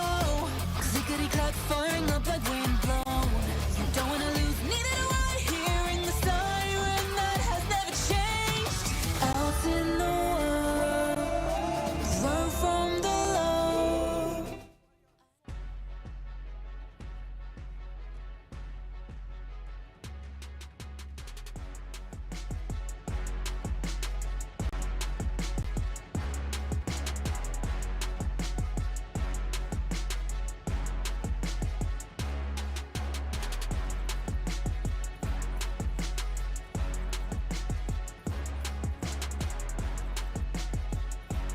And we are back. I have been reliably informed that there may or may not be a game of PUBG Mobile to play, so we'll have to wait and see. Yeah, we will. But right now, we're having a good time. We're chilling. We're waiting for the match to start. Hopefully, it will start this time. I can't make you any promises, though, sadly, guys. But in 40 seconds, and maybe a couple minutes after that, we will know the truth. But yeah, at the moment, it's been a cool one so far in terms of the games we have seen. A lot of teams stepping up, no real standouts at all. It's just been a case of most teams having their little moments here and there. It's been quite close. I think Mirren Sejong is probably the only one that maybe has that a little bit of a standout that I could say. Purely because their rotations so far have been very strong. Though in terms of firepower, it's not quite visible just yet. Hopefully they can put some heat under them, get themselves going, get that flare up engaged, because we're going on to Erangel for a 4th map today, our last of the Erangel lot. Maybe this is the playing path for map 4. Let's wait and see, though. It's pretty far to the west flank. It's kind of the opposite of what we saw from our first Erangel today. Yeah, I think for quite a few of our games, we had been seeing quite a few unfortunate playing paths. And again, I would probably put this one in that category as well, John. Over towards this western side doesn't really open up a lot of the east side of the map. So this is a complete flip on what I was talking about before, with the nice horizontal playing path giving a lot of options to teams. This time, is going to shunt a lot of our squads over towards the west side of the map, opening up more space towards the east for those late game rotations. But that all depends on this next circle, because it might just lock everyone in a fairly close spot if we get a western circle on this one. MSJ again, South George, could be more hotly contested than the last time around. but it looks like no one's really going to give them too much trouble out on the western side. Twisted Minds do have that coastal split drop. Zeus kind of in and amongst it. BTR breaking out. They're going to be pretty happy that this game got restarted in the end of it. Of course, going down early to a hot drop with Inko. Inko losing one of their players. But with the playing path as it sits, it's kind of unlikely that you are going to see them crash into one another. That was born from the fact that they were just going for that super hard hot drop. Here's another interesting circle. We had military last time around on the attempted start of the match, but this time we're going back down to the southwest peninsula. Yeah, so it doesn't change too drastically. I mean, we are still heading down towards the south side of the map, but not quite into the realm of Sosnovka. This time around, though, we will have Vampires down towards the south, coming off the back of their previous win. Another position where they can play pretty damn well from, honestly. Team Spirit got themselves locked into a nasty scenario with Nomi going down a fair few times, kind of staggering their approach into this game. Hopefully not the same again. Probably had a little bit of a stern talking to from Captain Kitsune. Just getting his troops in line. Get everything lockstep so that they can move forwards into the future, defend that second place spot, maybe chew into the gap that Major Pride have as well up into first place, because they have obviously so far been the standout performers with the elimination counts that they've been able to get. It has been pretty impressive stuff. Team Spirit, they're grabbing those vehicles, breaking out along that coastal side over towards their farm split area. They're making sure that they've got enough loot on, because you can see right now Nomi prioritizing that vehicle, as is the accepted method of starting the matches here in PUBG Mobile. Just going to be heading on in, grabbing a bunch of loot, getting back into the west side on the circle.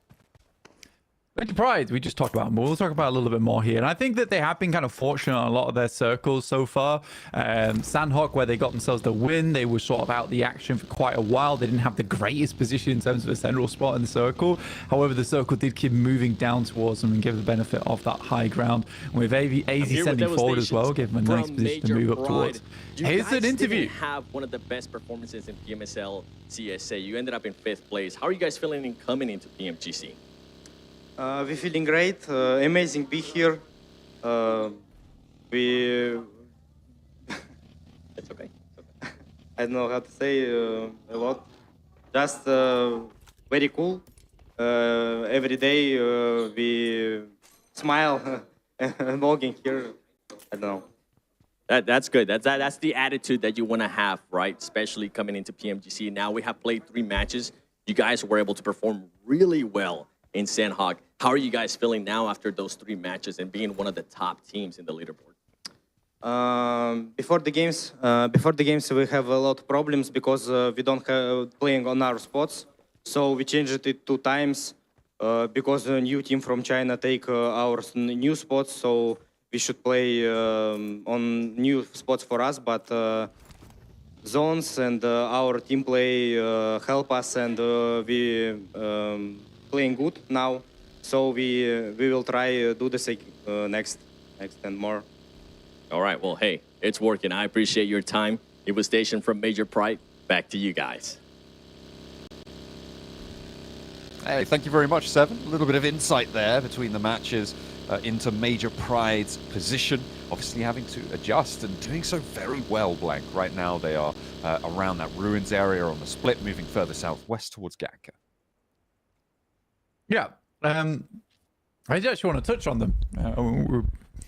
Seven interrupted us with an actual interview with the players, but yeah. It pops out like a little interview goblin. But yeah, I think for Major Pride, they certainly have had positions on the map where they haven't really had to fight too much and kind of can capitalize off the back of some of these straggler teams coming outward. And so that has assisted them towards this 42-point margin. I'm still curious to see how they'll play out the rest of Group Yellow. Although they do have a nice buffer to start with, I'm not entirely convinced yet. I do know a lot of the players on that team, and although they are good, I wouldn't currently put them at the caliber that they're currently playing, and maybe they've just been practicing real hard. You know, like they were saying in the interview, they've just been really ready for this tournament. But yeah, I'll need potentially a couple of days play to realistically lock down what I truly think of Major Pride. I mean, it's interesting, right? Because we heard what he said about having to adjust the drop spots, adjust a couple of rotational paths, and that is very interesting to me because it means that other teams won't have the research on what they're planning to do, right? It means that they won't have been able to download the strats that they were playing, and so what they're doing is maybe unexpected, which is potentially what has allowed them to gather up so many of these elimination points because they've been just completely throwing caution to the wind and changing up what they're doing. So perhaps that plays in. So you're right. Definitely once teams look and analyze what Major Pride have been doing so far today, they will turn around and immediately clap them back. We'll have to wait and see if that is to be the case. A few teams sort of taking a different approach this time. And you know what I really like? I do like the adjustment from DRX. Because from that last game, we saw them instantaneously take a heavy rotate down towards that south side with little to no care as they'd waited quite a while into the game. It was around about this similar moment in the match, around 5-6 minutes. And they lost a player because of it. This time they're a lot more cautious. They're realizing that this is more of a central type lobby as opposed to one that likes to play out towards the edge. So being more careful with this approach as they make their way down is the smart choice. They are slightly split up though, which is the worrying factor. But right now, at least they have some innings towards this game. That's what it's all about. Just got to stay in it to win it. You can't win without staying alive, and that's what these teams are looking to do. Better than everyone else, you'd hope. 16 teams still, and nobody going down just yet, but teams are starting to condense around this quarry area. We've seen some conflict in this spot already so far today. See if it goes a little bit better for... I think Team Spirit, right, is the team that it definitely needs to go better for, and right now they're playing very differently to how they were positioned on that first side of quarry. They are still just on the south point of Pachinki, rotating in late from the eastern side of the circle, so definitely looking to go more towards this edge style of play for them, and they'll be joined by loops in that pursuit. I think this is the smart choice. I think, again, it's an adaptation for a lot of our squads where, you know, for that last game, Team Spirit got themselves locked into an awkward scenario on the south side of the map. Now they know that it is incredibly contested, so they are just comfortable to play out on that eastern side. And they were close enough with their drop spot as well in farm that they could take the time to get very much looted up. They didn't have to make a hasty approach towards the circle, and that can start to play maybe further on the outside. They know just how painful it can be to get trapped up in quarry.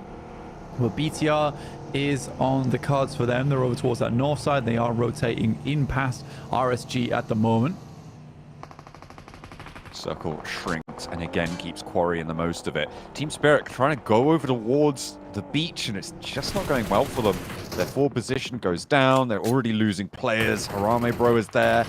RSG also just taking his shots, and yeah, Team Spirit having a really rubbish time on the south coast.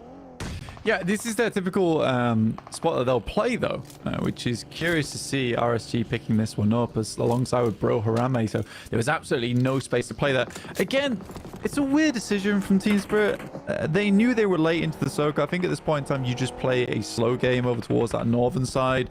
It's likely a lot of these spots are already been taken. The ditch down towards the beach side, as well as the encampment that sits with the auto turret on the top of the beach.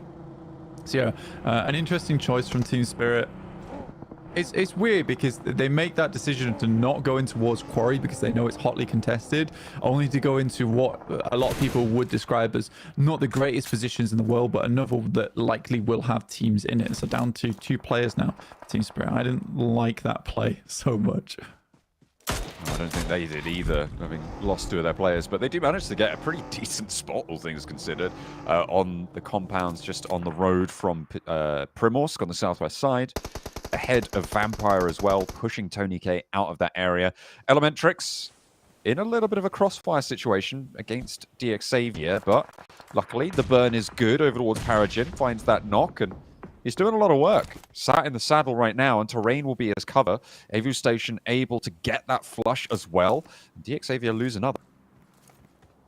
Yeah, with this circle, it looks to confirm much further towards quarry as well, so it becomes a bit more of a focal point now, as there is still quite a lot of water on that south side, so it's likely going to center up a little bit further towards the north. Yeah, curious. Definitely curious that DXAV just allowed Elementrix to get into the midst like this. Paragene getting cut off there means that one of their off angles is at least gone, and more damage pouring on over towards DXAV, where they had such a comfortable hold over towards this area of the map last game. Nade up for Elementrix. Doesn't quite get the knock that he was looking for, but does tag a little bit of damage, and that again just bows down DXAvia somewhat, but Twisted Minds finally finding an angle with Robs on the west side of Quarry. Next circle just about to hit as well. So we'll see if we are going to get another coastal side shift, or it's going to put us up in the hills. We go northeast on the circle. It keeps that ridge to the south, that forested ridge line that teams like Loops are probably going to be looking to try and sequester themselves in. That farmland compound as well. It'll be really nice and powerful for them on the southeast side. A lot of Quarry still in. It's kind of an awkward circle for a lot of our squads. I think at the moment it should be Loops with one of the strongest positions, taking up that compound area underneath Cat Hill. It's a big compound to hold, though. You can't hold all of it the entirety of the game. You'll likely have visitors that you'll just have to give up some space towards, but you can certainly do a lot of damage as they come in. So for Loops, I'm pretty happy with that position for them. Again, it might look like it's decent to be playing over towards Quarry right now and playing that hillside, but there are so many teams here. It's really difficult to pick a location to stay as there's so many sightlines looking around. Alpha 7, though, on the western side of the map, they're gifted the opportunity to leave from this location without too much difficulty. Here's Inko versus BTR, having that fight happen again in front of them.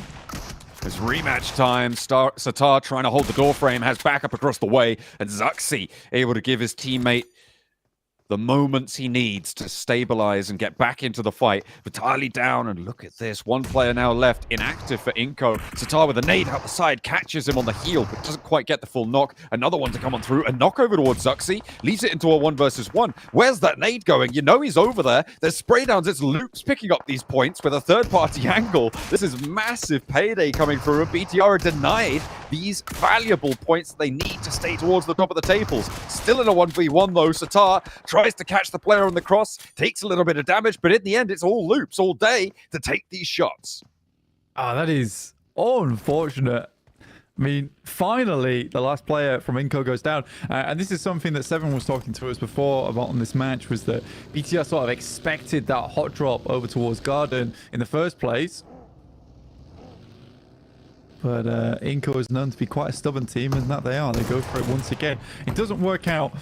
Here's Bro Harame up against Alpha 7. Good initial pick off, but more damage around the corner, and that's him going down pretty easily. Circle is pushing in, though. I think they should be able to get this res off in time. It's stage 3, but they got to do it right now. 2 players for Bro over behind the tree now, but they got to reposition away. All they need to do is outlast Alpha 7 on the south side. Because this rotation needs to happen first from Alpha 7, we are still in stage 3, but look at Carrillo. He goes straight up the hillside here. Federal wants to try and catch him off, but he's already behind the headland, so a really nice run out there. Alpha 7 with their forward position. So we lock it down over towards DXAV's spot. And obviously, DXAV's lost a couple of players already. But it is DRX who I've got my eyes on. They were able to complete that regroup after being a little bit split up for some time. But it's a nice position to be in for them. And again, happy with DRX's approach to this game. I mean, they've quickly readjusted off the back of what happened last game. You saw a little bit of adjustment coming through from Team Spirit, but I think some of the decisions afterwards need to be reconsidered, maybe going into the next couple of days. It's not often you get to play around the same place twice in a row. Alpha 7, though, comes up against Vampires, and one player will be immediately shut down. If you get a knock, it's not likely players inside this lobby are going to let Sleeping Dog slide. They'll immediately try and flush a player out to make their life easier in the long run.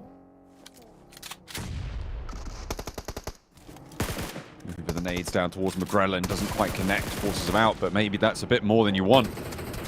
Unfortunately for McGrellan, he will be felled here, up and into the fight. A little bit of a challenge, but Alpha 7, yet again, taken down here. Only the one limb to show for it. Vampire ready to pick up the points when they present themselves. This is Primorsk. You can't get anywhere without Vampire having their say. I mean, some really accurate nades there coming through. Mafioso gets himself a vehicle elimination as he sent through, and 5 elims found for Bro Harame before they did dip out of this lobby. Good nade over towards Darkin. That should be one going down here. It's Mir and Sejong, who have been on a 2-2 split for quite a while, actually, and they've been very good at this over the last 3 matches as well, just in terms of being able to hold multiple positions and then control the map in that way. It's one of the reasons why we actually didn't see Alpha 7 make that western approach, because Mir and Sejong was holding so much area that they didn't think it was all that good of a play for them to make. Darkin down to the flush nade from Hoxie. Final. Crawling back should be Rezible. Rita trying to stop this. Up close has good chance with this auto shotty. Biding his time with the DBS around the rock side, and Sewu as well, able to just land those shots. Fortunately for Zeus, Maniac was in position, ready to take up that mantle. Losing Darkin early, not great news, but they do respond. Now the spray down the sidelines, no, sticks to the auto shotty. The Mini 14, the secondary here, and may need to reposition. Wants to try and get the drop shot with that DBS if he can handle it, but the pump action no good on the hold, and Eren's down next. This is great news for MSJ. They're able to take down Zeus, but at the cost of Sewu. Yeah, good cleanup. Sewu had a tough time. The fact that he had to hold that angle whilst the res came through. Jaesuk's likely going to go down if he's not saved by the bell off in the distance. I think that's major pride coming against Aura. Hoxie could potentially get Jaesuk up, but I think he... Oh, that's unfortunate. Doesn't realize that there's third party going off in the distance. Instead, just opts to go for the one teammate res here. Fair enough. You want to get further into the game. You've already got 4 eliminations. You know, top 6 could be decent for them into the future. And this is what you were talking about, right? This position around Quarry has been devastating for everybody. No one really getting successful showings here. Aura able to control from the north. You can see DX Xavier holding the buildings out to the east, and it's just so difficult to leave there. DRX right now sitting very pretty, especially after that shift. Goodness me. They hold a really pivotal position now, Blank. The question is, can they hold on to it? Yeah, it's a good spot. The only unfortunate thing about it is it doesn't have a lot of control over the rest of the map right now. They are sort of locked into this position. It likely will provide them with at least a top 5, but in terms of influence over the circle, they don't have a huge amount of it, with the hillside up towards their west and east at the moment, cutting off a lot of those sight lines. And it's likely a lot of teams are going to be looking to bank over towards the northern side of this circle to play from. Team Spirit will have to move. Unfortunately, this circle does push their shack out a little bit, and because of that, the Xavier is able to get sight line over towards them as they make their rotate. Muerte not having great success here, pushing up to RSG. The nade, doesn't quite tag on. Muerte really suffering now. Going down to just one player. Eugene trying to stay alive, trying to find an opening, but I think his days are numbered. Very, very uncommon. Almost never see a 1v4, so I wouldn't be too surprised to see the L pasted on for Muerte here. The question is, how many can he take with him? I think right now RSG has got his number. They're not entirely sure where he's playing from. He's not sent any utility out either, so it's kind of hard to pin down his location. But for them, they've got bigger fish to fry in terms of the rotate they're going to have to make into future. It's a smart move from Team Spirit as well, by the way. I think that they understand that there's most likely a team and they want to hold over towards the eastern side of the compound there. Good shots from Vampire, so they'll just use them as sort of guard dogs for themselves going forward. So in terms of macro, Team Spirit makes the right move, and it was a risky play, but I think you have to take risks when you're down to 2 players. Demuerte's out with 0 eliminations, and Vampires continue to streak out from that south side.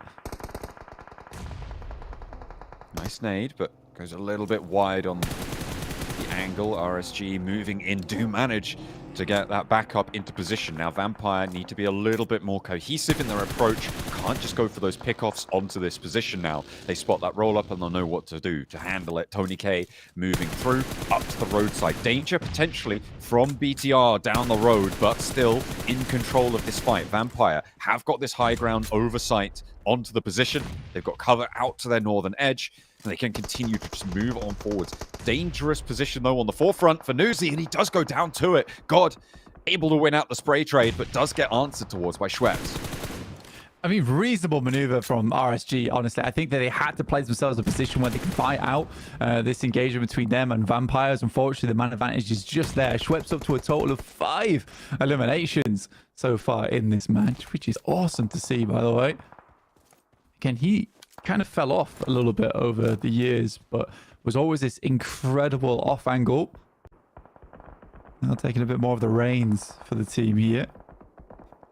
Tatar just lets the Elim go. No point providing his location too early on here.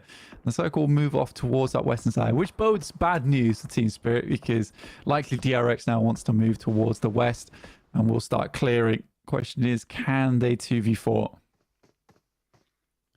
And remember, there is oversight from teams like Loops out on the east edge with the high ground oversight on that approach. It's going to make it harder for DRX to move. So potentially a little bit of a slowdown. Loops as well could just crash into DRX, not to mention Aura on the north side.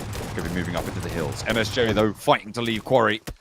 Fighting to keep control here against Twisted Minds. The weapon swap to the AUG and the hop out wide. Lord can't quite connect. A little bit messy there for both players, but it will end up going MSJ's way.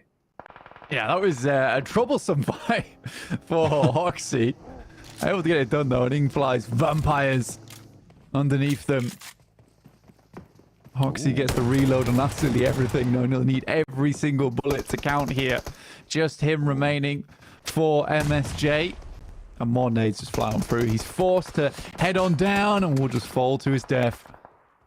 I think he denied the point there, so Vampire may be a little bit unhappy about that one, and a knock sent over towards their low ground position. Newsy, that's the second time he's been knocked here, so the bleed out is going to start to get faster. The shots came through from DXavier, who hold a really important roadside position, so there needs to be suppression from the high ground on Vampire to stop this flush, to allow this res. As the roll down comes through, Loop's trying to move on up, and it's Oro who will be the brunt of the ire. And Loop's been playing over towards that eastern side for a while, and only come out from the cave. Look to bear some damage down on the rest of the teams. 7 elims though found, and they've been able to pick off quite a few points just from that angle over towards the eastern side. That's been nice to see. Again, a lot of teams who have that advantage of 4 players are looking to play over towards that north side. DRX, do they even know Team Spirit's here? Surely they do. I mean, no he just way. Wandered in. So that's a 2v3 now. This is possible for Team Spirit. Surprised Matic didn't try and pick up the helmet. In comes Loops. This is now another third party. Matic, I think, read into this. They knew this approach was coming. They immediately blast effect out of there. DRX know that there's another player to go for Team Spirit, potentially, but out he goes. Matic still in for the fight. Loops trying to get across the open courtyard. Will take one down with him, but falls finally. Potential third party. Team Spirit only get 1 elim, but Loops have been torn to shreds. DRX have lost a player, and now Vampire on the western side, the only team with 4. I mean, for DRX, it sort of worked out perfectly. Although Team Spirit took down one of the players, they played a nasty foot. Nino with 2 for the DBS goes pull. They shot around the side, but will get shut down in turn. Soaz keeps it together. DRX back to 3. Man, I think he just held out the shotgun. He's been so clean with cover. Didn't take a lick of damage either. And you just hold your ground there. Try to pull the utility. You know why he did it. Tried to confirm 2 points for himself. I think you just got to go for the 1v3. Trust in yourself in that situation. Vampires, though, great game from them. Schweppes up to 5 eliminations. He's been fantastic this match so far. Or DXavier. DXavier have not had an easy time of it, by the way. They really have not. It has been one fight into another for them. And they've opted to play quite a dangerous position on the map, let's say. I mean, they do hold a pretty solid angle on this run out. Sure, like Levi's is in a bit of danger here. He's exposed. But how do you get to him right now if you're Vampires? Because of that backline for DRX, because of Aura, it's basically impossible actually to move up to this wizard tower. There is no safe angle to do so. So you need to deal with one of these threats on the sidelines. And right now for DXavier, it's a strong spot that can hold 2 angles and support one another from it. I mean, at the moment, Levi's is that linchpin, though. If he goes down, the whole plan goes kaput, essentially. So more than anyone, he's got to play well. Good pick-off from Satar as DRX tries to obtain an off angle. Denied. Satar gets the vehicle as well, but immediately shut down. Vampire ready to pick that up. long range with the Mini 14. I mean, that's an unbelievable shot from Newsy actually on the Mini 14. We love to see it. Beautiful. Let's see more. What's he got left? Does tag some damage, but not really going to slow down the rest of DRX. However, the shots are being given to him. The spray from the M4 not quite as on target, unfortunately. Back to the Mini 14 he goes. I mean, with the bullet drop off, it is potential to hit that shot, but it's very difficult to set up. Good nade down towards Hoda. We'll find a bit of damage. Just a question how much more utility Vampires has to work with, because they have been through the ringer so far. They are expending a lot. That Molotov is cruel to Vampires. That should be at least getting one knock there. Already encased in stone right now. Stopping himself getting burnt alive by the Molotovs downhill. Vampire again in a good position with the Molotov, forcing Ora to play up and on that ridgeline. It's not favorable, but they don't really have the nades to deal with them. The approach from the north is going to be pretty difficult, but Nuzi gets an opener, looks for a second, is Schweppes to back him up, and the angles are looking clean now. They have managed to sweep the majority of Ora, but Vampire is still trapped atop the hill as Ora will go down to the blue zone. 4 players alive. For Vampire, they're looking for their second chicken dinner today, Blaine. Yeah, the back-to-back, and no one does it better than Vampires. I think it's frustrating that they go down that late, though, because there's no opportunity to go down there and pick up from the loot crates. And they desperately need their util. You can see a lot of the players on side just really haven't any smokes, no nades, no Molotovs left remaining, so it's all going to have to come down to that gun skill. But this is a good situation for Vampires. Although it cuts them out of the circle, it means Levi's has to leave from that wizard tower eventually. And Vampires are going to take this opportunity to move up into the forest. It's likely the last place that they can play here. I mean, it's interesting, right? They know that DRX have rotated out to this angle. They were taking shots out that way earlier. They know that DXavier will not have sight lines without exposing themselves towards this side. So this is the right call from Vampire, definitely, to descend to this ridgeline. Levi's, sure, he can take shots, but they have such a big numbers advantage. They've got tree cover to that angle. So, again, I can only praise this rotate from Vampires. We'll see if they can capitalize, convert this into a chicken dinner for a back-to-back. Yeah, they know this is as far as these vehicles go, so they just set them up as cover off in the distance. Very well done. I mean, to be honest, you're getting, I think it was 3, maybe 4 vehicles to this stage of the game is impressive, to say the least, and now it's paying off dividends, moving from mobile utility to just that hard cover that's so desperately needed towards the end of these games. You can see, yeah, the utility on side. 1 nade, 1 Molotov. Absolutely horrendous for Vampires. Luckily, they do have the 4 players, which means 4 angles. And they were waiting for Levi's to leave. A good knock. Should get flushed by the blue. Stones staying out a little bit late, taking a tick or 2, but making sure that that flush goes their way, ensuring that point. 10 eliminations, unstoppable Vampires on the western side. DXavier trapped on the inside. DRX as well with 2 players alive. 3 are limbs, but looking to try and do a little bit of damage to DRX, add up a couple more. Nade into the back actually does a lot of damage to Lamborghini, but will not quite find the knock. The smoke's there for DRX, moves them closer to the center. Yeah, we're on final zone now, stage 9, so this is just going to keep going until everyone is cut out, and DXavier's location is outside of the blue, or close to it, so they'll be cut out fairly shortly. I think Vampires played an absolute blinder of a match, to be honest with you. It's been very, very good. A lot of fights going their way, and they were able to kind of crack this game open for themselves. Good shots from Lamborghini. Hungbin holding what I would call an incredibly dangerous angle. He makes it work, gets that first aid out, and immediately his teammates not. Schweppes is on the hunt, and the Vampires can completely control this hillside now. There is no safety from them. The darkness consumes all as the Vampires put up the back-to-back performance. Chicken dinner number 2 to kick off Group Yellow. And I'll shoot them nice and far up the tables as well. So really, really well done to Vampires on the final angle of the day, being able to pick themselves up another win there. Wonderful stuff. I think they'll be really pleased with this one. I mean, Schweppes played fantastically that entire game. And it was just good rotates after good rotates and strong fights been taken, locating a lot of the weaker teams inside the lobby to push them out. But for DXavier, I think they did a good job, all things regardless. I don't think they should be too unhappy with that game. I don't think they had the greatest position in the world. I don't think they had the greatest start to that game either. Yet they set themselves up with a good cross angle, really good control of the terrain, and they'll get themselves second place off the back of it. So I think they should be pleased with themselves.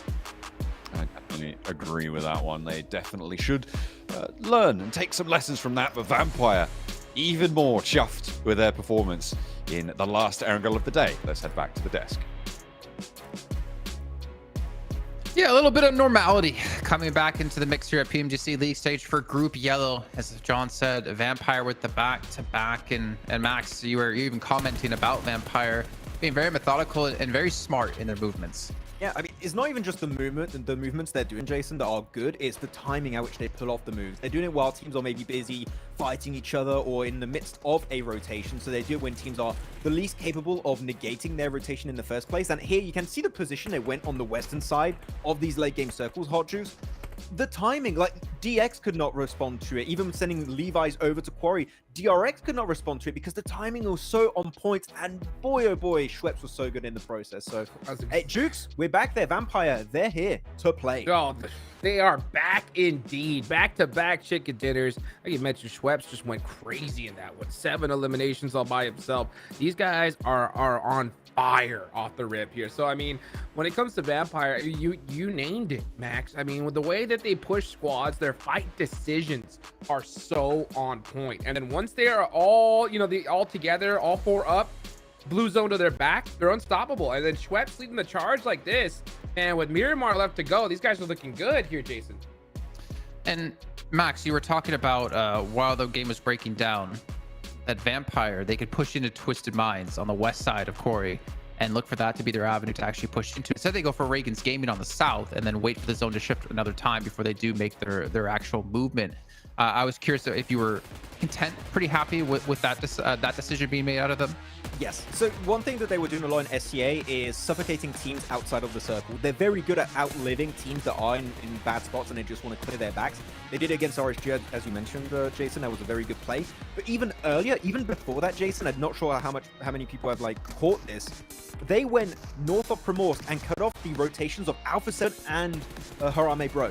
They got rid of 3 teams on the southern side of the map to make sure their back was cleared and they can play the high ground however the hell they really wanted this game. So Vampire, they knew we have potential to go really far this game.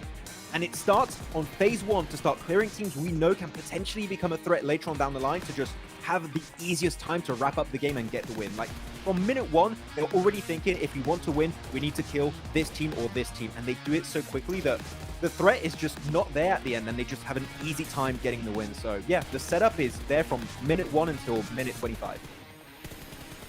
Well, Jukes, if we're talking about threats, thinking back to this match, Bigatron getting redemption up against Inko here in the wasn't necessarily a hot drop this time, but in the confrontation they had. Got to be happy about that one, considering we had the remake before where Bigatron did lose out on this one. And Inko having a tough time, man. They went out 16th place yet again here. I believe it was like no eliminations on top of that. Are they still your hope? Are they still America's hope? They will always be the hope, because guess what? They're our only hope at this point for when it comes to North America. But I mean, they got to be frustrated. They get a nice little hot drop win against BTR. And the word on the street is these guys, this was 100% intentional. BTR knew that the hot drop was coming. They lost it. But, got a good remake that worked out for them. And then they end up winning that fight in return. So, I mean, BTR showing that consistency that got him here in the first place. Jason, you can see Satani. Right. Okay, how many Rolexes can I get from this PMGC again? He's ready. He's got space. I mean, I'm a big fan of Rolexes. I don't have any. I would like to have them eventually. Also, one team I wanted to mention was Hora Esports. I feel like we're seeing them just be extra passive here in the first day of matches. I mean, they're very low in eliminations. They got 2 in this one. They got placement points, but it seems to be like the Hora we kind of slightly saw, I feel like, in CSA, where they don't really have the confidence to be able to take on fights. Yeah, they're hyper passive. Good rotations though, Jason. I think the way they moved around Cat Hill and stuff was like on point. I really enjoy it. But they have a similarity to what I saw from BTR back in SEA. Very, very big similarities, which is in good positions, but not pulling the trigger at the right time to maybe make that rotation have an impact. They just let things happen, let teams maybe leapfrog even their position, and by doing so, Jukes, I mean, you just lose track of how this game is going to go down, and you just lose an opportunity to maybe reach the late game, maybe even get a win. But Hora are just hyper passive, and we need a big change if we want to see them do something in this lobby. Yeah, I mean, honestly, I think it's nerves for Hora, because we saw them in a couple of Erangel matches ago, just like in the late game, just kind of send it towards the center, and they just got destroyed, you know? So when that happens, and if you're nervous, sometimes it'll make you force to play passive, you know? So I hope they kind of just shake that off and make it happen here. But man, look at that Schweppes. Goodness gracious. This guy went off this last game. 700 damage, 7 to limbs? That conversion rate, Jason? If he knocks you, he flushes you. Yeah. It's pretty decent, you know. I'm still waiting to see those big individual games where you have someone get a good amount of the limbs, but they also have like 1500 damage. That would be kind of nice to see. But yeah, I mean, if you're talking about nerves for Hora, like you have to obviously, I feel like you have to have nerves to some point, but you can't let them obviously make the decisions for you. And Hora definitely need to step up. We know like Hora can be an extremely strong team, like Sky in particular, but they are definitely having a tough time as we take a look here at our top 4 when it comes to utility. And Mir and Sejong, I know Max, you were spotting out again. They were going for like 2-2 splits. The fight on the west hand side of Corey as well. I think it was Hoxie who I think you caught out the single player of Twisted Minds. Yeah, caught a single player of Twisted Mind. I don't even know who was the second player of Twisted Mind. Trying to get style points, jumping off that rock to try and get the 1v1. Just take the shot. you don't have to try and jump off the same rock twice to look extra cool. Unfortunately, it didn't quite work out, and Hoxie was able to stand down in that position to call it home. Until Vampire went for the third party, Jason, which again is showing that Vampire are willing to be very opportunistic at times. And also 71 smokes used in 4 matches. That is an insane ratio of smokes, man. Wow. Okay. They know how to use them, especially that last game. I mean, they busted out the smokes and they made their own cover. We saw them kind of hold those vehicles towards the end. They made that card wall and then just slowly inch their way up little by little. And you can see the leaderboards here. Finally, we got a little challenger here at the top, Jason. We do. I'm a little bit worried that Vampire, they have 2 or 0 placement points outside of their wins. Then again, Major Pride only have 4 placement points outside of their wins.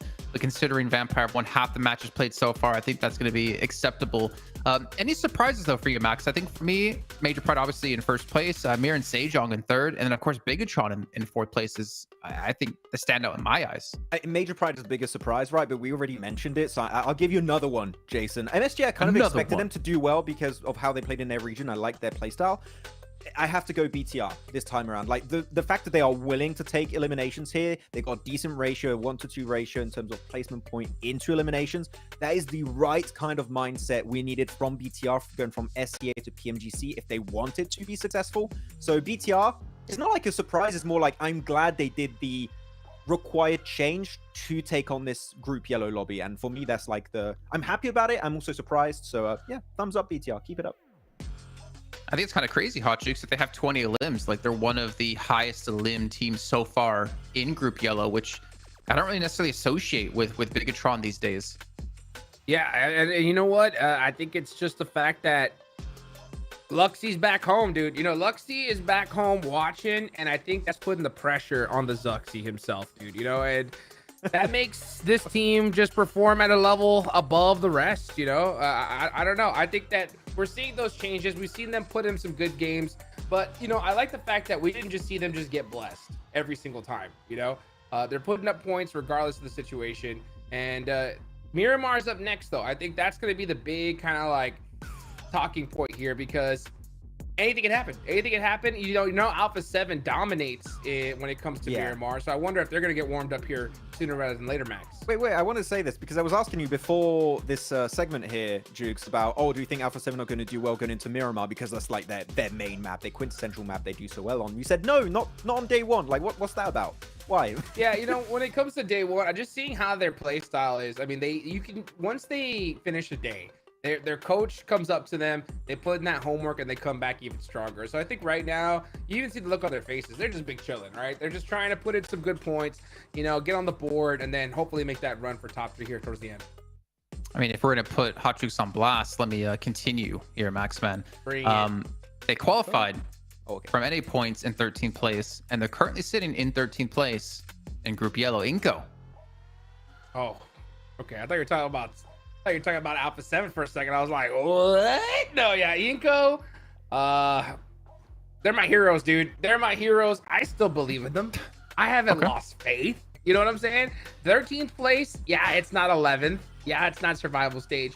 But you know what is in the number 13? 3. You know? And third place, I think, is what they're going to get at the end of the day. Inko in third place, skimming on over to the finals. Okay. Watch it happen. So if you're so confident in that, would you wax your beard at PMGC Grand Finals if they don't make top 3 in Group Yellow? You said you believe. Waxing it. It's not my eyebrow, so I'm all about it. And you know what? We'll even throw in like 20 bucks. Beard wax in? I'm in. No, I'm in, we're dude. waxing I'll the make hair it off. nice and shiny and luscious. Yeah, so here, ladies and gentlemen, he does not believe in Inko. He's not willing to put the beard on the line. Even Max is willing to put his eyebrows on the line when it's required. But as you did mention, 13, it's not 11, it's not survival stage. We have DMR, Inko, Zeus, Twisted Minds, and Horror at the moment, all susceptible to being pushed out of the entire event. No chance to play in survival stage. And Twisted Mind, Max, I mean, that's kind of surprising, kind of not. What's your view? I have the impression, especially this last game, Jason, that we're seeing them pull off a OG Major Pride, which is maybe getting a little bit overconfident in their positions and being split. And you saw Hoxie here from MSJ just rocking up behind them and picking off the players of Twisted Minds off one by one by one. And then the entire team just gets completely destroyed. I want to see them play a little bit more packed together, Jason, right now. I don't feel that synergy, if I have to be completely honest. Heading into Group Yellow. So again, there's that potential. We know they can frag out big time, like really big time, but they're not really giving themselves the tools to make that happen. So I want to see them fighting together a bit more. Really quickly, Zeus, number 3 when it comes to top 4 gunslingers. So it's the amount of damage they've done throughout these 4 matches. Third place, but they're currently sitting 14th. That's kind of crazy. I mean, they have 13 eliminations, 1 placement point. But kind of surprised to see them up there. Hopefully they can kind of turn their performance around a bit, maybe work on those placements. But yeah, Twisted Minds, man, I didn't really know what to expect for them. Did you have them in your top 3? No. As teams to watch, yeah, because like of the big names you have on the team. But we've seen it many times, Jason, right, where you have these big names getting together.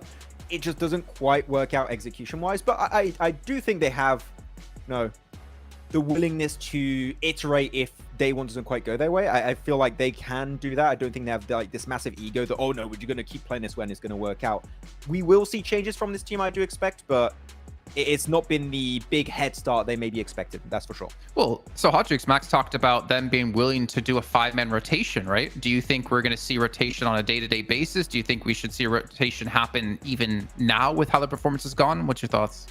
I mean, I don't know, man. I wouldn't do it personally. I don't think we've ever seen a team win that has done that. I mean, can you recall one in the past?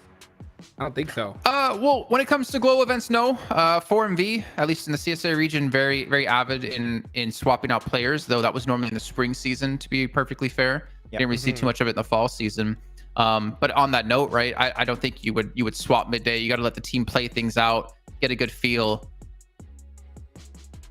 I would say teams that want to rotate their players because they are not being successful, that is the wrong approach. I feel like for MV, no matter who they were fielding, Jason, was successful.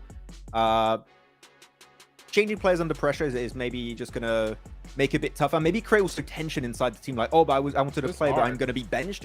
I don't know how it is for the players, right, Jukes? But you getting benched maybe on the first day because things are not working out. You're getting, like, quote-unquote blamed for your bad results. That must be a bit tough, like, and create tensions, I think. Oh, for sure. I mean, it definitely is. I mean, it's so difficult. I mean, because you got people hoping to keep their job, people trying to make their dreams come true. And then sometimes you'll have teams like, and I'll say something even toxic. Want to hear something toxic, dude? Yeah. Sometimes you'll have you'll have other players who don't like a certain player just sandbag. So that way they can make sure that guy is gone. You know what I'm saying? Like, if you're doing that at PMGC, get the hell out of PMGC. Come on, man. I agree 100%, but during the spring season, and some other stages, if you're already in first place, you never know what could happen, but when it comes to this is the best of the best going at it, right? And $3 million on the line, there's going to be all hands on deck. But you know what? We're going to go into Miramar now. My eyes are going to be on Pecado, dude, because you know what? Harami, bro, and Inko might just meet up there. What do you think about that, Jason? I don't like it. You don't like it? If any of you guys out there watch the CSA watch parties, you know Max and I just don't like it. Yeah, no, I don't want to see hot drops early on. Like, I want to see teams willing to give it up because with what you're playing for, man. I'm gonna say, if you don't hot drop, literally Inko or Harame, bro, I don't care which team it is, send one team to the west to do the trash loot. It is such a good option. You get good cars, good loot. You just have to split a little bit, and you got also the same rotation path. Don't hot drop. If it happens, I'm mad. Well, we don't want to make Maxman mad. We don't like when he gets angry. As we're gonna head back to our commentators to kick off our last 2 matches of the day, John Allen and Blake. Oh, that is for sure. You do not want to make Maxman angry. He is a terror when he gets going. So don't go to Picardo if you know what's good for you. That's right. We're getting over to Miramar now. The desert awaits for match number 5. Where was this horizontal playing path in Erangel? That's the real question. As we head over from El Pozo to Truck Stop. Nice easy playing path for everyone to work with, especially important on a map like this as well, where it is a lot harder to get towards the points of the map that you like to be in, with it being so much larger than any of our others. But it is now the last couple of matches here in the first day of PMGC group stage. It's been a bit of a long day, but we're here now. All right, we're here now. That is true. We have entered the final furlong as we head over to the desert for the day. I don't like what I'm seeing, Blank. It's racking my nerves. I think it's safe to say we've got a Picardo hot drop. Yeah, probably. Unfortunately, on our hands. Inco, known to be a team that is rather hell-bent on going to the spots that they like to take. Heading over towards Picardo here to start things off. Again, I think at PMGC, this is where the hot drops need to start ending. I think maybe you can go from at the start here, but I wouldn't even bother with it. I mean, already Inco starting things off here, looking to win out this fight versus Bro Harame. Good shots to start off, though, from one show. For a second as well. I mean, this is the most volatile part of this fight. Once the two teams separate into opposing apartment block buildings, that is when things can get spicy. Juancho doesn't quite catch the windowsill there to hop in on the next floor up, but goes down and underneath instead. Thinks they're too high up and immediately gets sprayed down. The micro Uzi not even going to be able to find that flush either. As the reses come through, the backup comes in as well. Inco moving their forces in. This is where teams will start to extricate themselves from one another. This is where it will slow down, and we'll be here for the next 12 minutes. Juancho heads back outside, and then Abete support him. The AKM at distance, preventing Rick from actually getting out this doorway here. It's a good off angle for them to have. Should enable the Reds to go through onto Juancho. Back up on his feet with Tommy gun. Gear not looking too hot here for Bro Harame, honestly. Nice shot. Nice little double pump there with the double barrel inactive. Finds another knock over towards Harame Bro, but another sent back in response. Juancho goes down, so both teams losing a player. And this is what you can expect from Picardo hot drops. Nobody really coming out clean. It is just a terrible time all round. I think it's safe to say that's what they're looking for. The vault on in. Federal able to make his way down a floor, not using the staircase. Hopping on in. Grabbing some loot. Knows there's still players marauding around upstairs, but not really too much you can do about it right now. Yeah, again, it's the sort of engagement that, like you said, no one really wins in. Unless it is one team where the skill gap is so much higher than the others, where they can quickly and comfortably take down an enemy squad.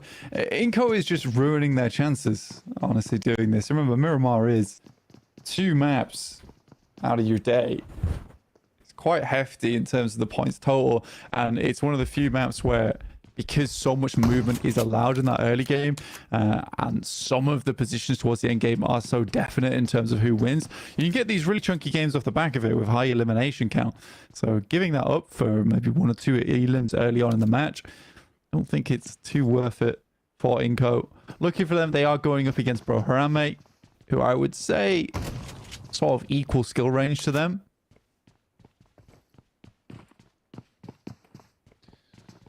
And the numbers bear that out as well, with 1 elimination going either way. dual wielding right now. Yappy for bro, completely in the wrong building. That's about time. Vitali, staying on the top floor. And this is where you just see, like I said before, the 12-minute mark come and go, especially with this fact that this position is in the first circle. We're going to be waiting here for a long time between these two teams. I mean, the standoff... I don't even... Like, what could you do here? You're getting that spray, you're waiting for them to waste ammo so you can push up, but they're just going to fall back, get that reload, and hold the staircase further away. There's finally a little bit of an opening, and Federales may have overexposed there with the jump out, but no one's there to punish. They're looking for flushes. Yeah, Federales gets knocked as well. That's from Nenevete. He's been playing a great angle off on the side. Looks like Inco likely will win this fight after all.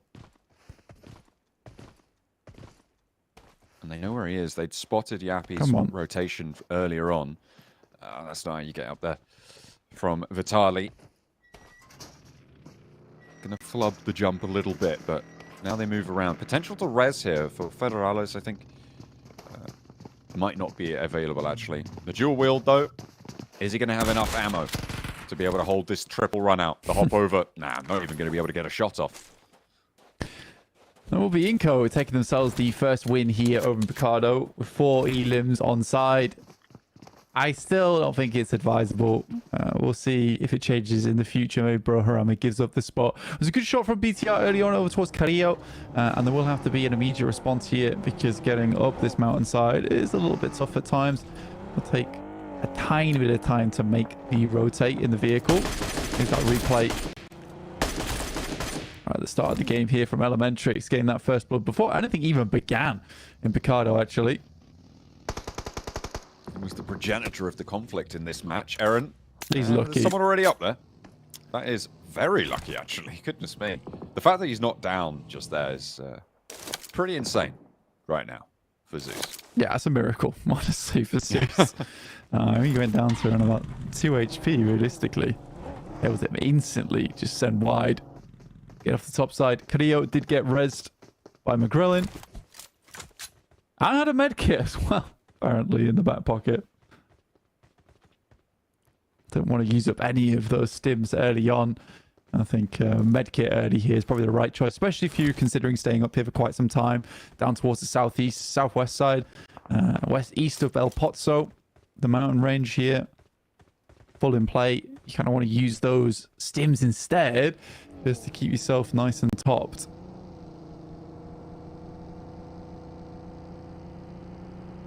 Team Spirit making their way in from the south side out to the west edge of Picardo. Oh, Ora, want to go on up there? Get in a scrap with Rita. Repositioning Sky forwards. There's a lot of players moving in for Ora. This is a big commit to the high ground here. Outside of the fields, and it's going to work out. I mean, Sky connects that spray. Dawkins just done, and okay, Zeus lose that outward point. Ooh, big nade. Yeah, Saka's not too great. Nades out his own vehicle. Borrow. Send a nade across, but yeah, Rita getting sprayed down that distance is it's a good shot. There's not much you can say else about it, realistically. I think Rita, if he'd held the initial nade, might have got quite a lot of value off the back of it, and potentially Rita doesn't go down there. I think he had to hold the angle, but was just a little bit unconfident. I think it's because he only had one nade in pocket. Was hoping to back down and nade off the back of his teammates, hopefully get another one off it. Ooh, nasty shift. Yeah, look cool. at that, all the way up northwest to Crater Fields. Keeps all of that area to the east of Trailer Park in as well, so expect a lot of teams moving north, moving on that south side as well, up to the west edge, before we get into this one thick. Yeah, it's a grim push for a lot of teams over towards that northwest side. I mean, most teams have already sent it up over towards Hacienda, so they've got a long way to go now. We'll have to start sending on fruit. The Muerte, though, with a lot of space to control over the north side, they can pass through La Cobreria nice and easily, potentially head towards the north side of Crater Fields off the back of that. Yeah, not a position on the map that a lot of teams really want to play in, with El Pozzo down towards the south side as well. There's a lot of moving parts to this circle here. A rough time of stuff on the watchful eyes of Ora. Taking shots over towards Rotations coming through over towards Crater Fields. Real rough time of stuff for everybody moving in now. Duarte have made it through on this northern side. They've swung through and grabbed a bit of this hillside ahead, but Aura still have such great high ground angles. The issue that they have now is that they are right on the edge. They are committing to this high ground play. Yeah, best thing for Aura to do right now is just kind of to look out towards the east side, pick up as many points as they can from that, because there's a huge amount of teams moving through fairly open ground as well. No fear, though, up against Loops. Fits in underneath, takes some shots, does win out on the trade. Good dodges, good ducks as well to bait out some of the shots over the top end. That's a great pickup for No Fear. Aura still racking up those points a little bit. Nice and steady. What a pace for them. Over to Twisted Minds, they're moving in from the south side, going up towards Alpha 7's position. You can see they are over these hills, but Zeus and Major Pride not so lucky, embroiled with one another. Major Pride doing okay, but they've lost a player now. 4 eliminations found and keeping up those tallies. Trying to fend off Vampire with everything they got, but Vampire not quite stuck into this circle just yet. And they've had a long journey to make. And I think a lot of teams had the similar idea of setting up towards that north side and trying to break in on the south. You got Freaking for Robs here, Twisted Minds. So, sort of back to the old Enigma Galaxy roster, honestly. Freak, Lord, and Coops. With Doran being the standout here on the team. But a lot of residual history in terms of teamwork between all these players. Means that this isn't too terrible of a switch out. And for Robs, he's not on his game today, let's put it that way. So I think it's fair enough for him to move out there. I wonder if it's a map-specific choice, right? Going into Miramar, if this is something that we're going to see repeatedly from Twisted Minds, bring Robs back in for the first 4, last 2 going over towards Freak. And as you said, there is that synergy that exists from Enigma Galaxy rosters of old. So potentially, it's a map-specific one. Obviously, the little additions can make a lot of difference, right? You're changing a quarter of your team when you change out a player. So if for some reason it's more performance, I'm wondering if that's the reason. It would make sense as well. I mean, Robs for the longest time kind of has specialized in hand-to-hand combat, close quarters engagements that he's so well known for. And I mean, Miramar just isn't that. This is the map where you see the most amount of Mini 14s in play, the most amount of DMRs been brought out, and a lot of times you want to see Robs with a shotgun in his hand, and he doesn't really come online until you get to like stage 6, stage 7. I think the biggest question about it for me is who does Maxman support now? Because the Frenchman isn't on the battlefields anymore, right? So what's going on? What's going on there? We'll have to check in with him over on the analyst desk after this one to see just who he's backing. Team Spirit sat in the middle of these crater fields. I mean, this is always a little bit of a risk to go to these compounds. I mean, we saw them do it over towards Ruins on Sanhok at the start of the day.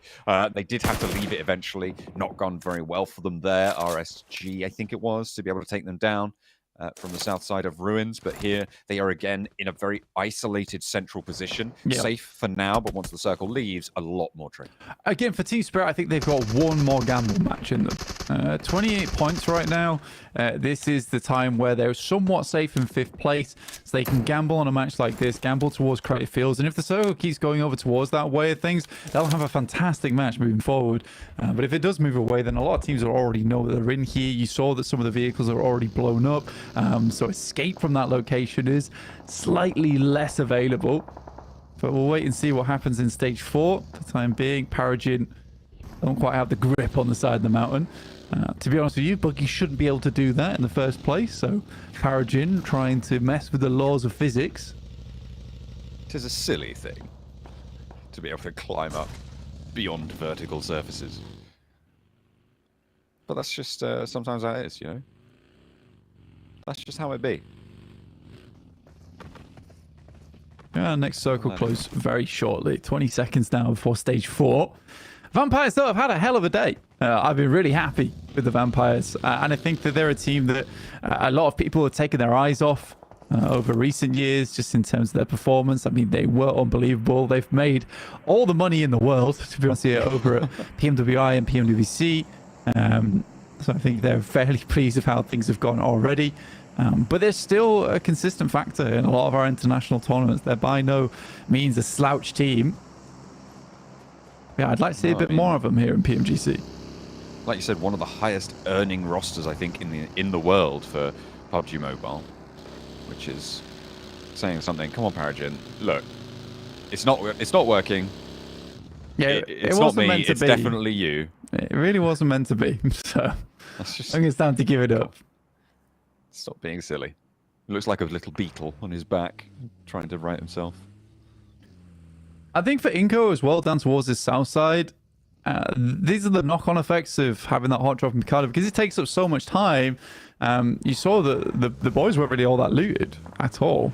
So you need to not only win that engagement in Picardo, but then you need to spend time to loot, and then you have to make your rotate. So you waste a good 6 minutes of time where you could potentially have been rotating. Muerte here, looking outwards as teams move towards them off in the distance. I think that is DRX. Muerte trying to leave some lead, at least into the side panels, if not connecting to the bodies of DRX. Pusher pushed off a little bit on the angle as well. Can't fully go for the spray peek. Shots coming in make that a little bit too tough, but DRX still maneuvering, getting their way into the north side. Team Spirit still sit ahead of them. Yeah, teams having to pass through credit fields is a little bit worrisome for them. I think Team Spirit will have a pretty good chokehold over towards that area, and it's RSG, Muerte, DRX all have to make that decision to move down from that north side. And there you go, Team Spirit already finding 2 players from Muerte right off the back there. With Tresley falling down and knocking himself. I think there's just one more player left alive on Muerte then. That should be them now out. DRX taking shots, everybody laying down the Lord, and Muerte out, but everybody in this northwest side still needs to make their move. RSG need to try and shunt in, DRX as well. In the meantime, Vampire going to try and slam into this eastern point of it. Vampire taking a knock, but that's not going to slow them down. Stone continues to move forwards, continues this pressure. Yeah, pushing over towards DRX. I mean, they've waited a little bit, and they saw the push and pull coming through from DRX as well as Muerte finally find their moment to move on in. Here's DRX on our screens, currently safe, tucked away inside a building, but Vampires, Team Spirit all close by.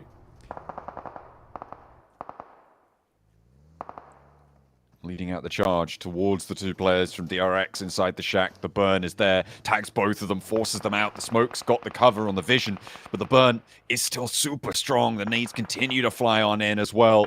Hyunbin, Kaikse, both having a real tough time of it. But the flex out from Bay right now, from RSG, could be a massive game changer here. Vampire, they've taken 2 knocks. Both of them can get res. They're not both on the back lines, but they're under fire, under threat from Bay. He finds Stoned, and that is both players on the back lines for Vampires knocked.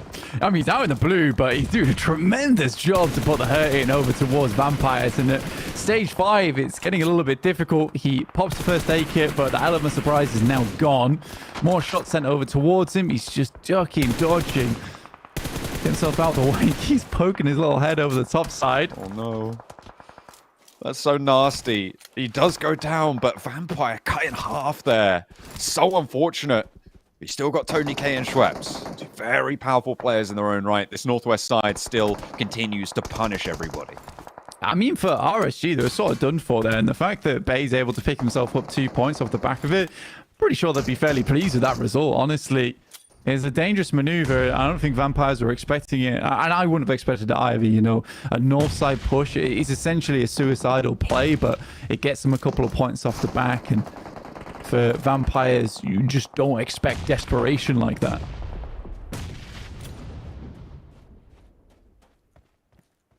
Team Spirit having a little bit of a scrap going on right now. Trying to fend off their position, but on the south side in the meantime, BTR clashing with Inko.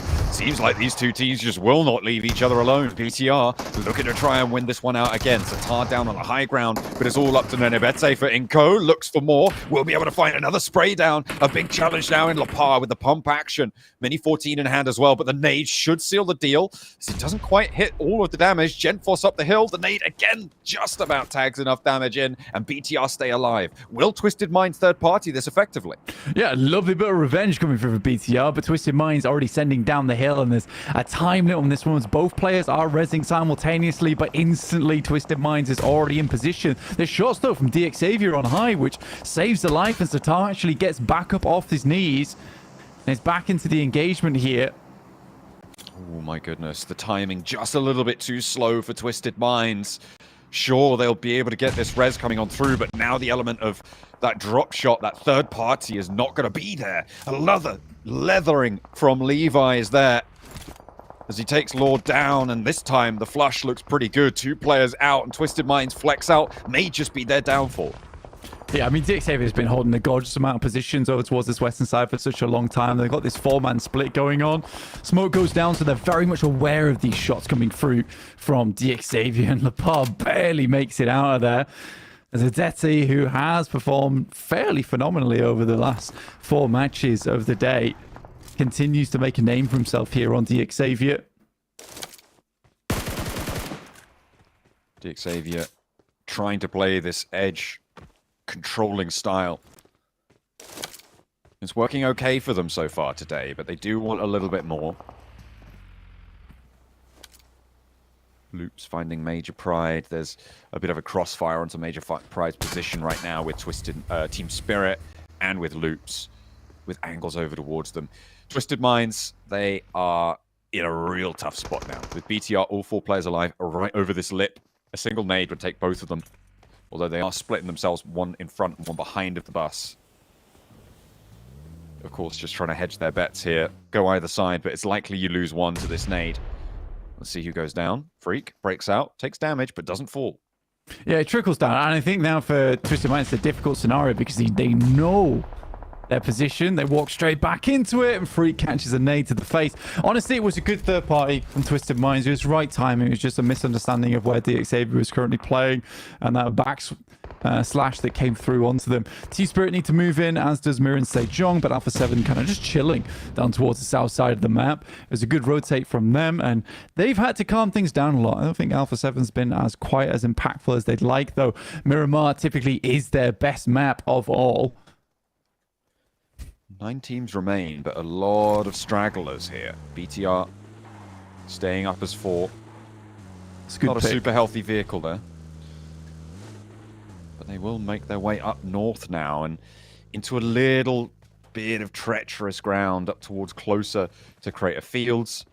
You don't really have too much to play with here. It's kind of nasty. Alpha 7 with the compound going to make things really tough on the south side. It's a great pickup from Team Spirit over towards final from Mir and Sejong, because he's trying to provide an anchor point for the rest of the team to move over towards.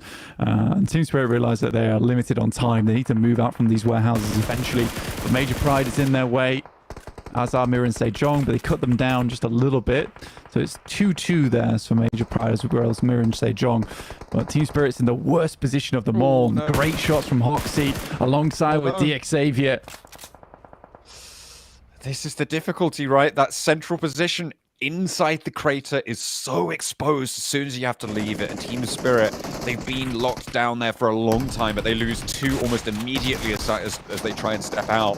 BTR trying to deal with the remnants of Twisted Minds, do so successfully. Will look for the res, but they've got an element of DX Xavier sent out their way as well. Paragin right on top of them. You can see he's up on that high ground, has some angles there. Doesn't need to expose right now, doesn't need to try and go for a push, but it's going to be a tough time. Team Spirit lose other, and again, just cut down out in the open.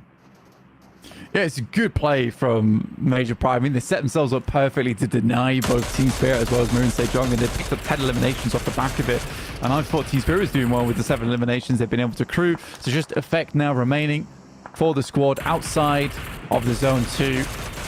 I'd like to go down soon. For effect, the best scenario would be to get towards the top 5 and play off the back of that. Yeah, if I'm looking at this map, though, I would probably call a DX Xavier win. I think they love circles like this on Miramar, where they control a bunch of space, a bunch of angles. The communication is very effective on that squad of where they need to realign their sightlines to. I think it also somewhat depends on the conclusion of Alpha 7 versus Loops. I think if Alpha 7 can get to the Crater Ridge line then there is a chance that they can take this one away. But that, I think, is fairly unlikely, given that DXavier should have angles on this approach as well, given that Loops will be able to spot these players coming a mile off. They'll be ready for it. You see, they already sending in shots from Neil Zada.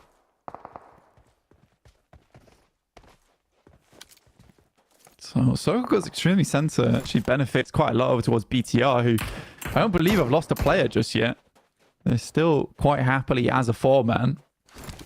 They'll have to deal with DXavier as they push on through. And although DXavier's been taking a lot of shots to a lot of different teams, been able to get 3 eliminations, they haven't been able to pick up too many of the points or too much of the loot off those bodies. They'll have to work with what they've got here. Good shot from Effect, actually, over towards Luz. Picks up Rafina. And we'll get the elimination off the back of it. Send them towards 8 now. He's very much out of the zone. He is going to struggle to get in. He's got the buggy, but it's missing a tire. It'll be a little bit slow off the mark. Needs a lot of smoke to give him that cover, and even then, where does he go? Gonna have a real tough time. Alpha 7 do manage to get up towards this bridge line, and actually this gives Effect an opportunity. He could try and step in, third party this. Alpha 7 able to take them down. Can the reses come through in time? Because Evo Station wants to take down the last player from Team Spirit. They will do so successfully. Major Pride up to 11 eliminations now. Alpha 7 have managed to get this crossing, have managed to get closer to the ridge line, and they will be able to res up to 4. Yeah, it was a great push from Alpha 7. Really good fight between them and Loops. And they were just distracted, honestly. I think that's what gives Alpha 7 the movement to head on that way. And I think as soon as you see that compound down towards the south move out from the circle, you better expect a push coming through on that south side. Finally, Elementrix is taken down there from Major Pride. That's from DXavier.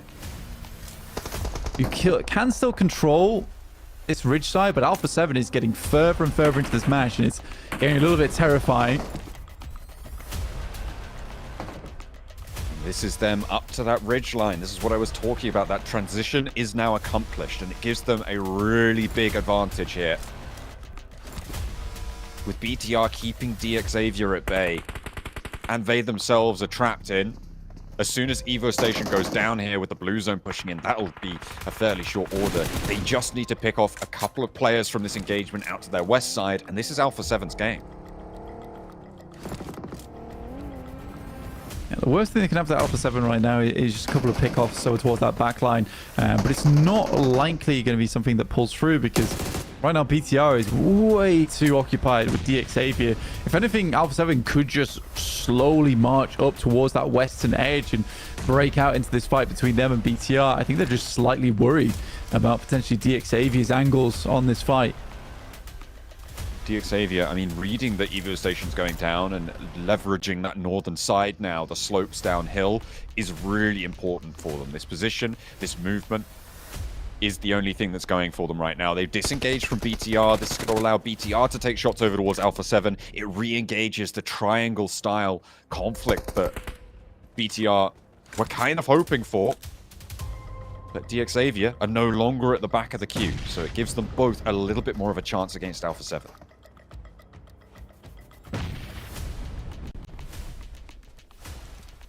Grelin spotting over top side. DXavier currently actually do have a fairly nice setup, but it is isolated. Good shots over towards BTR. Takes down Satar in the front line. And Alpha 7 look to put the pressure on now on that western edge. The only difficulty for DXavier is that they are essentially going to be playing from the low ground into this endgame. If Alpha 7 are able to pick up the pieces over towards BTR, good nade over towards Lepar, and another one over towards that front line. Goodness me, Zuxi though, what a shot. Excellent shot over towards Mafioso, holding out that flank. Lepar gets that heal off for BTR as well. Playing as 3, their backs to the rock. They're fighting out of the corner, and Zuxi looks for more. Mafioso gets flushed. And now McGrellin, the forward point for Alpha 7. DXavier re-engaging, but Alpha 7 have the central track here. And with Revo on the backline, they can't commit to the push to BTR. They would allow DXavier too much wiggle room. It's a hard-fought fight from BTR. Again, they're sort of like a team that if you back them into a corner, they can be truly vicious, but so not a lot of times you see them backed into that corner. It's a difficult scenario from here. The vehicles posting up. Now they need to readjust where their focus is. Good initial nade and good shots from Lapar again. But it is Gemfos to go down. Paragin with the nade cooking. And in comes the Alpha 7 barrage as well. Look at the nades pouring on over the top, but Lapar not going to let it phase him, popping this first aid. Alpha 7 putting more and more pressure on. Levi's going to hold it, but Paragin lands the flush on towards Genfos. Now, 2 players for BTR still in action. Alpha 7 on 3, DX Xavier on 3 as well, but they're going to have to push towards each other. Alpha 7 lose their backline as Lapar frags out of his mind here. Carrillo looking to try and step up towards him, and finally, McGrellin is able to land the final blow to it. DX Xavier takes down the last player, and it is BTR to go down first in the 3-way engagement. Carrillo now in a 1 versus 2 to hold the ridgeline before the res can come on through. The backline needs to get back in action for Alpha 7 because Carrillo is down, Revo is down, McGrellin falls next, and up from the bottom they go. It's DX Xavier. It's a fantastic game for DX. I mean, I called it quite early as well in terms of they'll have a very good time from that position. But the fact they're able to set themselves up so nicely on that northern side, playing the low ground, kind of shunting PTR forward, encouraging them to fight versus Alpha 7. Might have worked a little bit differently if it wasn't for the fact that Zuxi was so clean on that western edge. He was doing such a good amount of work versus Alpha 7, made it very difficult to move up. But yeah, for DX Xavier, they'll be plenty pleased with that fight there, and a good finish to it as well. Absolutely, what a clean ending for DX Xavier. I mean, it was really tussly, very difficult to navigate against those rocks, but DX Xavier were able to claim the victory. A nice timely downhill rotate, able to give them the ground, the control that they needed, and take home the first chicken dinner of 2 Miramars. Well, I know we really want to discuss DX Xavier, Alpha 7 BTR in that 3-way battle, but we have to start from our roots here. Start from how the game initially kicked off. Inko and Harami, bro. Don't even get me started, man. It happened. It happened, but you have so many options. You have the trash loot to the west. There are compounds nearby that I saw were free. Like, you have options if you really want to. If you're Inko or Harame Bro, I think Harame Bro is going to understand. We don't want to fight Inko anymore because they're so damn stubborn when it comes down to the hot drops, right, Jukes? That is just what they do. So even talking to Seven earlier, they are the stubborn teams that never gives up on a hot drop location. So it's odd. And Blank mentioned a very interesting point, Jukes, that I think we can all agree upon, right? They also lose so much time when it comes to looting. They were under-looted, taking their own fight in the circle. Like, you lose so much taking those hot drops, so it needs to stop now. It's not working out. In a tournament where top 3 is the goal, you have zero, and I mean zero, business doing any hot drops, especially on a map like Miramar or Erangel, where we're playing it so often. I mean, it just completely dips into your entire tournament. It really does. I mean, because even if you do win the fight, like we just saw Inko did, Jason, right? They are so far behind, like we mentioned, and it just puts them on the back foot for the rest of this game. So like the odds of getting like a decent or even a big game, they go down so significantly. Yeah, the only winning you get from that is just the couple of points that you get from the elimination. Otherwise, it's going to be all negatives. But speaking of the opposite of negatives, pauses. Paragin, 1,266 damage. Now, I know the man's not here, but at least he can be here in essence. Oh, yeah. Sees the 1,300 damage almost, gets himself in there, Scalars. But yeah, this is, again, I was talking about before, right? I want to see higher damage numbers. We did have like the nice 7 elims compared to the 700 damage. But man, 2 elims to 1,200 damage, Hot Jukes? Goddamn. That's a terrible conversion. That's terrible. He was doing tons of damage, just wasn't able to get those finishes. But still, I mean, hey, clutched up that chicken dinner, and that's something that a team, I think, like DX Xavier definitely needed to win sooner rather than later, Max. Yeah, for sure. I mean, DX Xavier, we knew they were going to get it eventually, and they showed it here.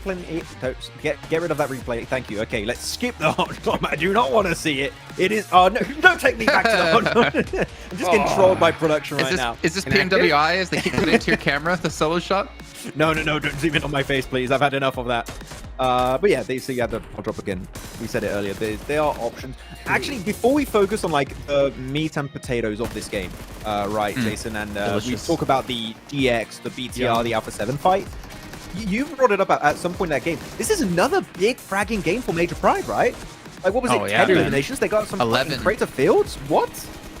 11 eliminations. Like a team who in PMSL could barely keep one player alive, or would typically only keep one player alive when we get to the latest stage of the game, and they come into PMGC, an easily more difficult tournament on so many different fronts, and they're able to pull off multiple games with 10 plus eliminations. I don't know what Major Pride did from then till now, but man, whatever it is working. Good spot south of Crater Fields, just all the teams trying to leave and go right into their spot. Though, we did see BTR go for like a big swipe on the southern side, right, Hotjukes? And we had like a little bit of a back and forth. I thought they were going to crash Alpha 7. You thought they were going to go to the western side of the circle, which you were right at the end. They did end up going there. But that sweep on the south initially, like, was just such an initial good setup for them to pull off that play, right? Dude, it really, really was. I mean, these guys had to move so calculated, and they moved perfectly. Like, they made the right decision. You're right. They could have gone left. They could have gone right. They chose to go left towards that mountainside, utilize that cover, and just creep in little by little. This last fight was crazy because, let's be real, I thought Alpha 7 was going to win it, because usually when you see Alpha 7 all 4 up back against the blue in the last final circle, it's very, very rare you see them lose that one. But, I mean, yeah, you could just see, like, the nerves on all these people's faces are definitely starting to ring out. But, man, that one was so close. It could have gone either way. But Xavier, they timed that fight so perfectly, and were able to clutch it up at the end. Very nice. Very, very nicely done. I think Bigatron deserve a lot more props, too, because they were the meat in that sandwich, having to deal with Xavier and Alpha 7, and they made the correct, moves, correct positions to take these fights. Obviously, they did go down. But for them to survive that kind of long with the barrage of nades coming away from Alpha 7, we saw Xavier at one point have like 18 nades that they could throw out towards the max. Yeah, it was like, use the bloody nades. Why are you not using them? But at some point, Barajin just had a really fantastic nade. I think he got a flush and a knock, so it was just creating so much extra space for Xavier in that position. But BTR, I think realistically here, Hardjukes, and tell me if you agree, I think looking at the terrain, you're pinched between Alpha 7 that are just trying to stay away from the fight to the east, not really getting too involved, and DX trying to peek over that ridge and chuck in nades. I think BTR had the toughest location to play in that finish. So yeah. I'm not surprised they didn't win it, but it was a tough one. No doubt about it. No doubt about it. BTR definitely had the hardest route, but they still came out with 11 points. And that's what this is about, right? That's how you win championships, right? Whenever you have a bad circle, you put at least 6 points. That's the goal, right? If you get the zone, you want double-digit eliminations, crazy chicken dinner, right? But it goes to show that they'll still put up double digits even when the going gets tough. So that's a great sign for BTR fans out there. You know, Max, I feel like that curse that we always talk about for you has been rubbed off onto Hotjukes, because Hotjukes is like, Inko, gonna be amazing, gonna be top 3 at the end of Group Yellow. They're not doing so hot. And then he's like, yeah, Alpha 7, they're gonna be good on Miramar, just not today, not on day 1. And then they do good on Miramar. Hotjukes, I don't know what's going on, man. Well, let's put it this way: good on Miramar for Alpha 7 is a chicken dinner, okay? And that didn't happen. So, like, I think I was half right. That's true. I did want to give a shout out as well to one team out there, Team Spirit. We were talking about while we're watching the match, playing over towards Crater Fields, and they dealt with Demorte. They got a ton of eliminations. Even Reagan's Gaming had an awkward push. You were talking about Max sending, I believe it was 2 players to the low ground. I think it's the Muerte that got pushed in their direction. Then you had by Regan's actually, and then Regan's also sent it downhill. It was a weird push.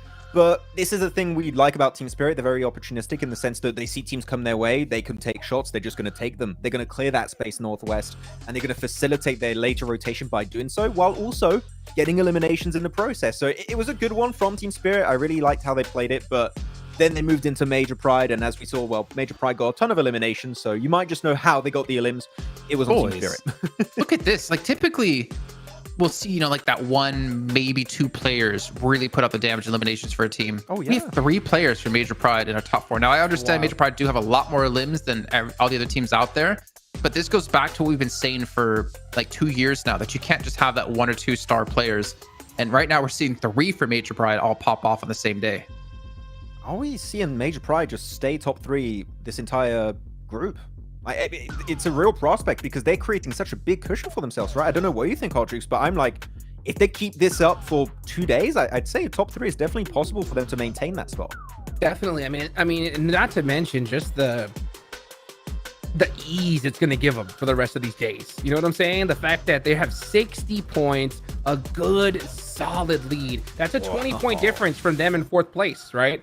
Now, 20 points is a lot, but it's also not that much. It's kind of like a double-edged sword because, I mean, one good game from one of these teams could pass them up easy, right? But, I mean, at the end of the day, if your goal is top 3, Major Pride, you got to be so stoked with how you performed today. They 42 limbs, man. Like Vampire. That's more limbs than 4th place in total points. Exactly. Like, they have 16 more limbs than Vampire, who's in 2nd at the moment. Like, that's insane. And I don't know what else to say, Max, that I haven't said already when it comes to Major Pride. Like, this is not the same team we saw in CSA, and I'm all here for it if they can really pull it off. Yeah, we had that one game, I think the last Erangel was like, that feels a little bit CSA-ish.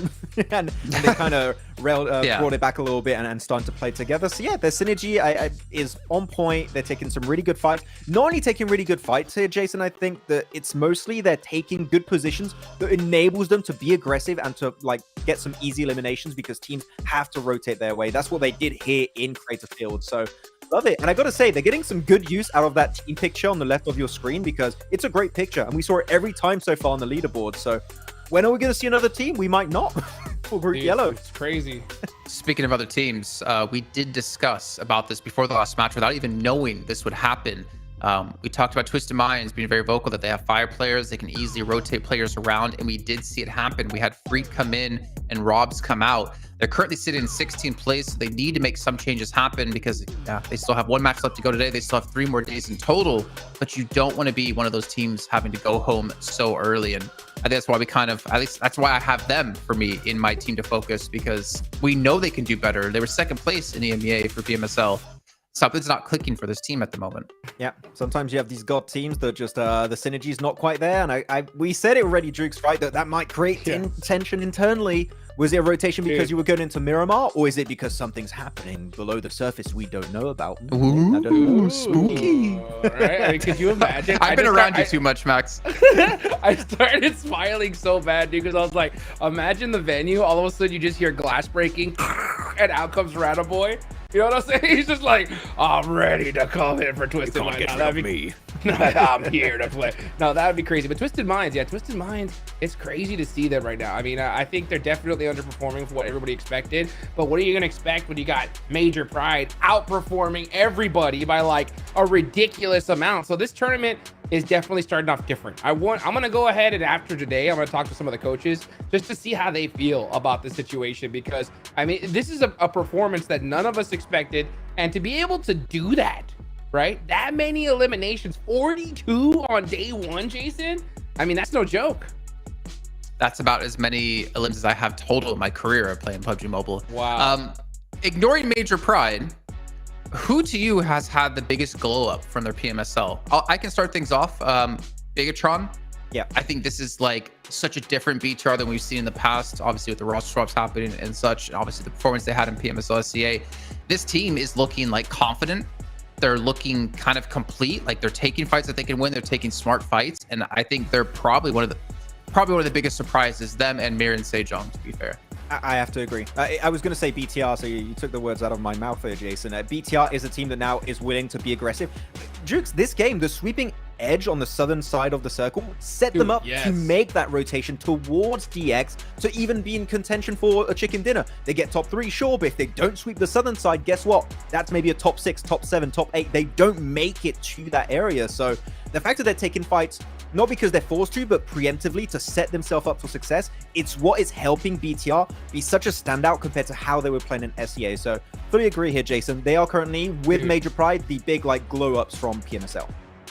Hands down. I mean, that last fight was beautifully done. I mean, they're making the right decisions. That's the thing. If I'm the coach of BTR, I'm not mad about not winning that game, right? It's just because if you look at their position, a lot of that kind of goes to who fights first. You know what I'm saying? Like different little things like that. But I mean, they got to that end zone. They put up a great performance. They should not be upset at all with how they did today. With 1 more left to go, hopefully they can repeat it.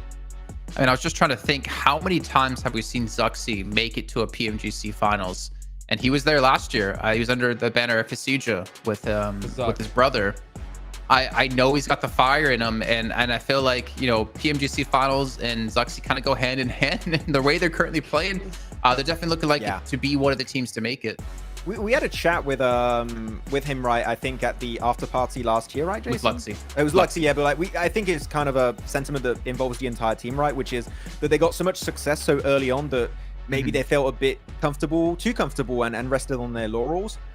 I feel like we have seen the result of like a almost year now of hard work to get back to that level, and it's really paying off so well now in this PMGC. Like, really, they're the jack of all trades, great rotates, willingness to take fights, getting into late game, knowing what the win conditions are. So at BTR currently, I would say, Jason, in the past 4 to 5 years, this is the strongest to me they have looked and have a chance to maybe claim a trophy here. It's early days, but there's definitely some potential.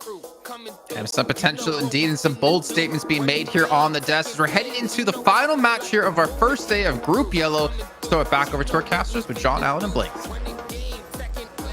One last lap around the desert. We're going from the south side to the north this time around, cutting between Minas del Sur and Partona up towards just east of La Cooperaria for the plain path to cut this one out. So, a little bit more to the west side here. Are we going to go back to Great Fields, or are we going to be treated to an East Island finish? Nobody knows. I want to see an East Island finish. I'd love it. That'd be great. I'd be happy with it. Oh, yeah. Someone's having a beep outside. But yeah, I think for that last game, it was very interesting. I think Alpha 7 certainly are a very strong team over on Miramar. It was a tough scenario though, right? I think DXAV sort of had all the plan figured out towards that end game. We'll just use BTR as sort of a bait and switch maneuver. Not much you can do about that for Alpha 7 because they were essentially playing 4v7 at that point, awkwardly. We got Zeus on our screen to start things off, and we will certainly be seeing, I imagine, another hot drop in Picado. No, Bro Harame is intelligent and decided that they're just going to give it up. That is true. Well, they are giving it up. Not sure about their intelligence. We'll have to wait and see. But we are going out to the east side, so no Crater Fields finish. Unfortunately, super unlikely that we get that East Island finish as well. So not going to be having that one to go. But we could still see a Minas Generalis finish, La Bandita, El Azhar, all of these places definitely available. Teams will be breaking out to this east side fairly soon with the vehicles gathered on in, and they'll get on those rotates.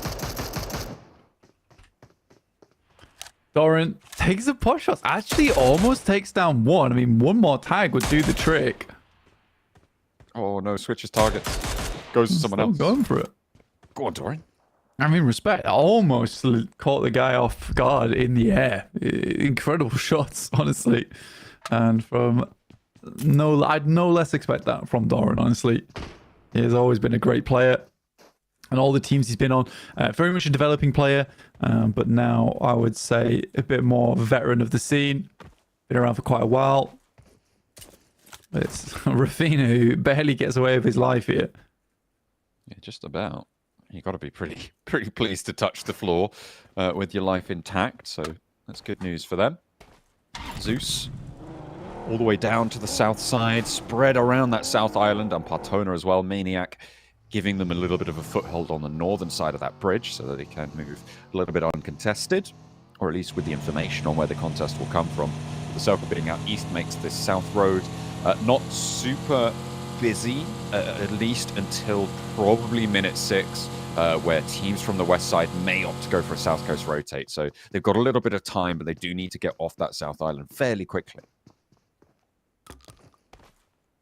Yeah, I mean, the Zeus, they're very much out of the way. And I mean, fair enough for trying to find a place to play, honestly. They're a team that definitely plays super far on the edge on some of these awkward circles. Not always confident to go for a bit of a alternative drop spot that's close towards the center of the circle, knowing that they might get caught up in something a bit more nasty. Usually their rotates are pretty fine though, so I'm okay with them playing down towards the south side. We do move further over towards the eastern edge of the map here. Nothing too drastic either, with not a lot of water in this one. So around La Bandita, Minas Generalis. La Bandita always a bit of a weird spot to be playing in, particularly with knowing what angles you can and cannot play. When's the time to move into La Bandita? But we still have a while yet before we hit that point of the game. We're only 4 minutes in right now, barely into stage 2. So most teams will just be looting up and find themselves some vehicles. it might be a good idea to start moving in fairly central. I mean, there is a fair little bit of high ground around truck stop as well as Minas Generalis, and you do want to be in a position that if they just head a little bit down towards that southeast side where it's just fielded area, you want to be one of the first teams to head in towards the few compounds that situate around that spot of the map. Duarte moving in from Torre Hamada will be on the north side of the circle. Just about finished their first rotation, and at 4 minutes and 40 seconds, that is pretty late into this one, so they'll start their looting phase now. However, they've already done a lot of their rotation phase, right? So they've just readjusted the time scale of their match to a little bit of a delayed looting stop. Twisted Minds, they're leaving through San Martin right now, heading out to the east side and trying to grab one of those positions central to this next circle. As Loops seem to have been happy to draw a little bit further out from the slap bang middle of the circle, but this high ground, very, very powerful for Nino to control the surrounding area. And Vampire is really central. I think first in a while they have just hit up a central spot straight away.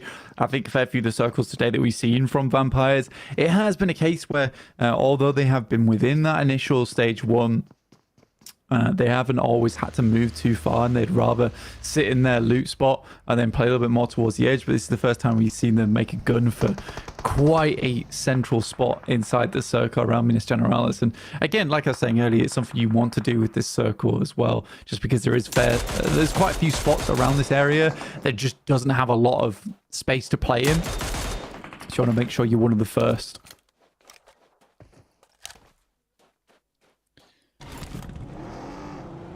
Loops just letting people know they're here. Twisted Minds diverted from them. Going to play out a little bit closer to truck stop, a little bit further south. But in general, should be fairly safe to play just north of Minas Generalis on the east side of the central cluster, right? That's what they're sort of looking for, but maybe actually breaking out all the way to truck stop. That would be a bit far out for my liking, but they like these hills. And they'll take up residency. So playing a little bit on the east side, which obviously, given that everybody's approaching from the west, could be a good thing. But as we've seen a couple of times now, everybody seems to go for that sort of theory, right? You've got everybody who's like, oh, it's a western playing path, so let's go to the east side, it'll be empty. But then everybody does that, and it's no longer empty. Yeah, I think at the very least, you can still use it in terms of rotates. Be like, okay, this rotate should be free and clear. Most teams will be moving in from that western side, which is fair enough. It's just a case that, yeah, you're right. We are getting a lot of teams moving into similar areas towards that mid portion of the game. We're not quite there yet, but definitely will be a problem in the future. Major Pride, again, a decent map. That last one over on Miramar was a bit more of a salvage game than anything. They were able to pick up a fantastic portion of crater fields on that south side to pick up a fair few amount of points. And the fact that DXAV was watching down over towards Team Spirit, I think they mopped up a couple of those players as well. But that does sit them quite firmly in first place. But Vampire not far behind, though that does move Team Spirit a little bit off from where they'd like to be. 39 points, still in fifth place. Not a bad showing at all, though, from them so far. But it's BTR that I'm most surprised about. I mean, fourth place, 40 points. Fantastic stuff. I think the boys in the desk were saying that they've definitely had a glow up, and they certainly have. I mean, Zuxi wasn't really even part of the conversation a year back in terms of how he's performing. Moved over towards some collegiate teams. It really does feel like that competitive spirit hasn't ever left him. But I think the pressure of being on top of the world for so long in terms of PUBG Mobile Esports definitely got to him, and he had to take a little bit of a step back. But he looks like he's back now, very much invigorated, ready to pop off here on his home team. Better be ready to pop off here as well in this match, because look at that shift out to the west side. Bigatron with an opportunity now. On the south of San Martin, they need to establish in the next 20 seconds where they want to be playing here. They need to make these moves. Luckily, they're already in the vehicles. Reading this circle is going to be so important for them. Playing north of Picado, between Picado and San Martin, those hills can be powerful, but you need to play them carefully. Yeah, I think honestly, if you're heading towards the middle side of San Martin here on the ridge side, it's quite difficult for a lot of other teams to get over towards you. A nice little shot from our reservists here of Gemfos already holding that high ground. He looks to be well set up as well. You know, he's got the level 3 vest as well as helmet, a couple of nades to work with, and 5 first aid kits. So this man can stay up here for quite some time. Shots over towards Aaron. Is a tough rotate. Remember, they were coming all the way down from Partona, so a long journey for them. RSG, though, rocking up towards Vampires. 2 players on the inside. Tony K mulling the door, giving time for his teammates to regroup here. Hopping up, trying to get shots through the windowsill, but Schweppes is down. The descent from the top rope, and it's a beautiful breach here from RSG. Vampire don't know what's hit him, but they've still got more in the barrel. Stone wants the fight with the auto shot. He doesn't connect onto either of them. Can't decide which way he's looking, and RSG are running Vampire straight through. No casualties on side, and a beautiful breach on towards Vampires. Yeah, super lukewarm hold coming through from Vampires. Not sure what they were thinking. It's almost as if they had a cup of tea as well as a couple of biscuits in hand and welcomed them into the compound. RSG do it in style as well with a front flip on the buggy into the approach. Yeah, for Vampires, could have been a much easier game. Could have been a much better game, in fact, especially coming off their back-to-back there with 46 points. But a little bit disappointing. A little bit disappointing for Vampires. That will be their last match of the day, going out in second place with opportunity for both DXavier, VTR, as well as Team Spirit to overtake them. There's a lot of close placed teams towards the top right. Major Pride, I mean, they're up at 60 points already, and in general, when we look at first place in the current point system in PUBG Mobile, you're looking at about a 10-point average, right? And that's what you expect from a first place team. If you can push over that, it gets more and more likely that you're able to stay up in that top spot. So at the moment, Major Pride, if you just cut off the game here, they would already have exactly a 10-point average. So if they can get a 10-point game, that would be absolutely massive for their totals, for their confidence moving into day 2. Yeah, I mean, they're not in a bad spot either, down towards the south side of Graveyard. I mean, they do have a little bit of a ways to go if this keeps moving over towards that western side, but I think for Major Pride, any extra points they get here, it's good news for them as we head in towards our third circle. The final map here on Miramar heads up towards that north side. Awkward circle, actually, but I think for Alpha 7, this is one that they should be well practiced on. You can play the compound that Loops Rafina is currently playing in, and then move potentially up over towards that northwest side. We'll see how well Horror does in terms of keeping Alpha 7 at bay, though, because if I was Alpha 7, we would be making that northwest rotate over towards Hacienda and playing on the edge of the ridge. Inco on the southeast side in the meantime, going to be turtling up yet again. Major Pride with their approach, they're already in on this circle, so just getting up to some buildings, getting some high ground over Loops, who sit very central on this roadside compound. Wanting to stop Major Pride from getting these spots, but not going to be successful in that pursuit. Maybe. I'll take that back, though. Oh, no, it's BTR who are going to chime in from the southwest side, right? I was talking about how important it is for them to control this ridgeline between San Martin and Picado. It feels like they've taken a little bit of a back step here, but they didn't want to try and hold off the entirety of the lobby. DRX with a rough time on the roll-up here as Hoxie's given them jip, but we'll be able to find a little bit of a response. DRX going to lose a third in the ditch. Hoxie's down, but DRX going to lose all 4. Yeah, it's a good hold from Marin Sejong. I mean, a difficult hold to say the least, but good use of the shotguns. Having at least 2 of those on side alongside with Mini 14. They lose Hoxie, which isn't ideal considering he has been doing a lot of work for the team throughout today. But Marin Sejong has stayed within the conversation up towards that top 6 with just some pretty neat rotations. Some good holds. Team Spirit getting certainly a bit of revenge for themselves over towards DXavier, as they was the ones to really cause them pain and trouble as they rotated away from Major Pride. And DRX, but only into the welcoming hands. Becca, not like to get off the top of this one, as Nino will take him down. So 2 players now for Major Pride remaining. A lot of these teams towards the top having a bit of a tumble here. So who's going to try and rise up the ranks here to claim one of the top 3 spots at the end of day 1? Our last match could be a little bit of a shake-up one for the top side of these tables. Maybe start to extend some leads, try and create some gaps in these score tables, but we'll have to wait and see, because we're only 13, almost 14 minutes into this first match. We've got about 15 minutes left to go on this one. Genforce spotting out versus Zeus on that low ground. And honestly, with BTI, it would make sense to be taking shots right now. It does expose your western angle, and you can get rid of them. It does make this position even easier to hold. And Genforce isn't likely to get too much more advantage out of this position into the future. The circle's likely to move away from him. So this is the best time to take some pot shots. Waiting for his teammate to crash and huge. burn. Good couple of shots. Gets the headshot through. Oh, the tags are brutal here. What can you do when Genforce is laying down the lead like this? This is really great stuff. Gets that reload as well. Forces the heal on the back line. This is out in the blue zone in stage 4. Hang on a minute. That's unresable, right? It's stage 4. You cannot get this player back up now. And all of a sudden, you're overcommitting to this one. Just get out of there. Get in the vehicle and leave. You cannot make your way through in the zone at this point. He's just not going to be able to get that res off before he gets re-knocked. I mean, sure, you deny the point, I think. I think that's how it works. If you're able to get the res and the re-knock goes to the zone, but then you get on your way, and it's very likely the Genforce gets more done here. Yeah, looking to back off, but maybe not. This is where he needs to pop off. Not really passing the information back, but Inko is moving in. Another bold play from them. Oh. Not going to see that one, unfortunately, because DXavier and Harame Bro, they're clashing as well. Over towards the south side, this central glut of teams. Bigatron losing players to Zeus. In the meantime, on their approach, and Inko have managed to make all 4 of the players safe inside the concretes now. A nice approach. Inko with an aggressive play that pans out this time.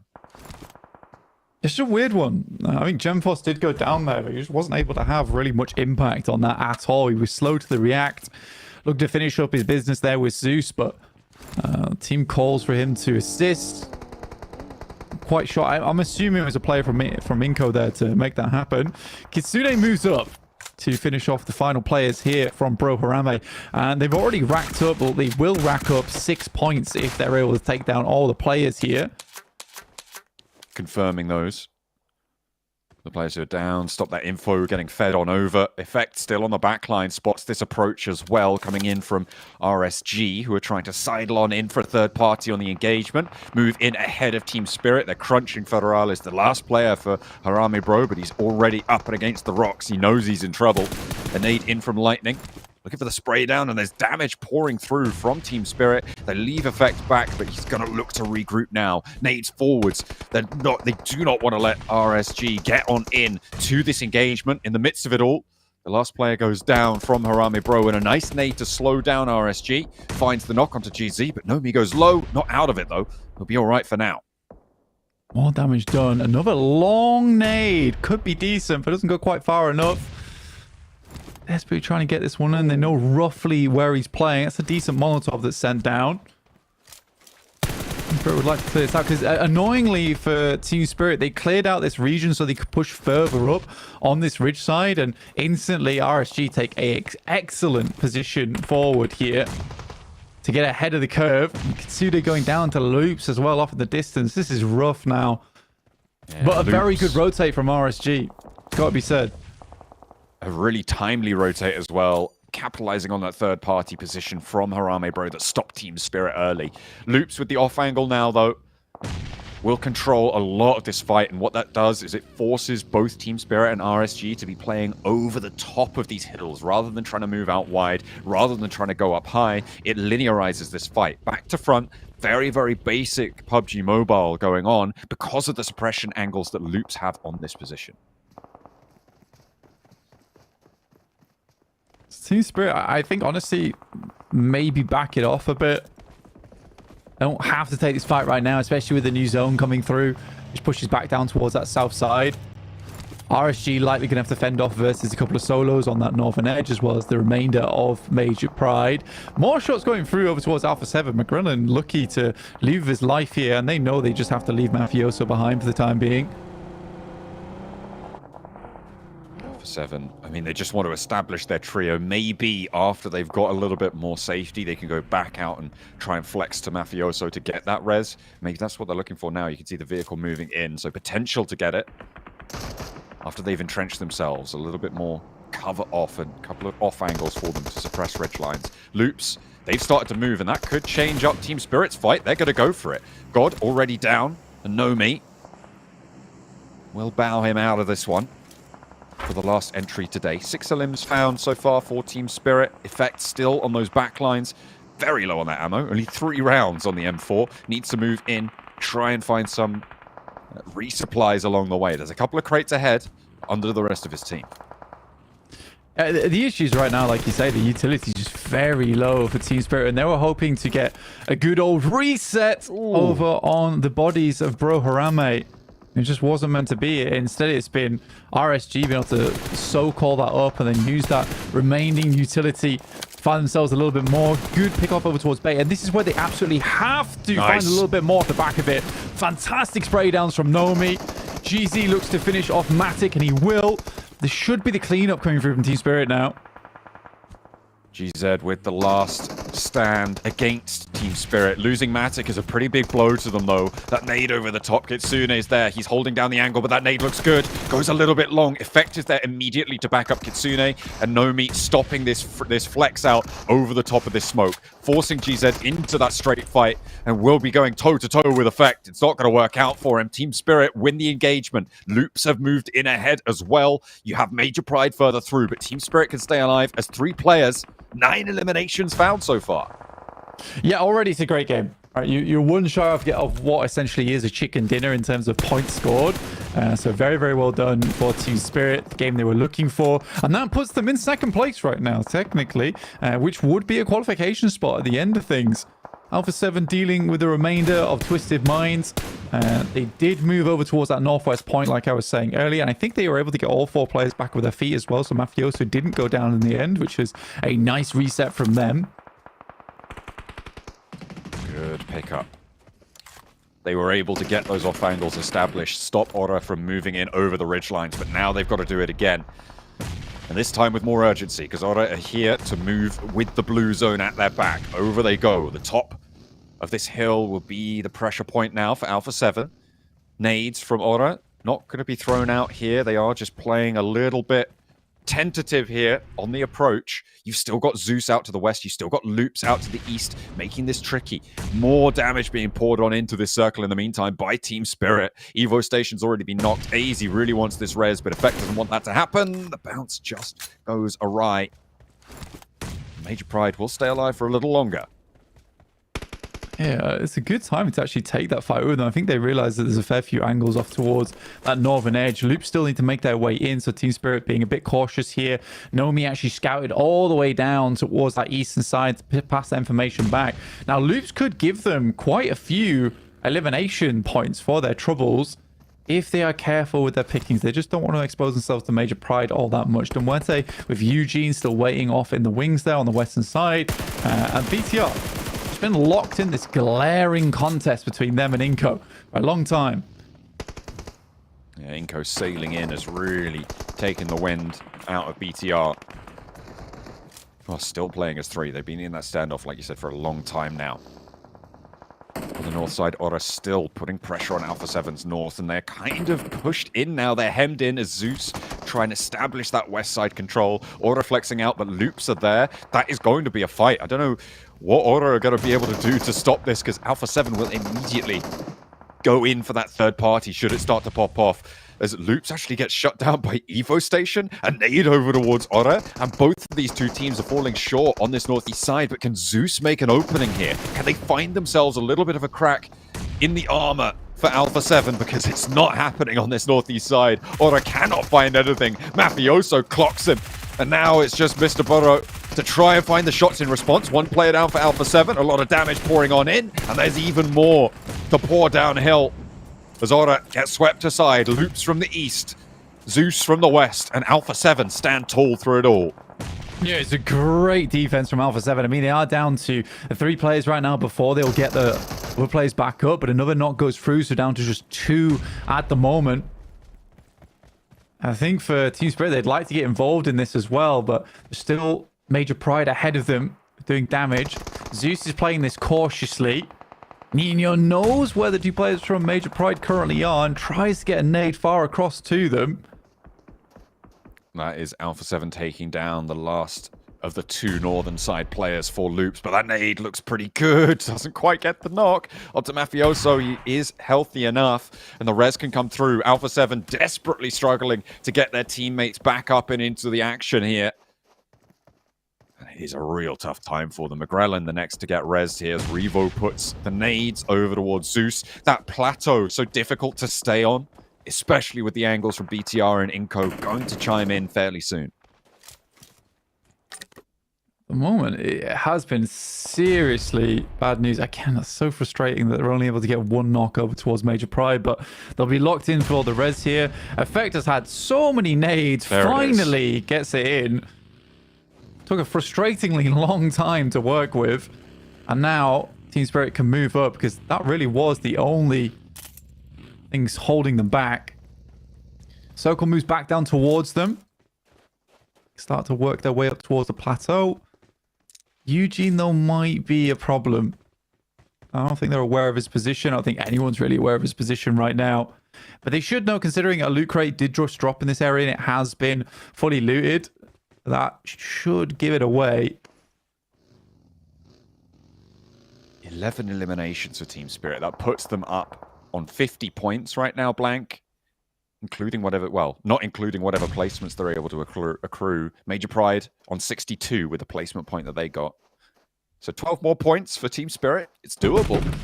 See if they're able to do it. They can get a chicken dinner. There'd only be 2 more limbs they'd need. But Inco trying to make their cross. Finally, Bigatron are able to do something about it here as they move on forwards. Even the numbers somewhat, and Inco still having to put pressure on. But Team Spirit now move into position to get oversight onto this fight. Picking up 1 or 2 extra eliminations would be huge for them. Not to mention, they would be able to take a lot of the strength out of the teams on their southwest flank.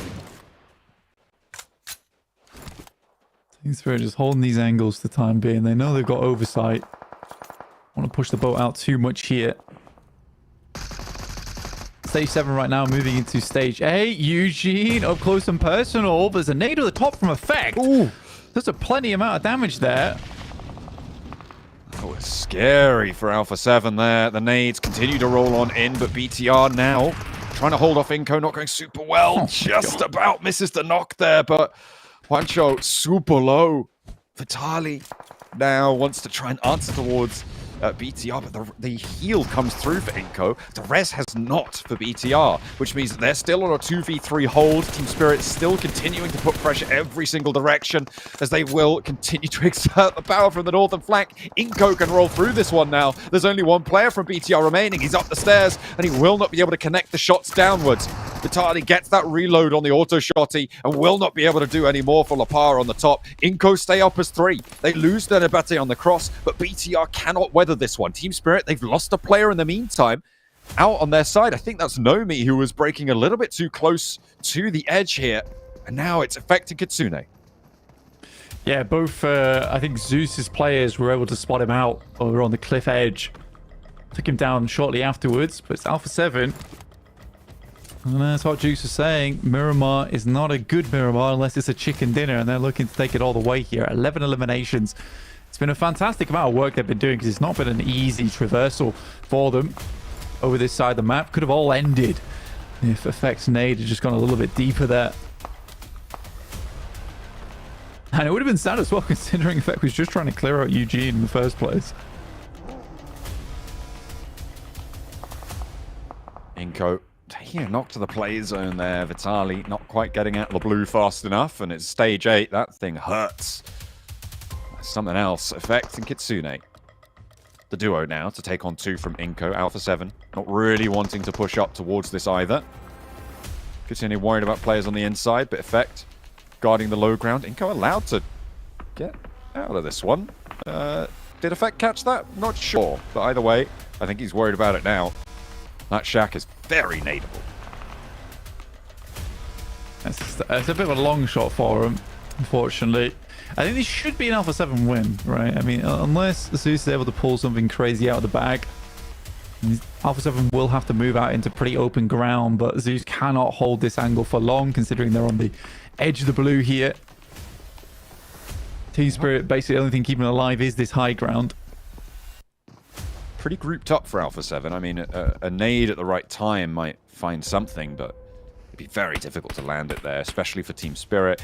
Maybe from Zeus if they can get close enough. Inactive, he tries to make the mad dash. Effect is ready for it, gets the spray down, looks to try and flush this one away, confirm the point, and Juancho tries to cross as well.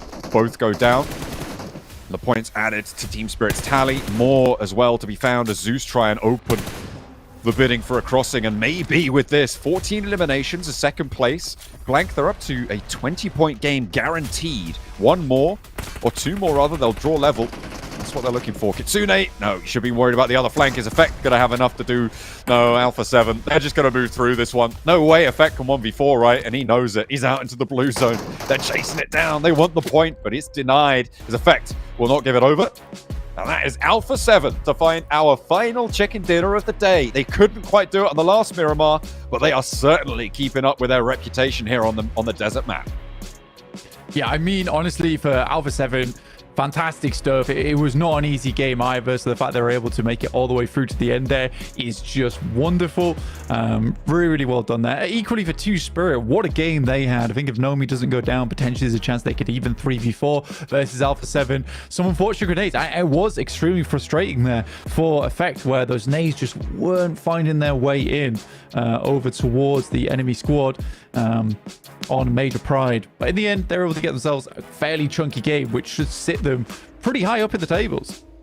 Yeah, an excellent result there. I think they're only a couple of points shy of that first place, Major Pride. Still at the top as it stands, but with Alpha 7 getting a big chicken dinner there, potential for them to have jumped up a long way in those tables, so potentially getting onto a podium. I think we'll have to wait and see, though, as to where those tables lie as we head back over to the analyst desk to close out the day. It's Alpha 7 to get the final chicken dinner. Hot Jukes, bro, what did you do? I swear you had to have like gotten this curse from Axeman. Alpha 7, they have a second place and a first place finish in our two Miramars of the day. Honestly, let's be fair. They should not have won that game. They somehow pulling off that reset, getting themselves back into this match was ridiculous.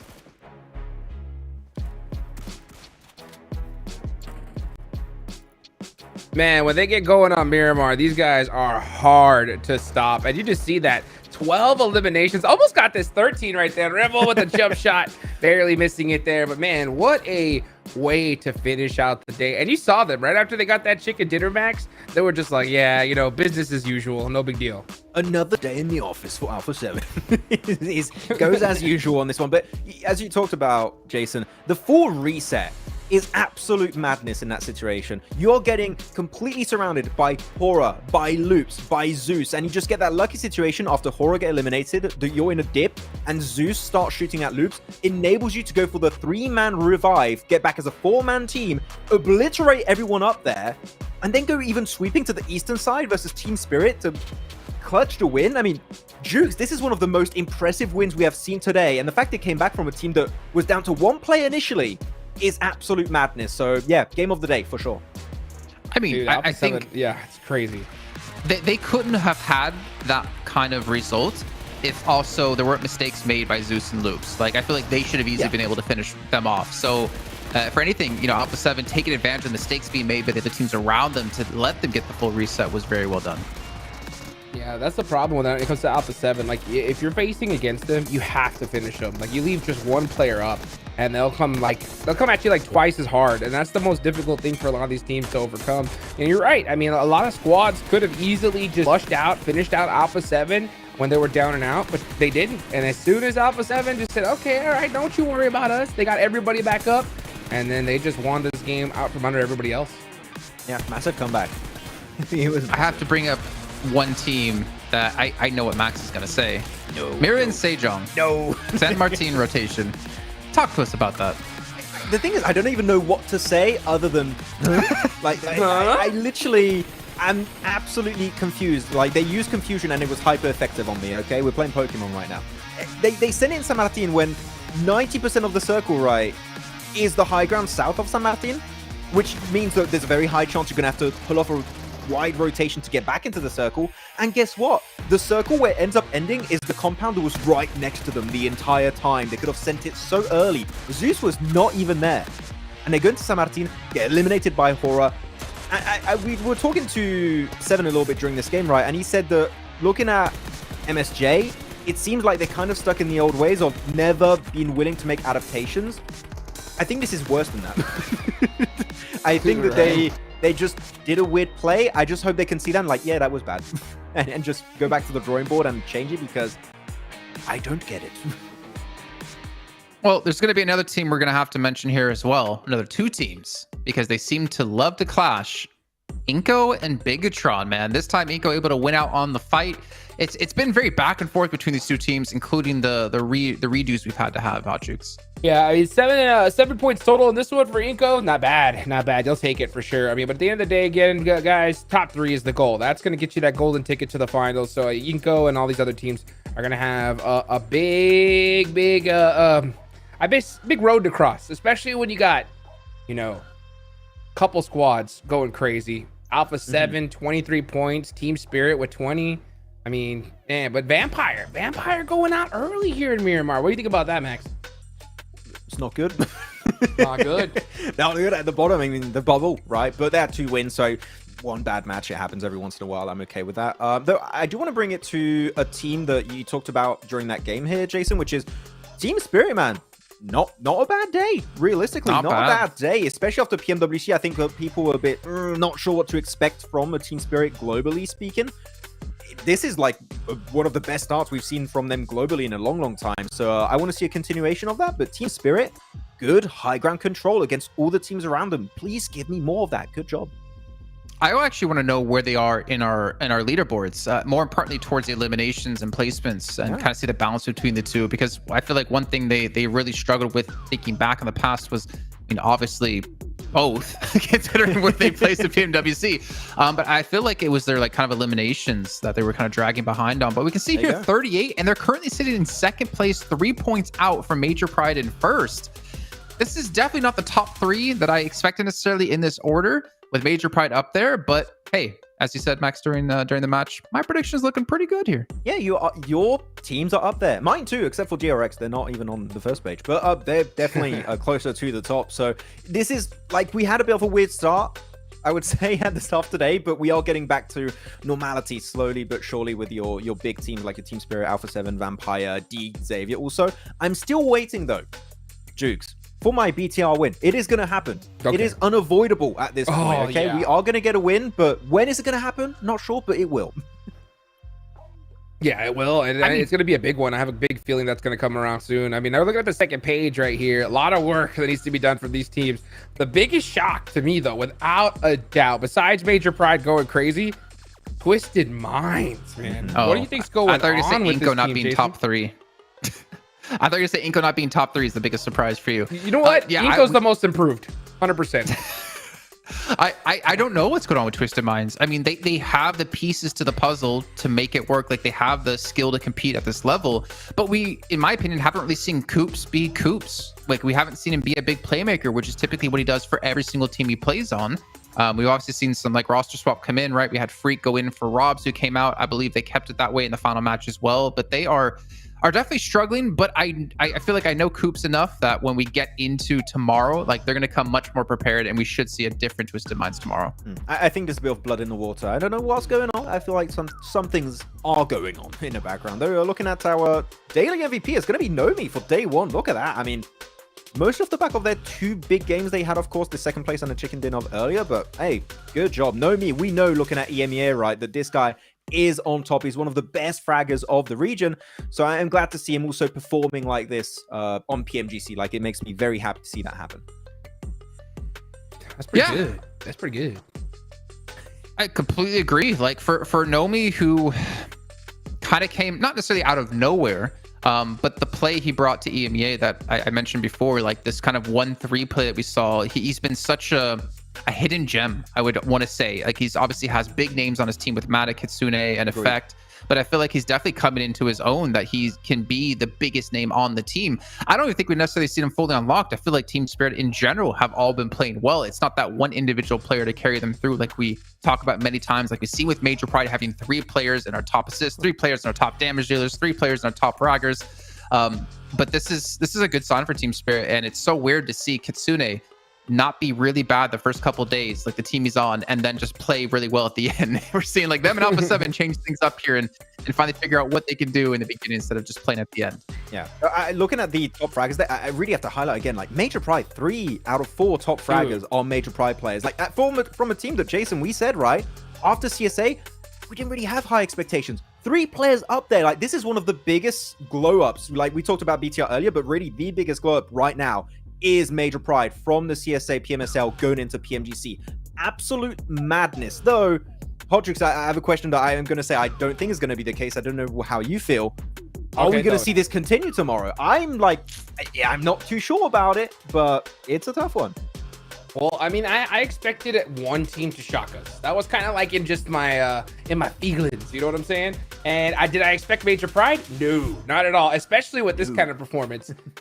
I hope so. I hope so, because if it is going to happen, it starts off like this, right? It starts off with a crazy day 1 where it's just like, hey, we got confidence. We can make this happen. But I hope that they stay on their toes, because guess what? All these other teams, they're going to adapt, Jason, right? We see that happen so many times in a tournament like this. Yeah, I even if they maintain the same skill from today to tomorrow, I feel like they're still not going to have the same performance tomorrow that they had today, because I think every other team is going to come back that much more improved. I think Alpha 7, they finally got warm here, getting their 2 really good performances on Miramar's. Team Spirit, we saw a Vampire. Like, we're seeing a lot of these other teams start to get into their groove as the day progressed on. So I feel like eventually we're going to see Major Pride caught by a couple of teams. And you know, you guys at home who are watching, maybe you want to play like the pros. You can pick yourself up one of these awesome Infinix GT20 Pros with a 144 hertz AMOLED screen. Max, you still haven't picked yours up yet, right? It's still in the other room. I'll have it tomorrow. It's fine. fine. Trust. He's not gonna remember tomorrow. And of course, the 120 FPS as well. If you guys want to play at the pros, make sure you guys pick this up. I've been very, very happy with mine. I know Max has as well. And you guys who are also in the UK area, maybe not in the UK area, you can actually still buy tickets at the moment to go visit us at PMGC Grand Finals from the 6th to the 8th of December. Not only do you get a ticket to the event, you get a ticket to get a draw in the 2024 PMGC items as well. Not to mention there's some merch and events as well in the event for you guys to participate in. So make sure you guys do it right now. You can see all the details here at the bottom of the screen. But before we do end off the day, gentlemen, I want to give you a quick little second, talk to us about the day in your eyes, the highs, the lows, and what you're looking forward to tomorrow. Weird start and expected ending. It's pretty much the recap that we have for this one. No, it set some really good expectations here, Jason, that sure, we got these big teams that we expect to do well, right? But there are some very big surprises happening in Group Yellow, which is, as we call it, the group of death. Every other group has potential to put upsets on the table and have some big surprises available for us. So it gets me excited for the rest of the event, man. I'm really hyped. Hey, man, dude. I couldn't have said it better. I mean, he hit all the points. Tomorrow's going to be crazy. I think if day 1 of what we saw of just Group Yellow alone is any indication of how the rest of Group Yellow is going to go, or the rest of all the groups are going to go, it is going to be insane. You guys aren't going to miss this. Make sure you tune in yet again tomorrow for day 2 of Group Yellow for the PUBG Mobile Global Champions 2024 League Stage, and we'll see you then.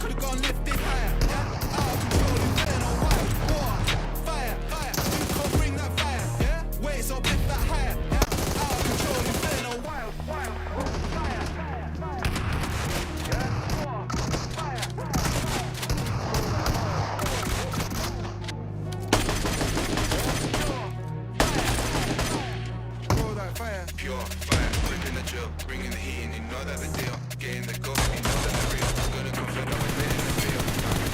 Taking the block, bringing the venom, we're breaking the locks. Bringing the heat and we're bringing the heart. Pure fire. Yeah, more fire. Go that fire. Pure fire. Yeah, pure fire.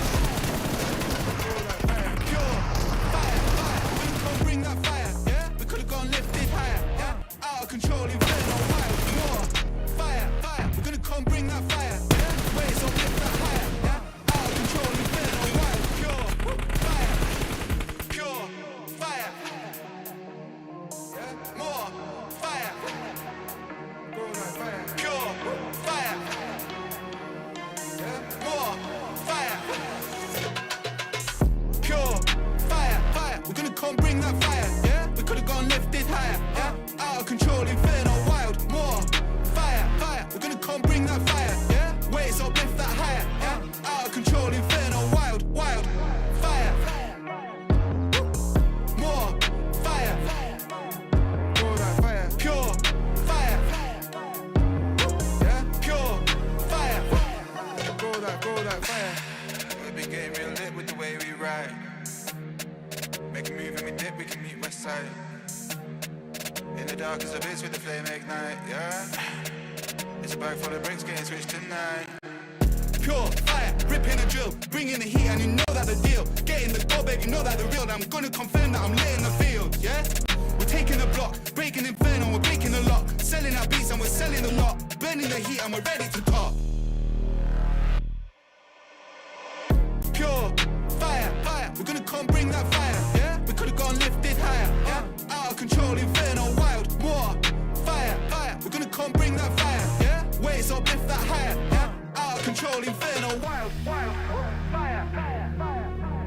Yeah, more fire. Go that fire. Pure. Yeah, pure fire, fire, fire. Go that fire. Pure fire, ripping the drill, bringing the heat and you know that the deal. Getting the goal, baby, you know that the real. Gonna confirm that we're lit in the field, fam. Taking the block, bringing inferno, we're breaking the locks. Bringing the heat like we're bringing the heart. Pure fire. Yeah, more fire. Go that fire. Pure fire. Yeah, pure fire. Go that fire. Pure fire, fire. We're gonna come bring that fire. Yeah, we could've gone lifted higher. Yeah, out of control, inferno, wild. More fire, fire. We're gonna come bring that fire. Yeah, waves up, lift that higher. Yeah, out of control, inferno, wild. Pure fire, pure fire. Yeah, more fire. Go that fire. Pure fire. Yeah, more fire.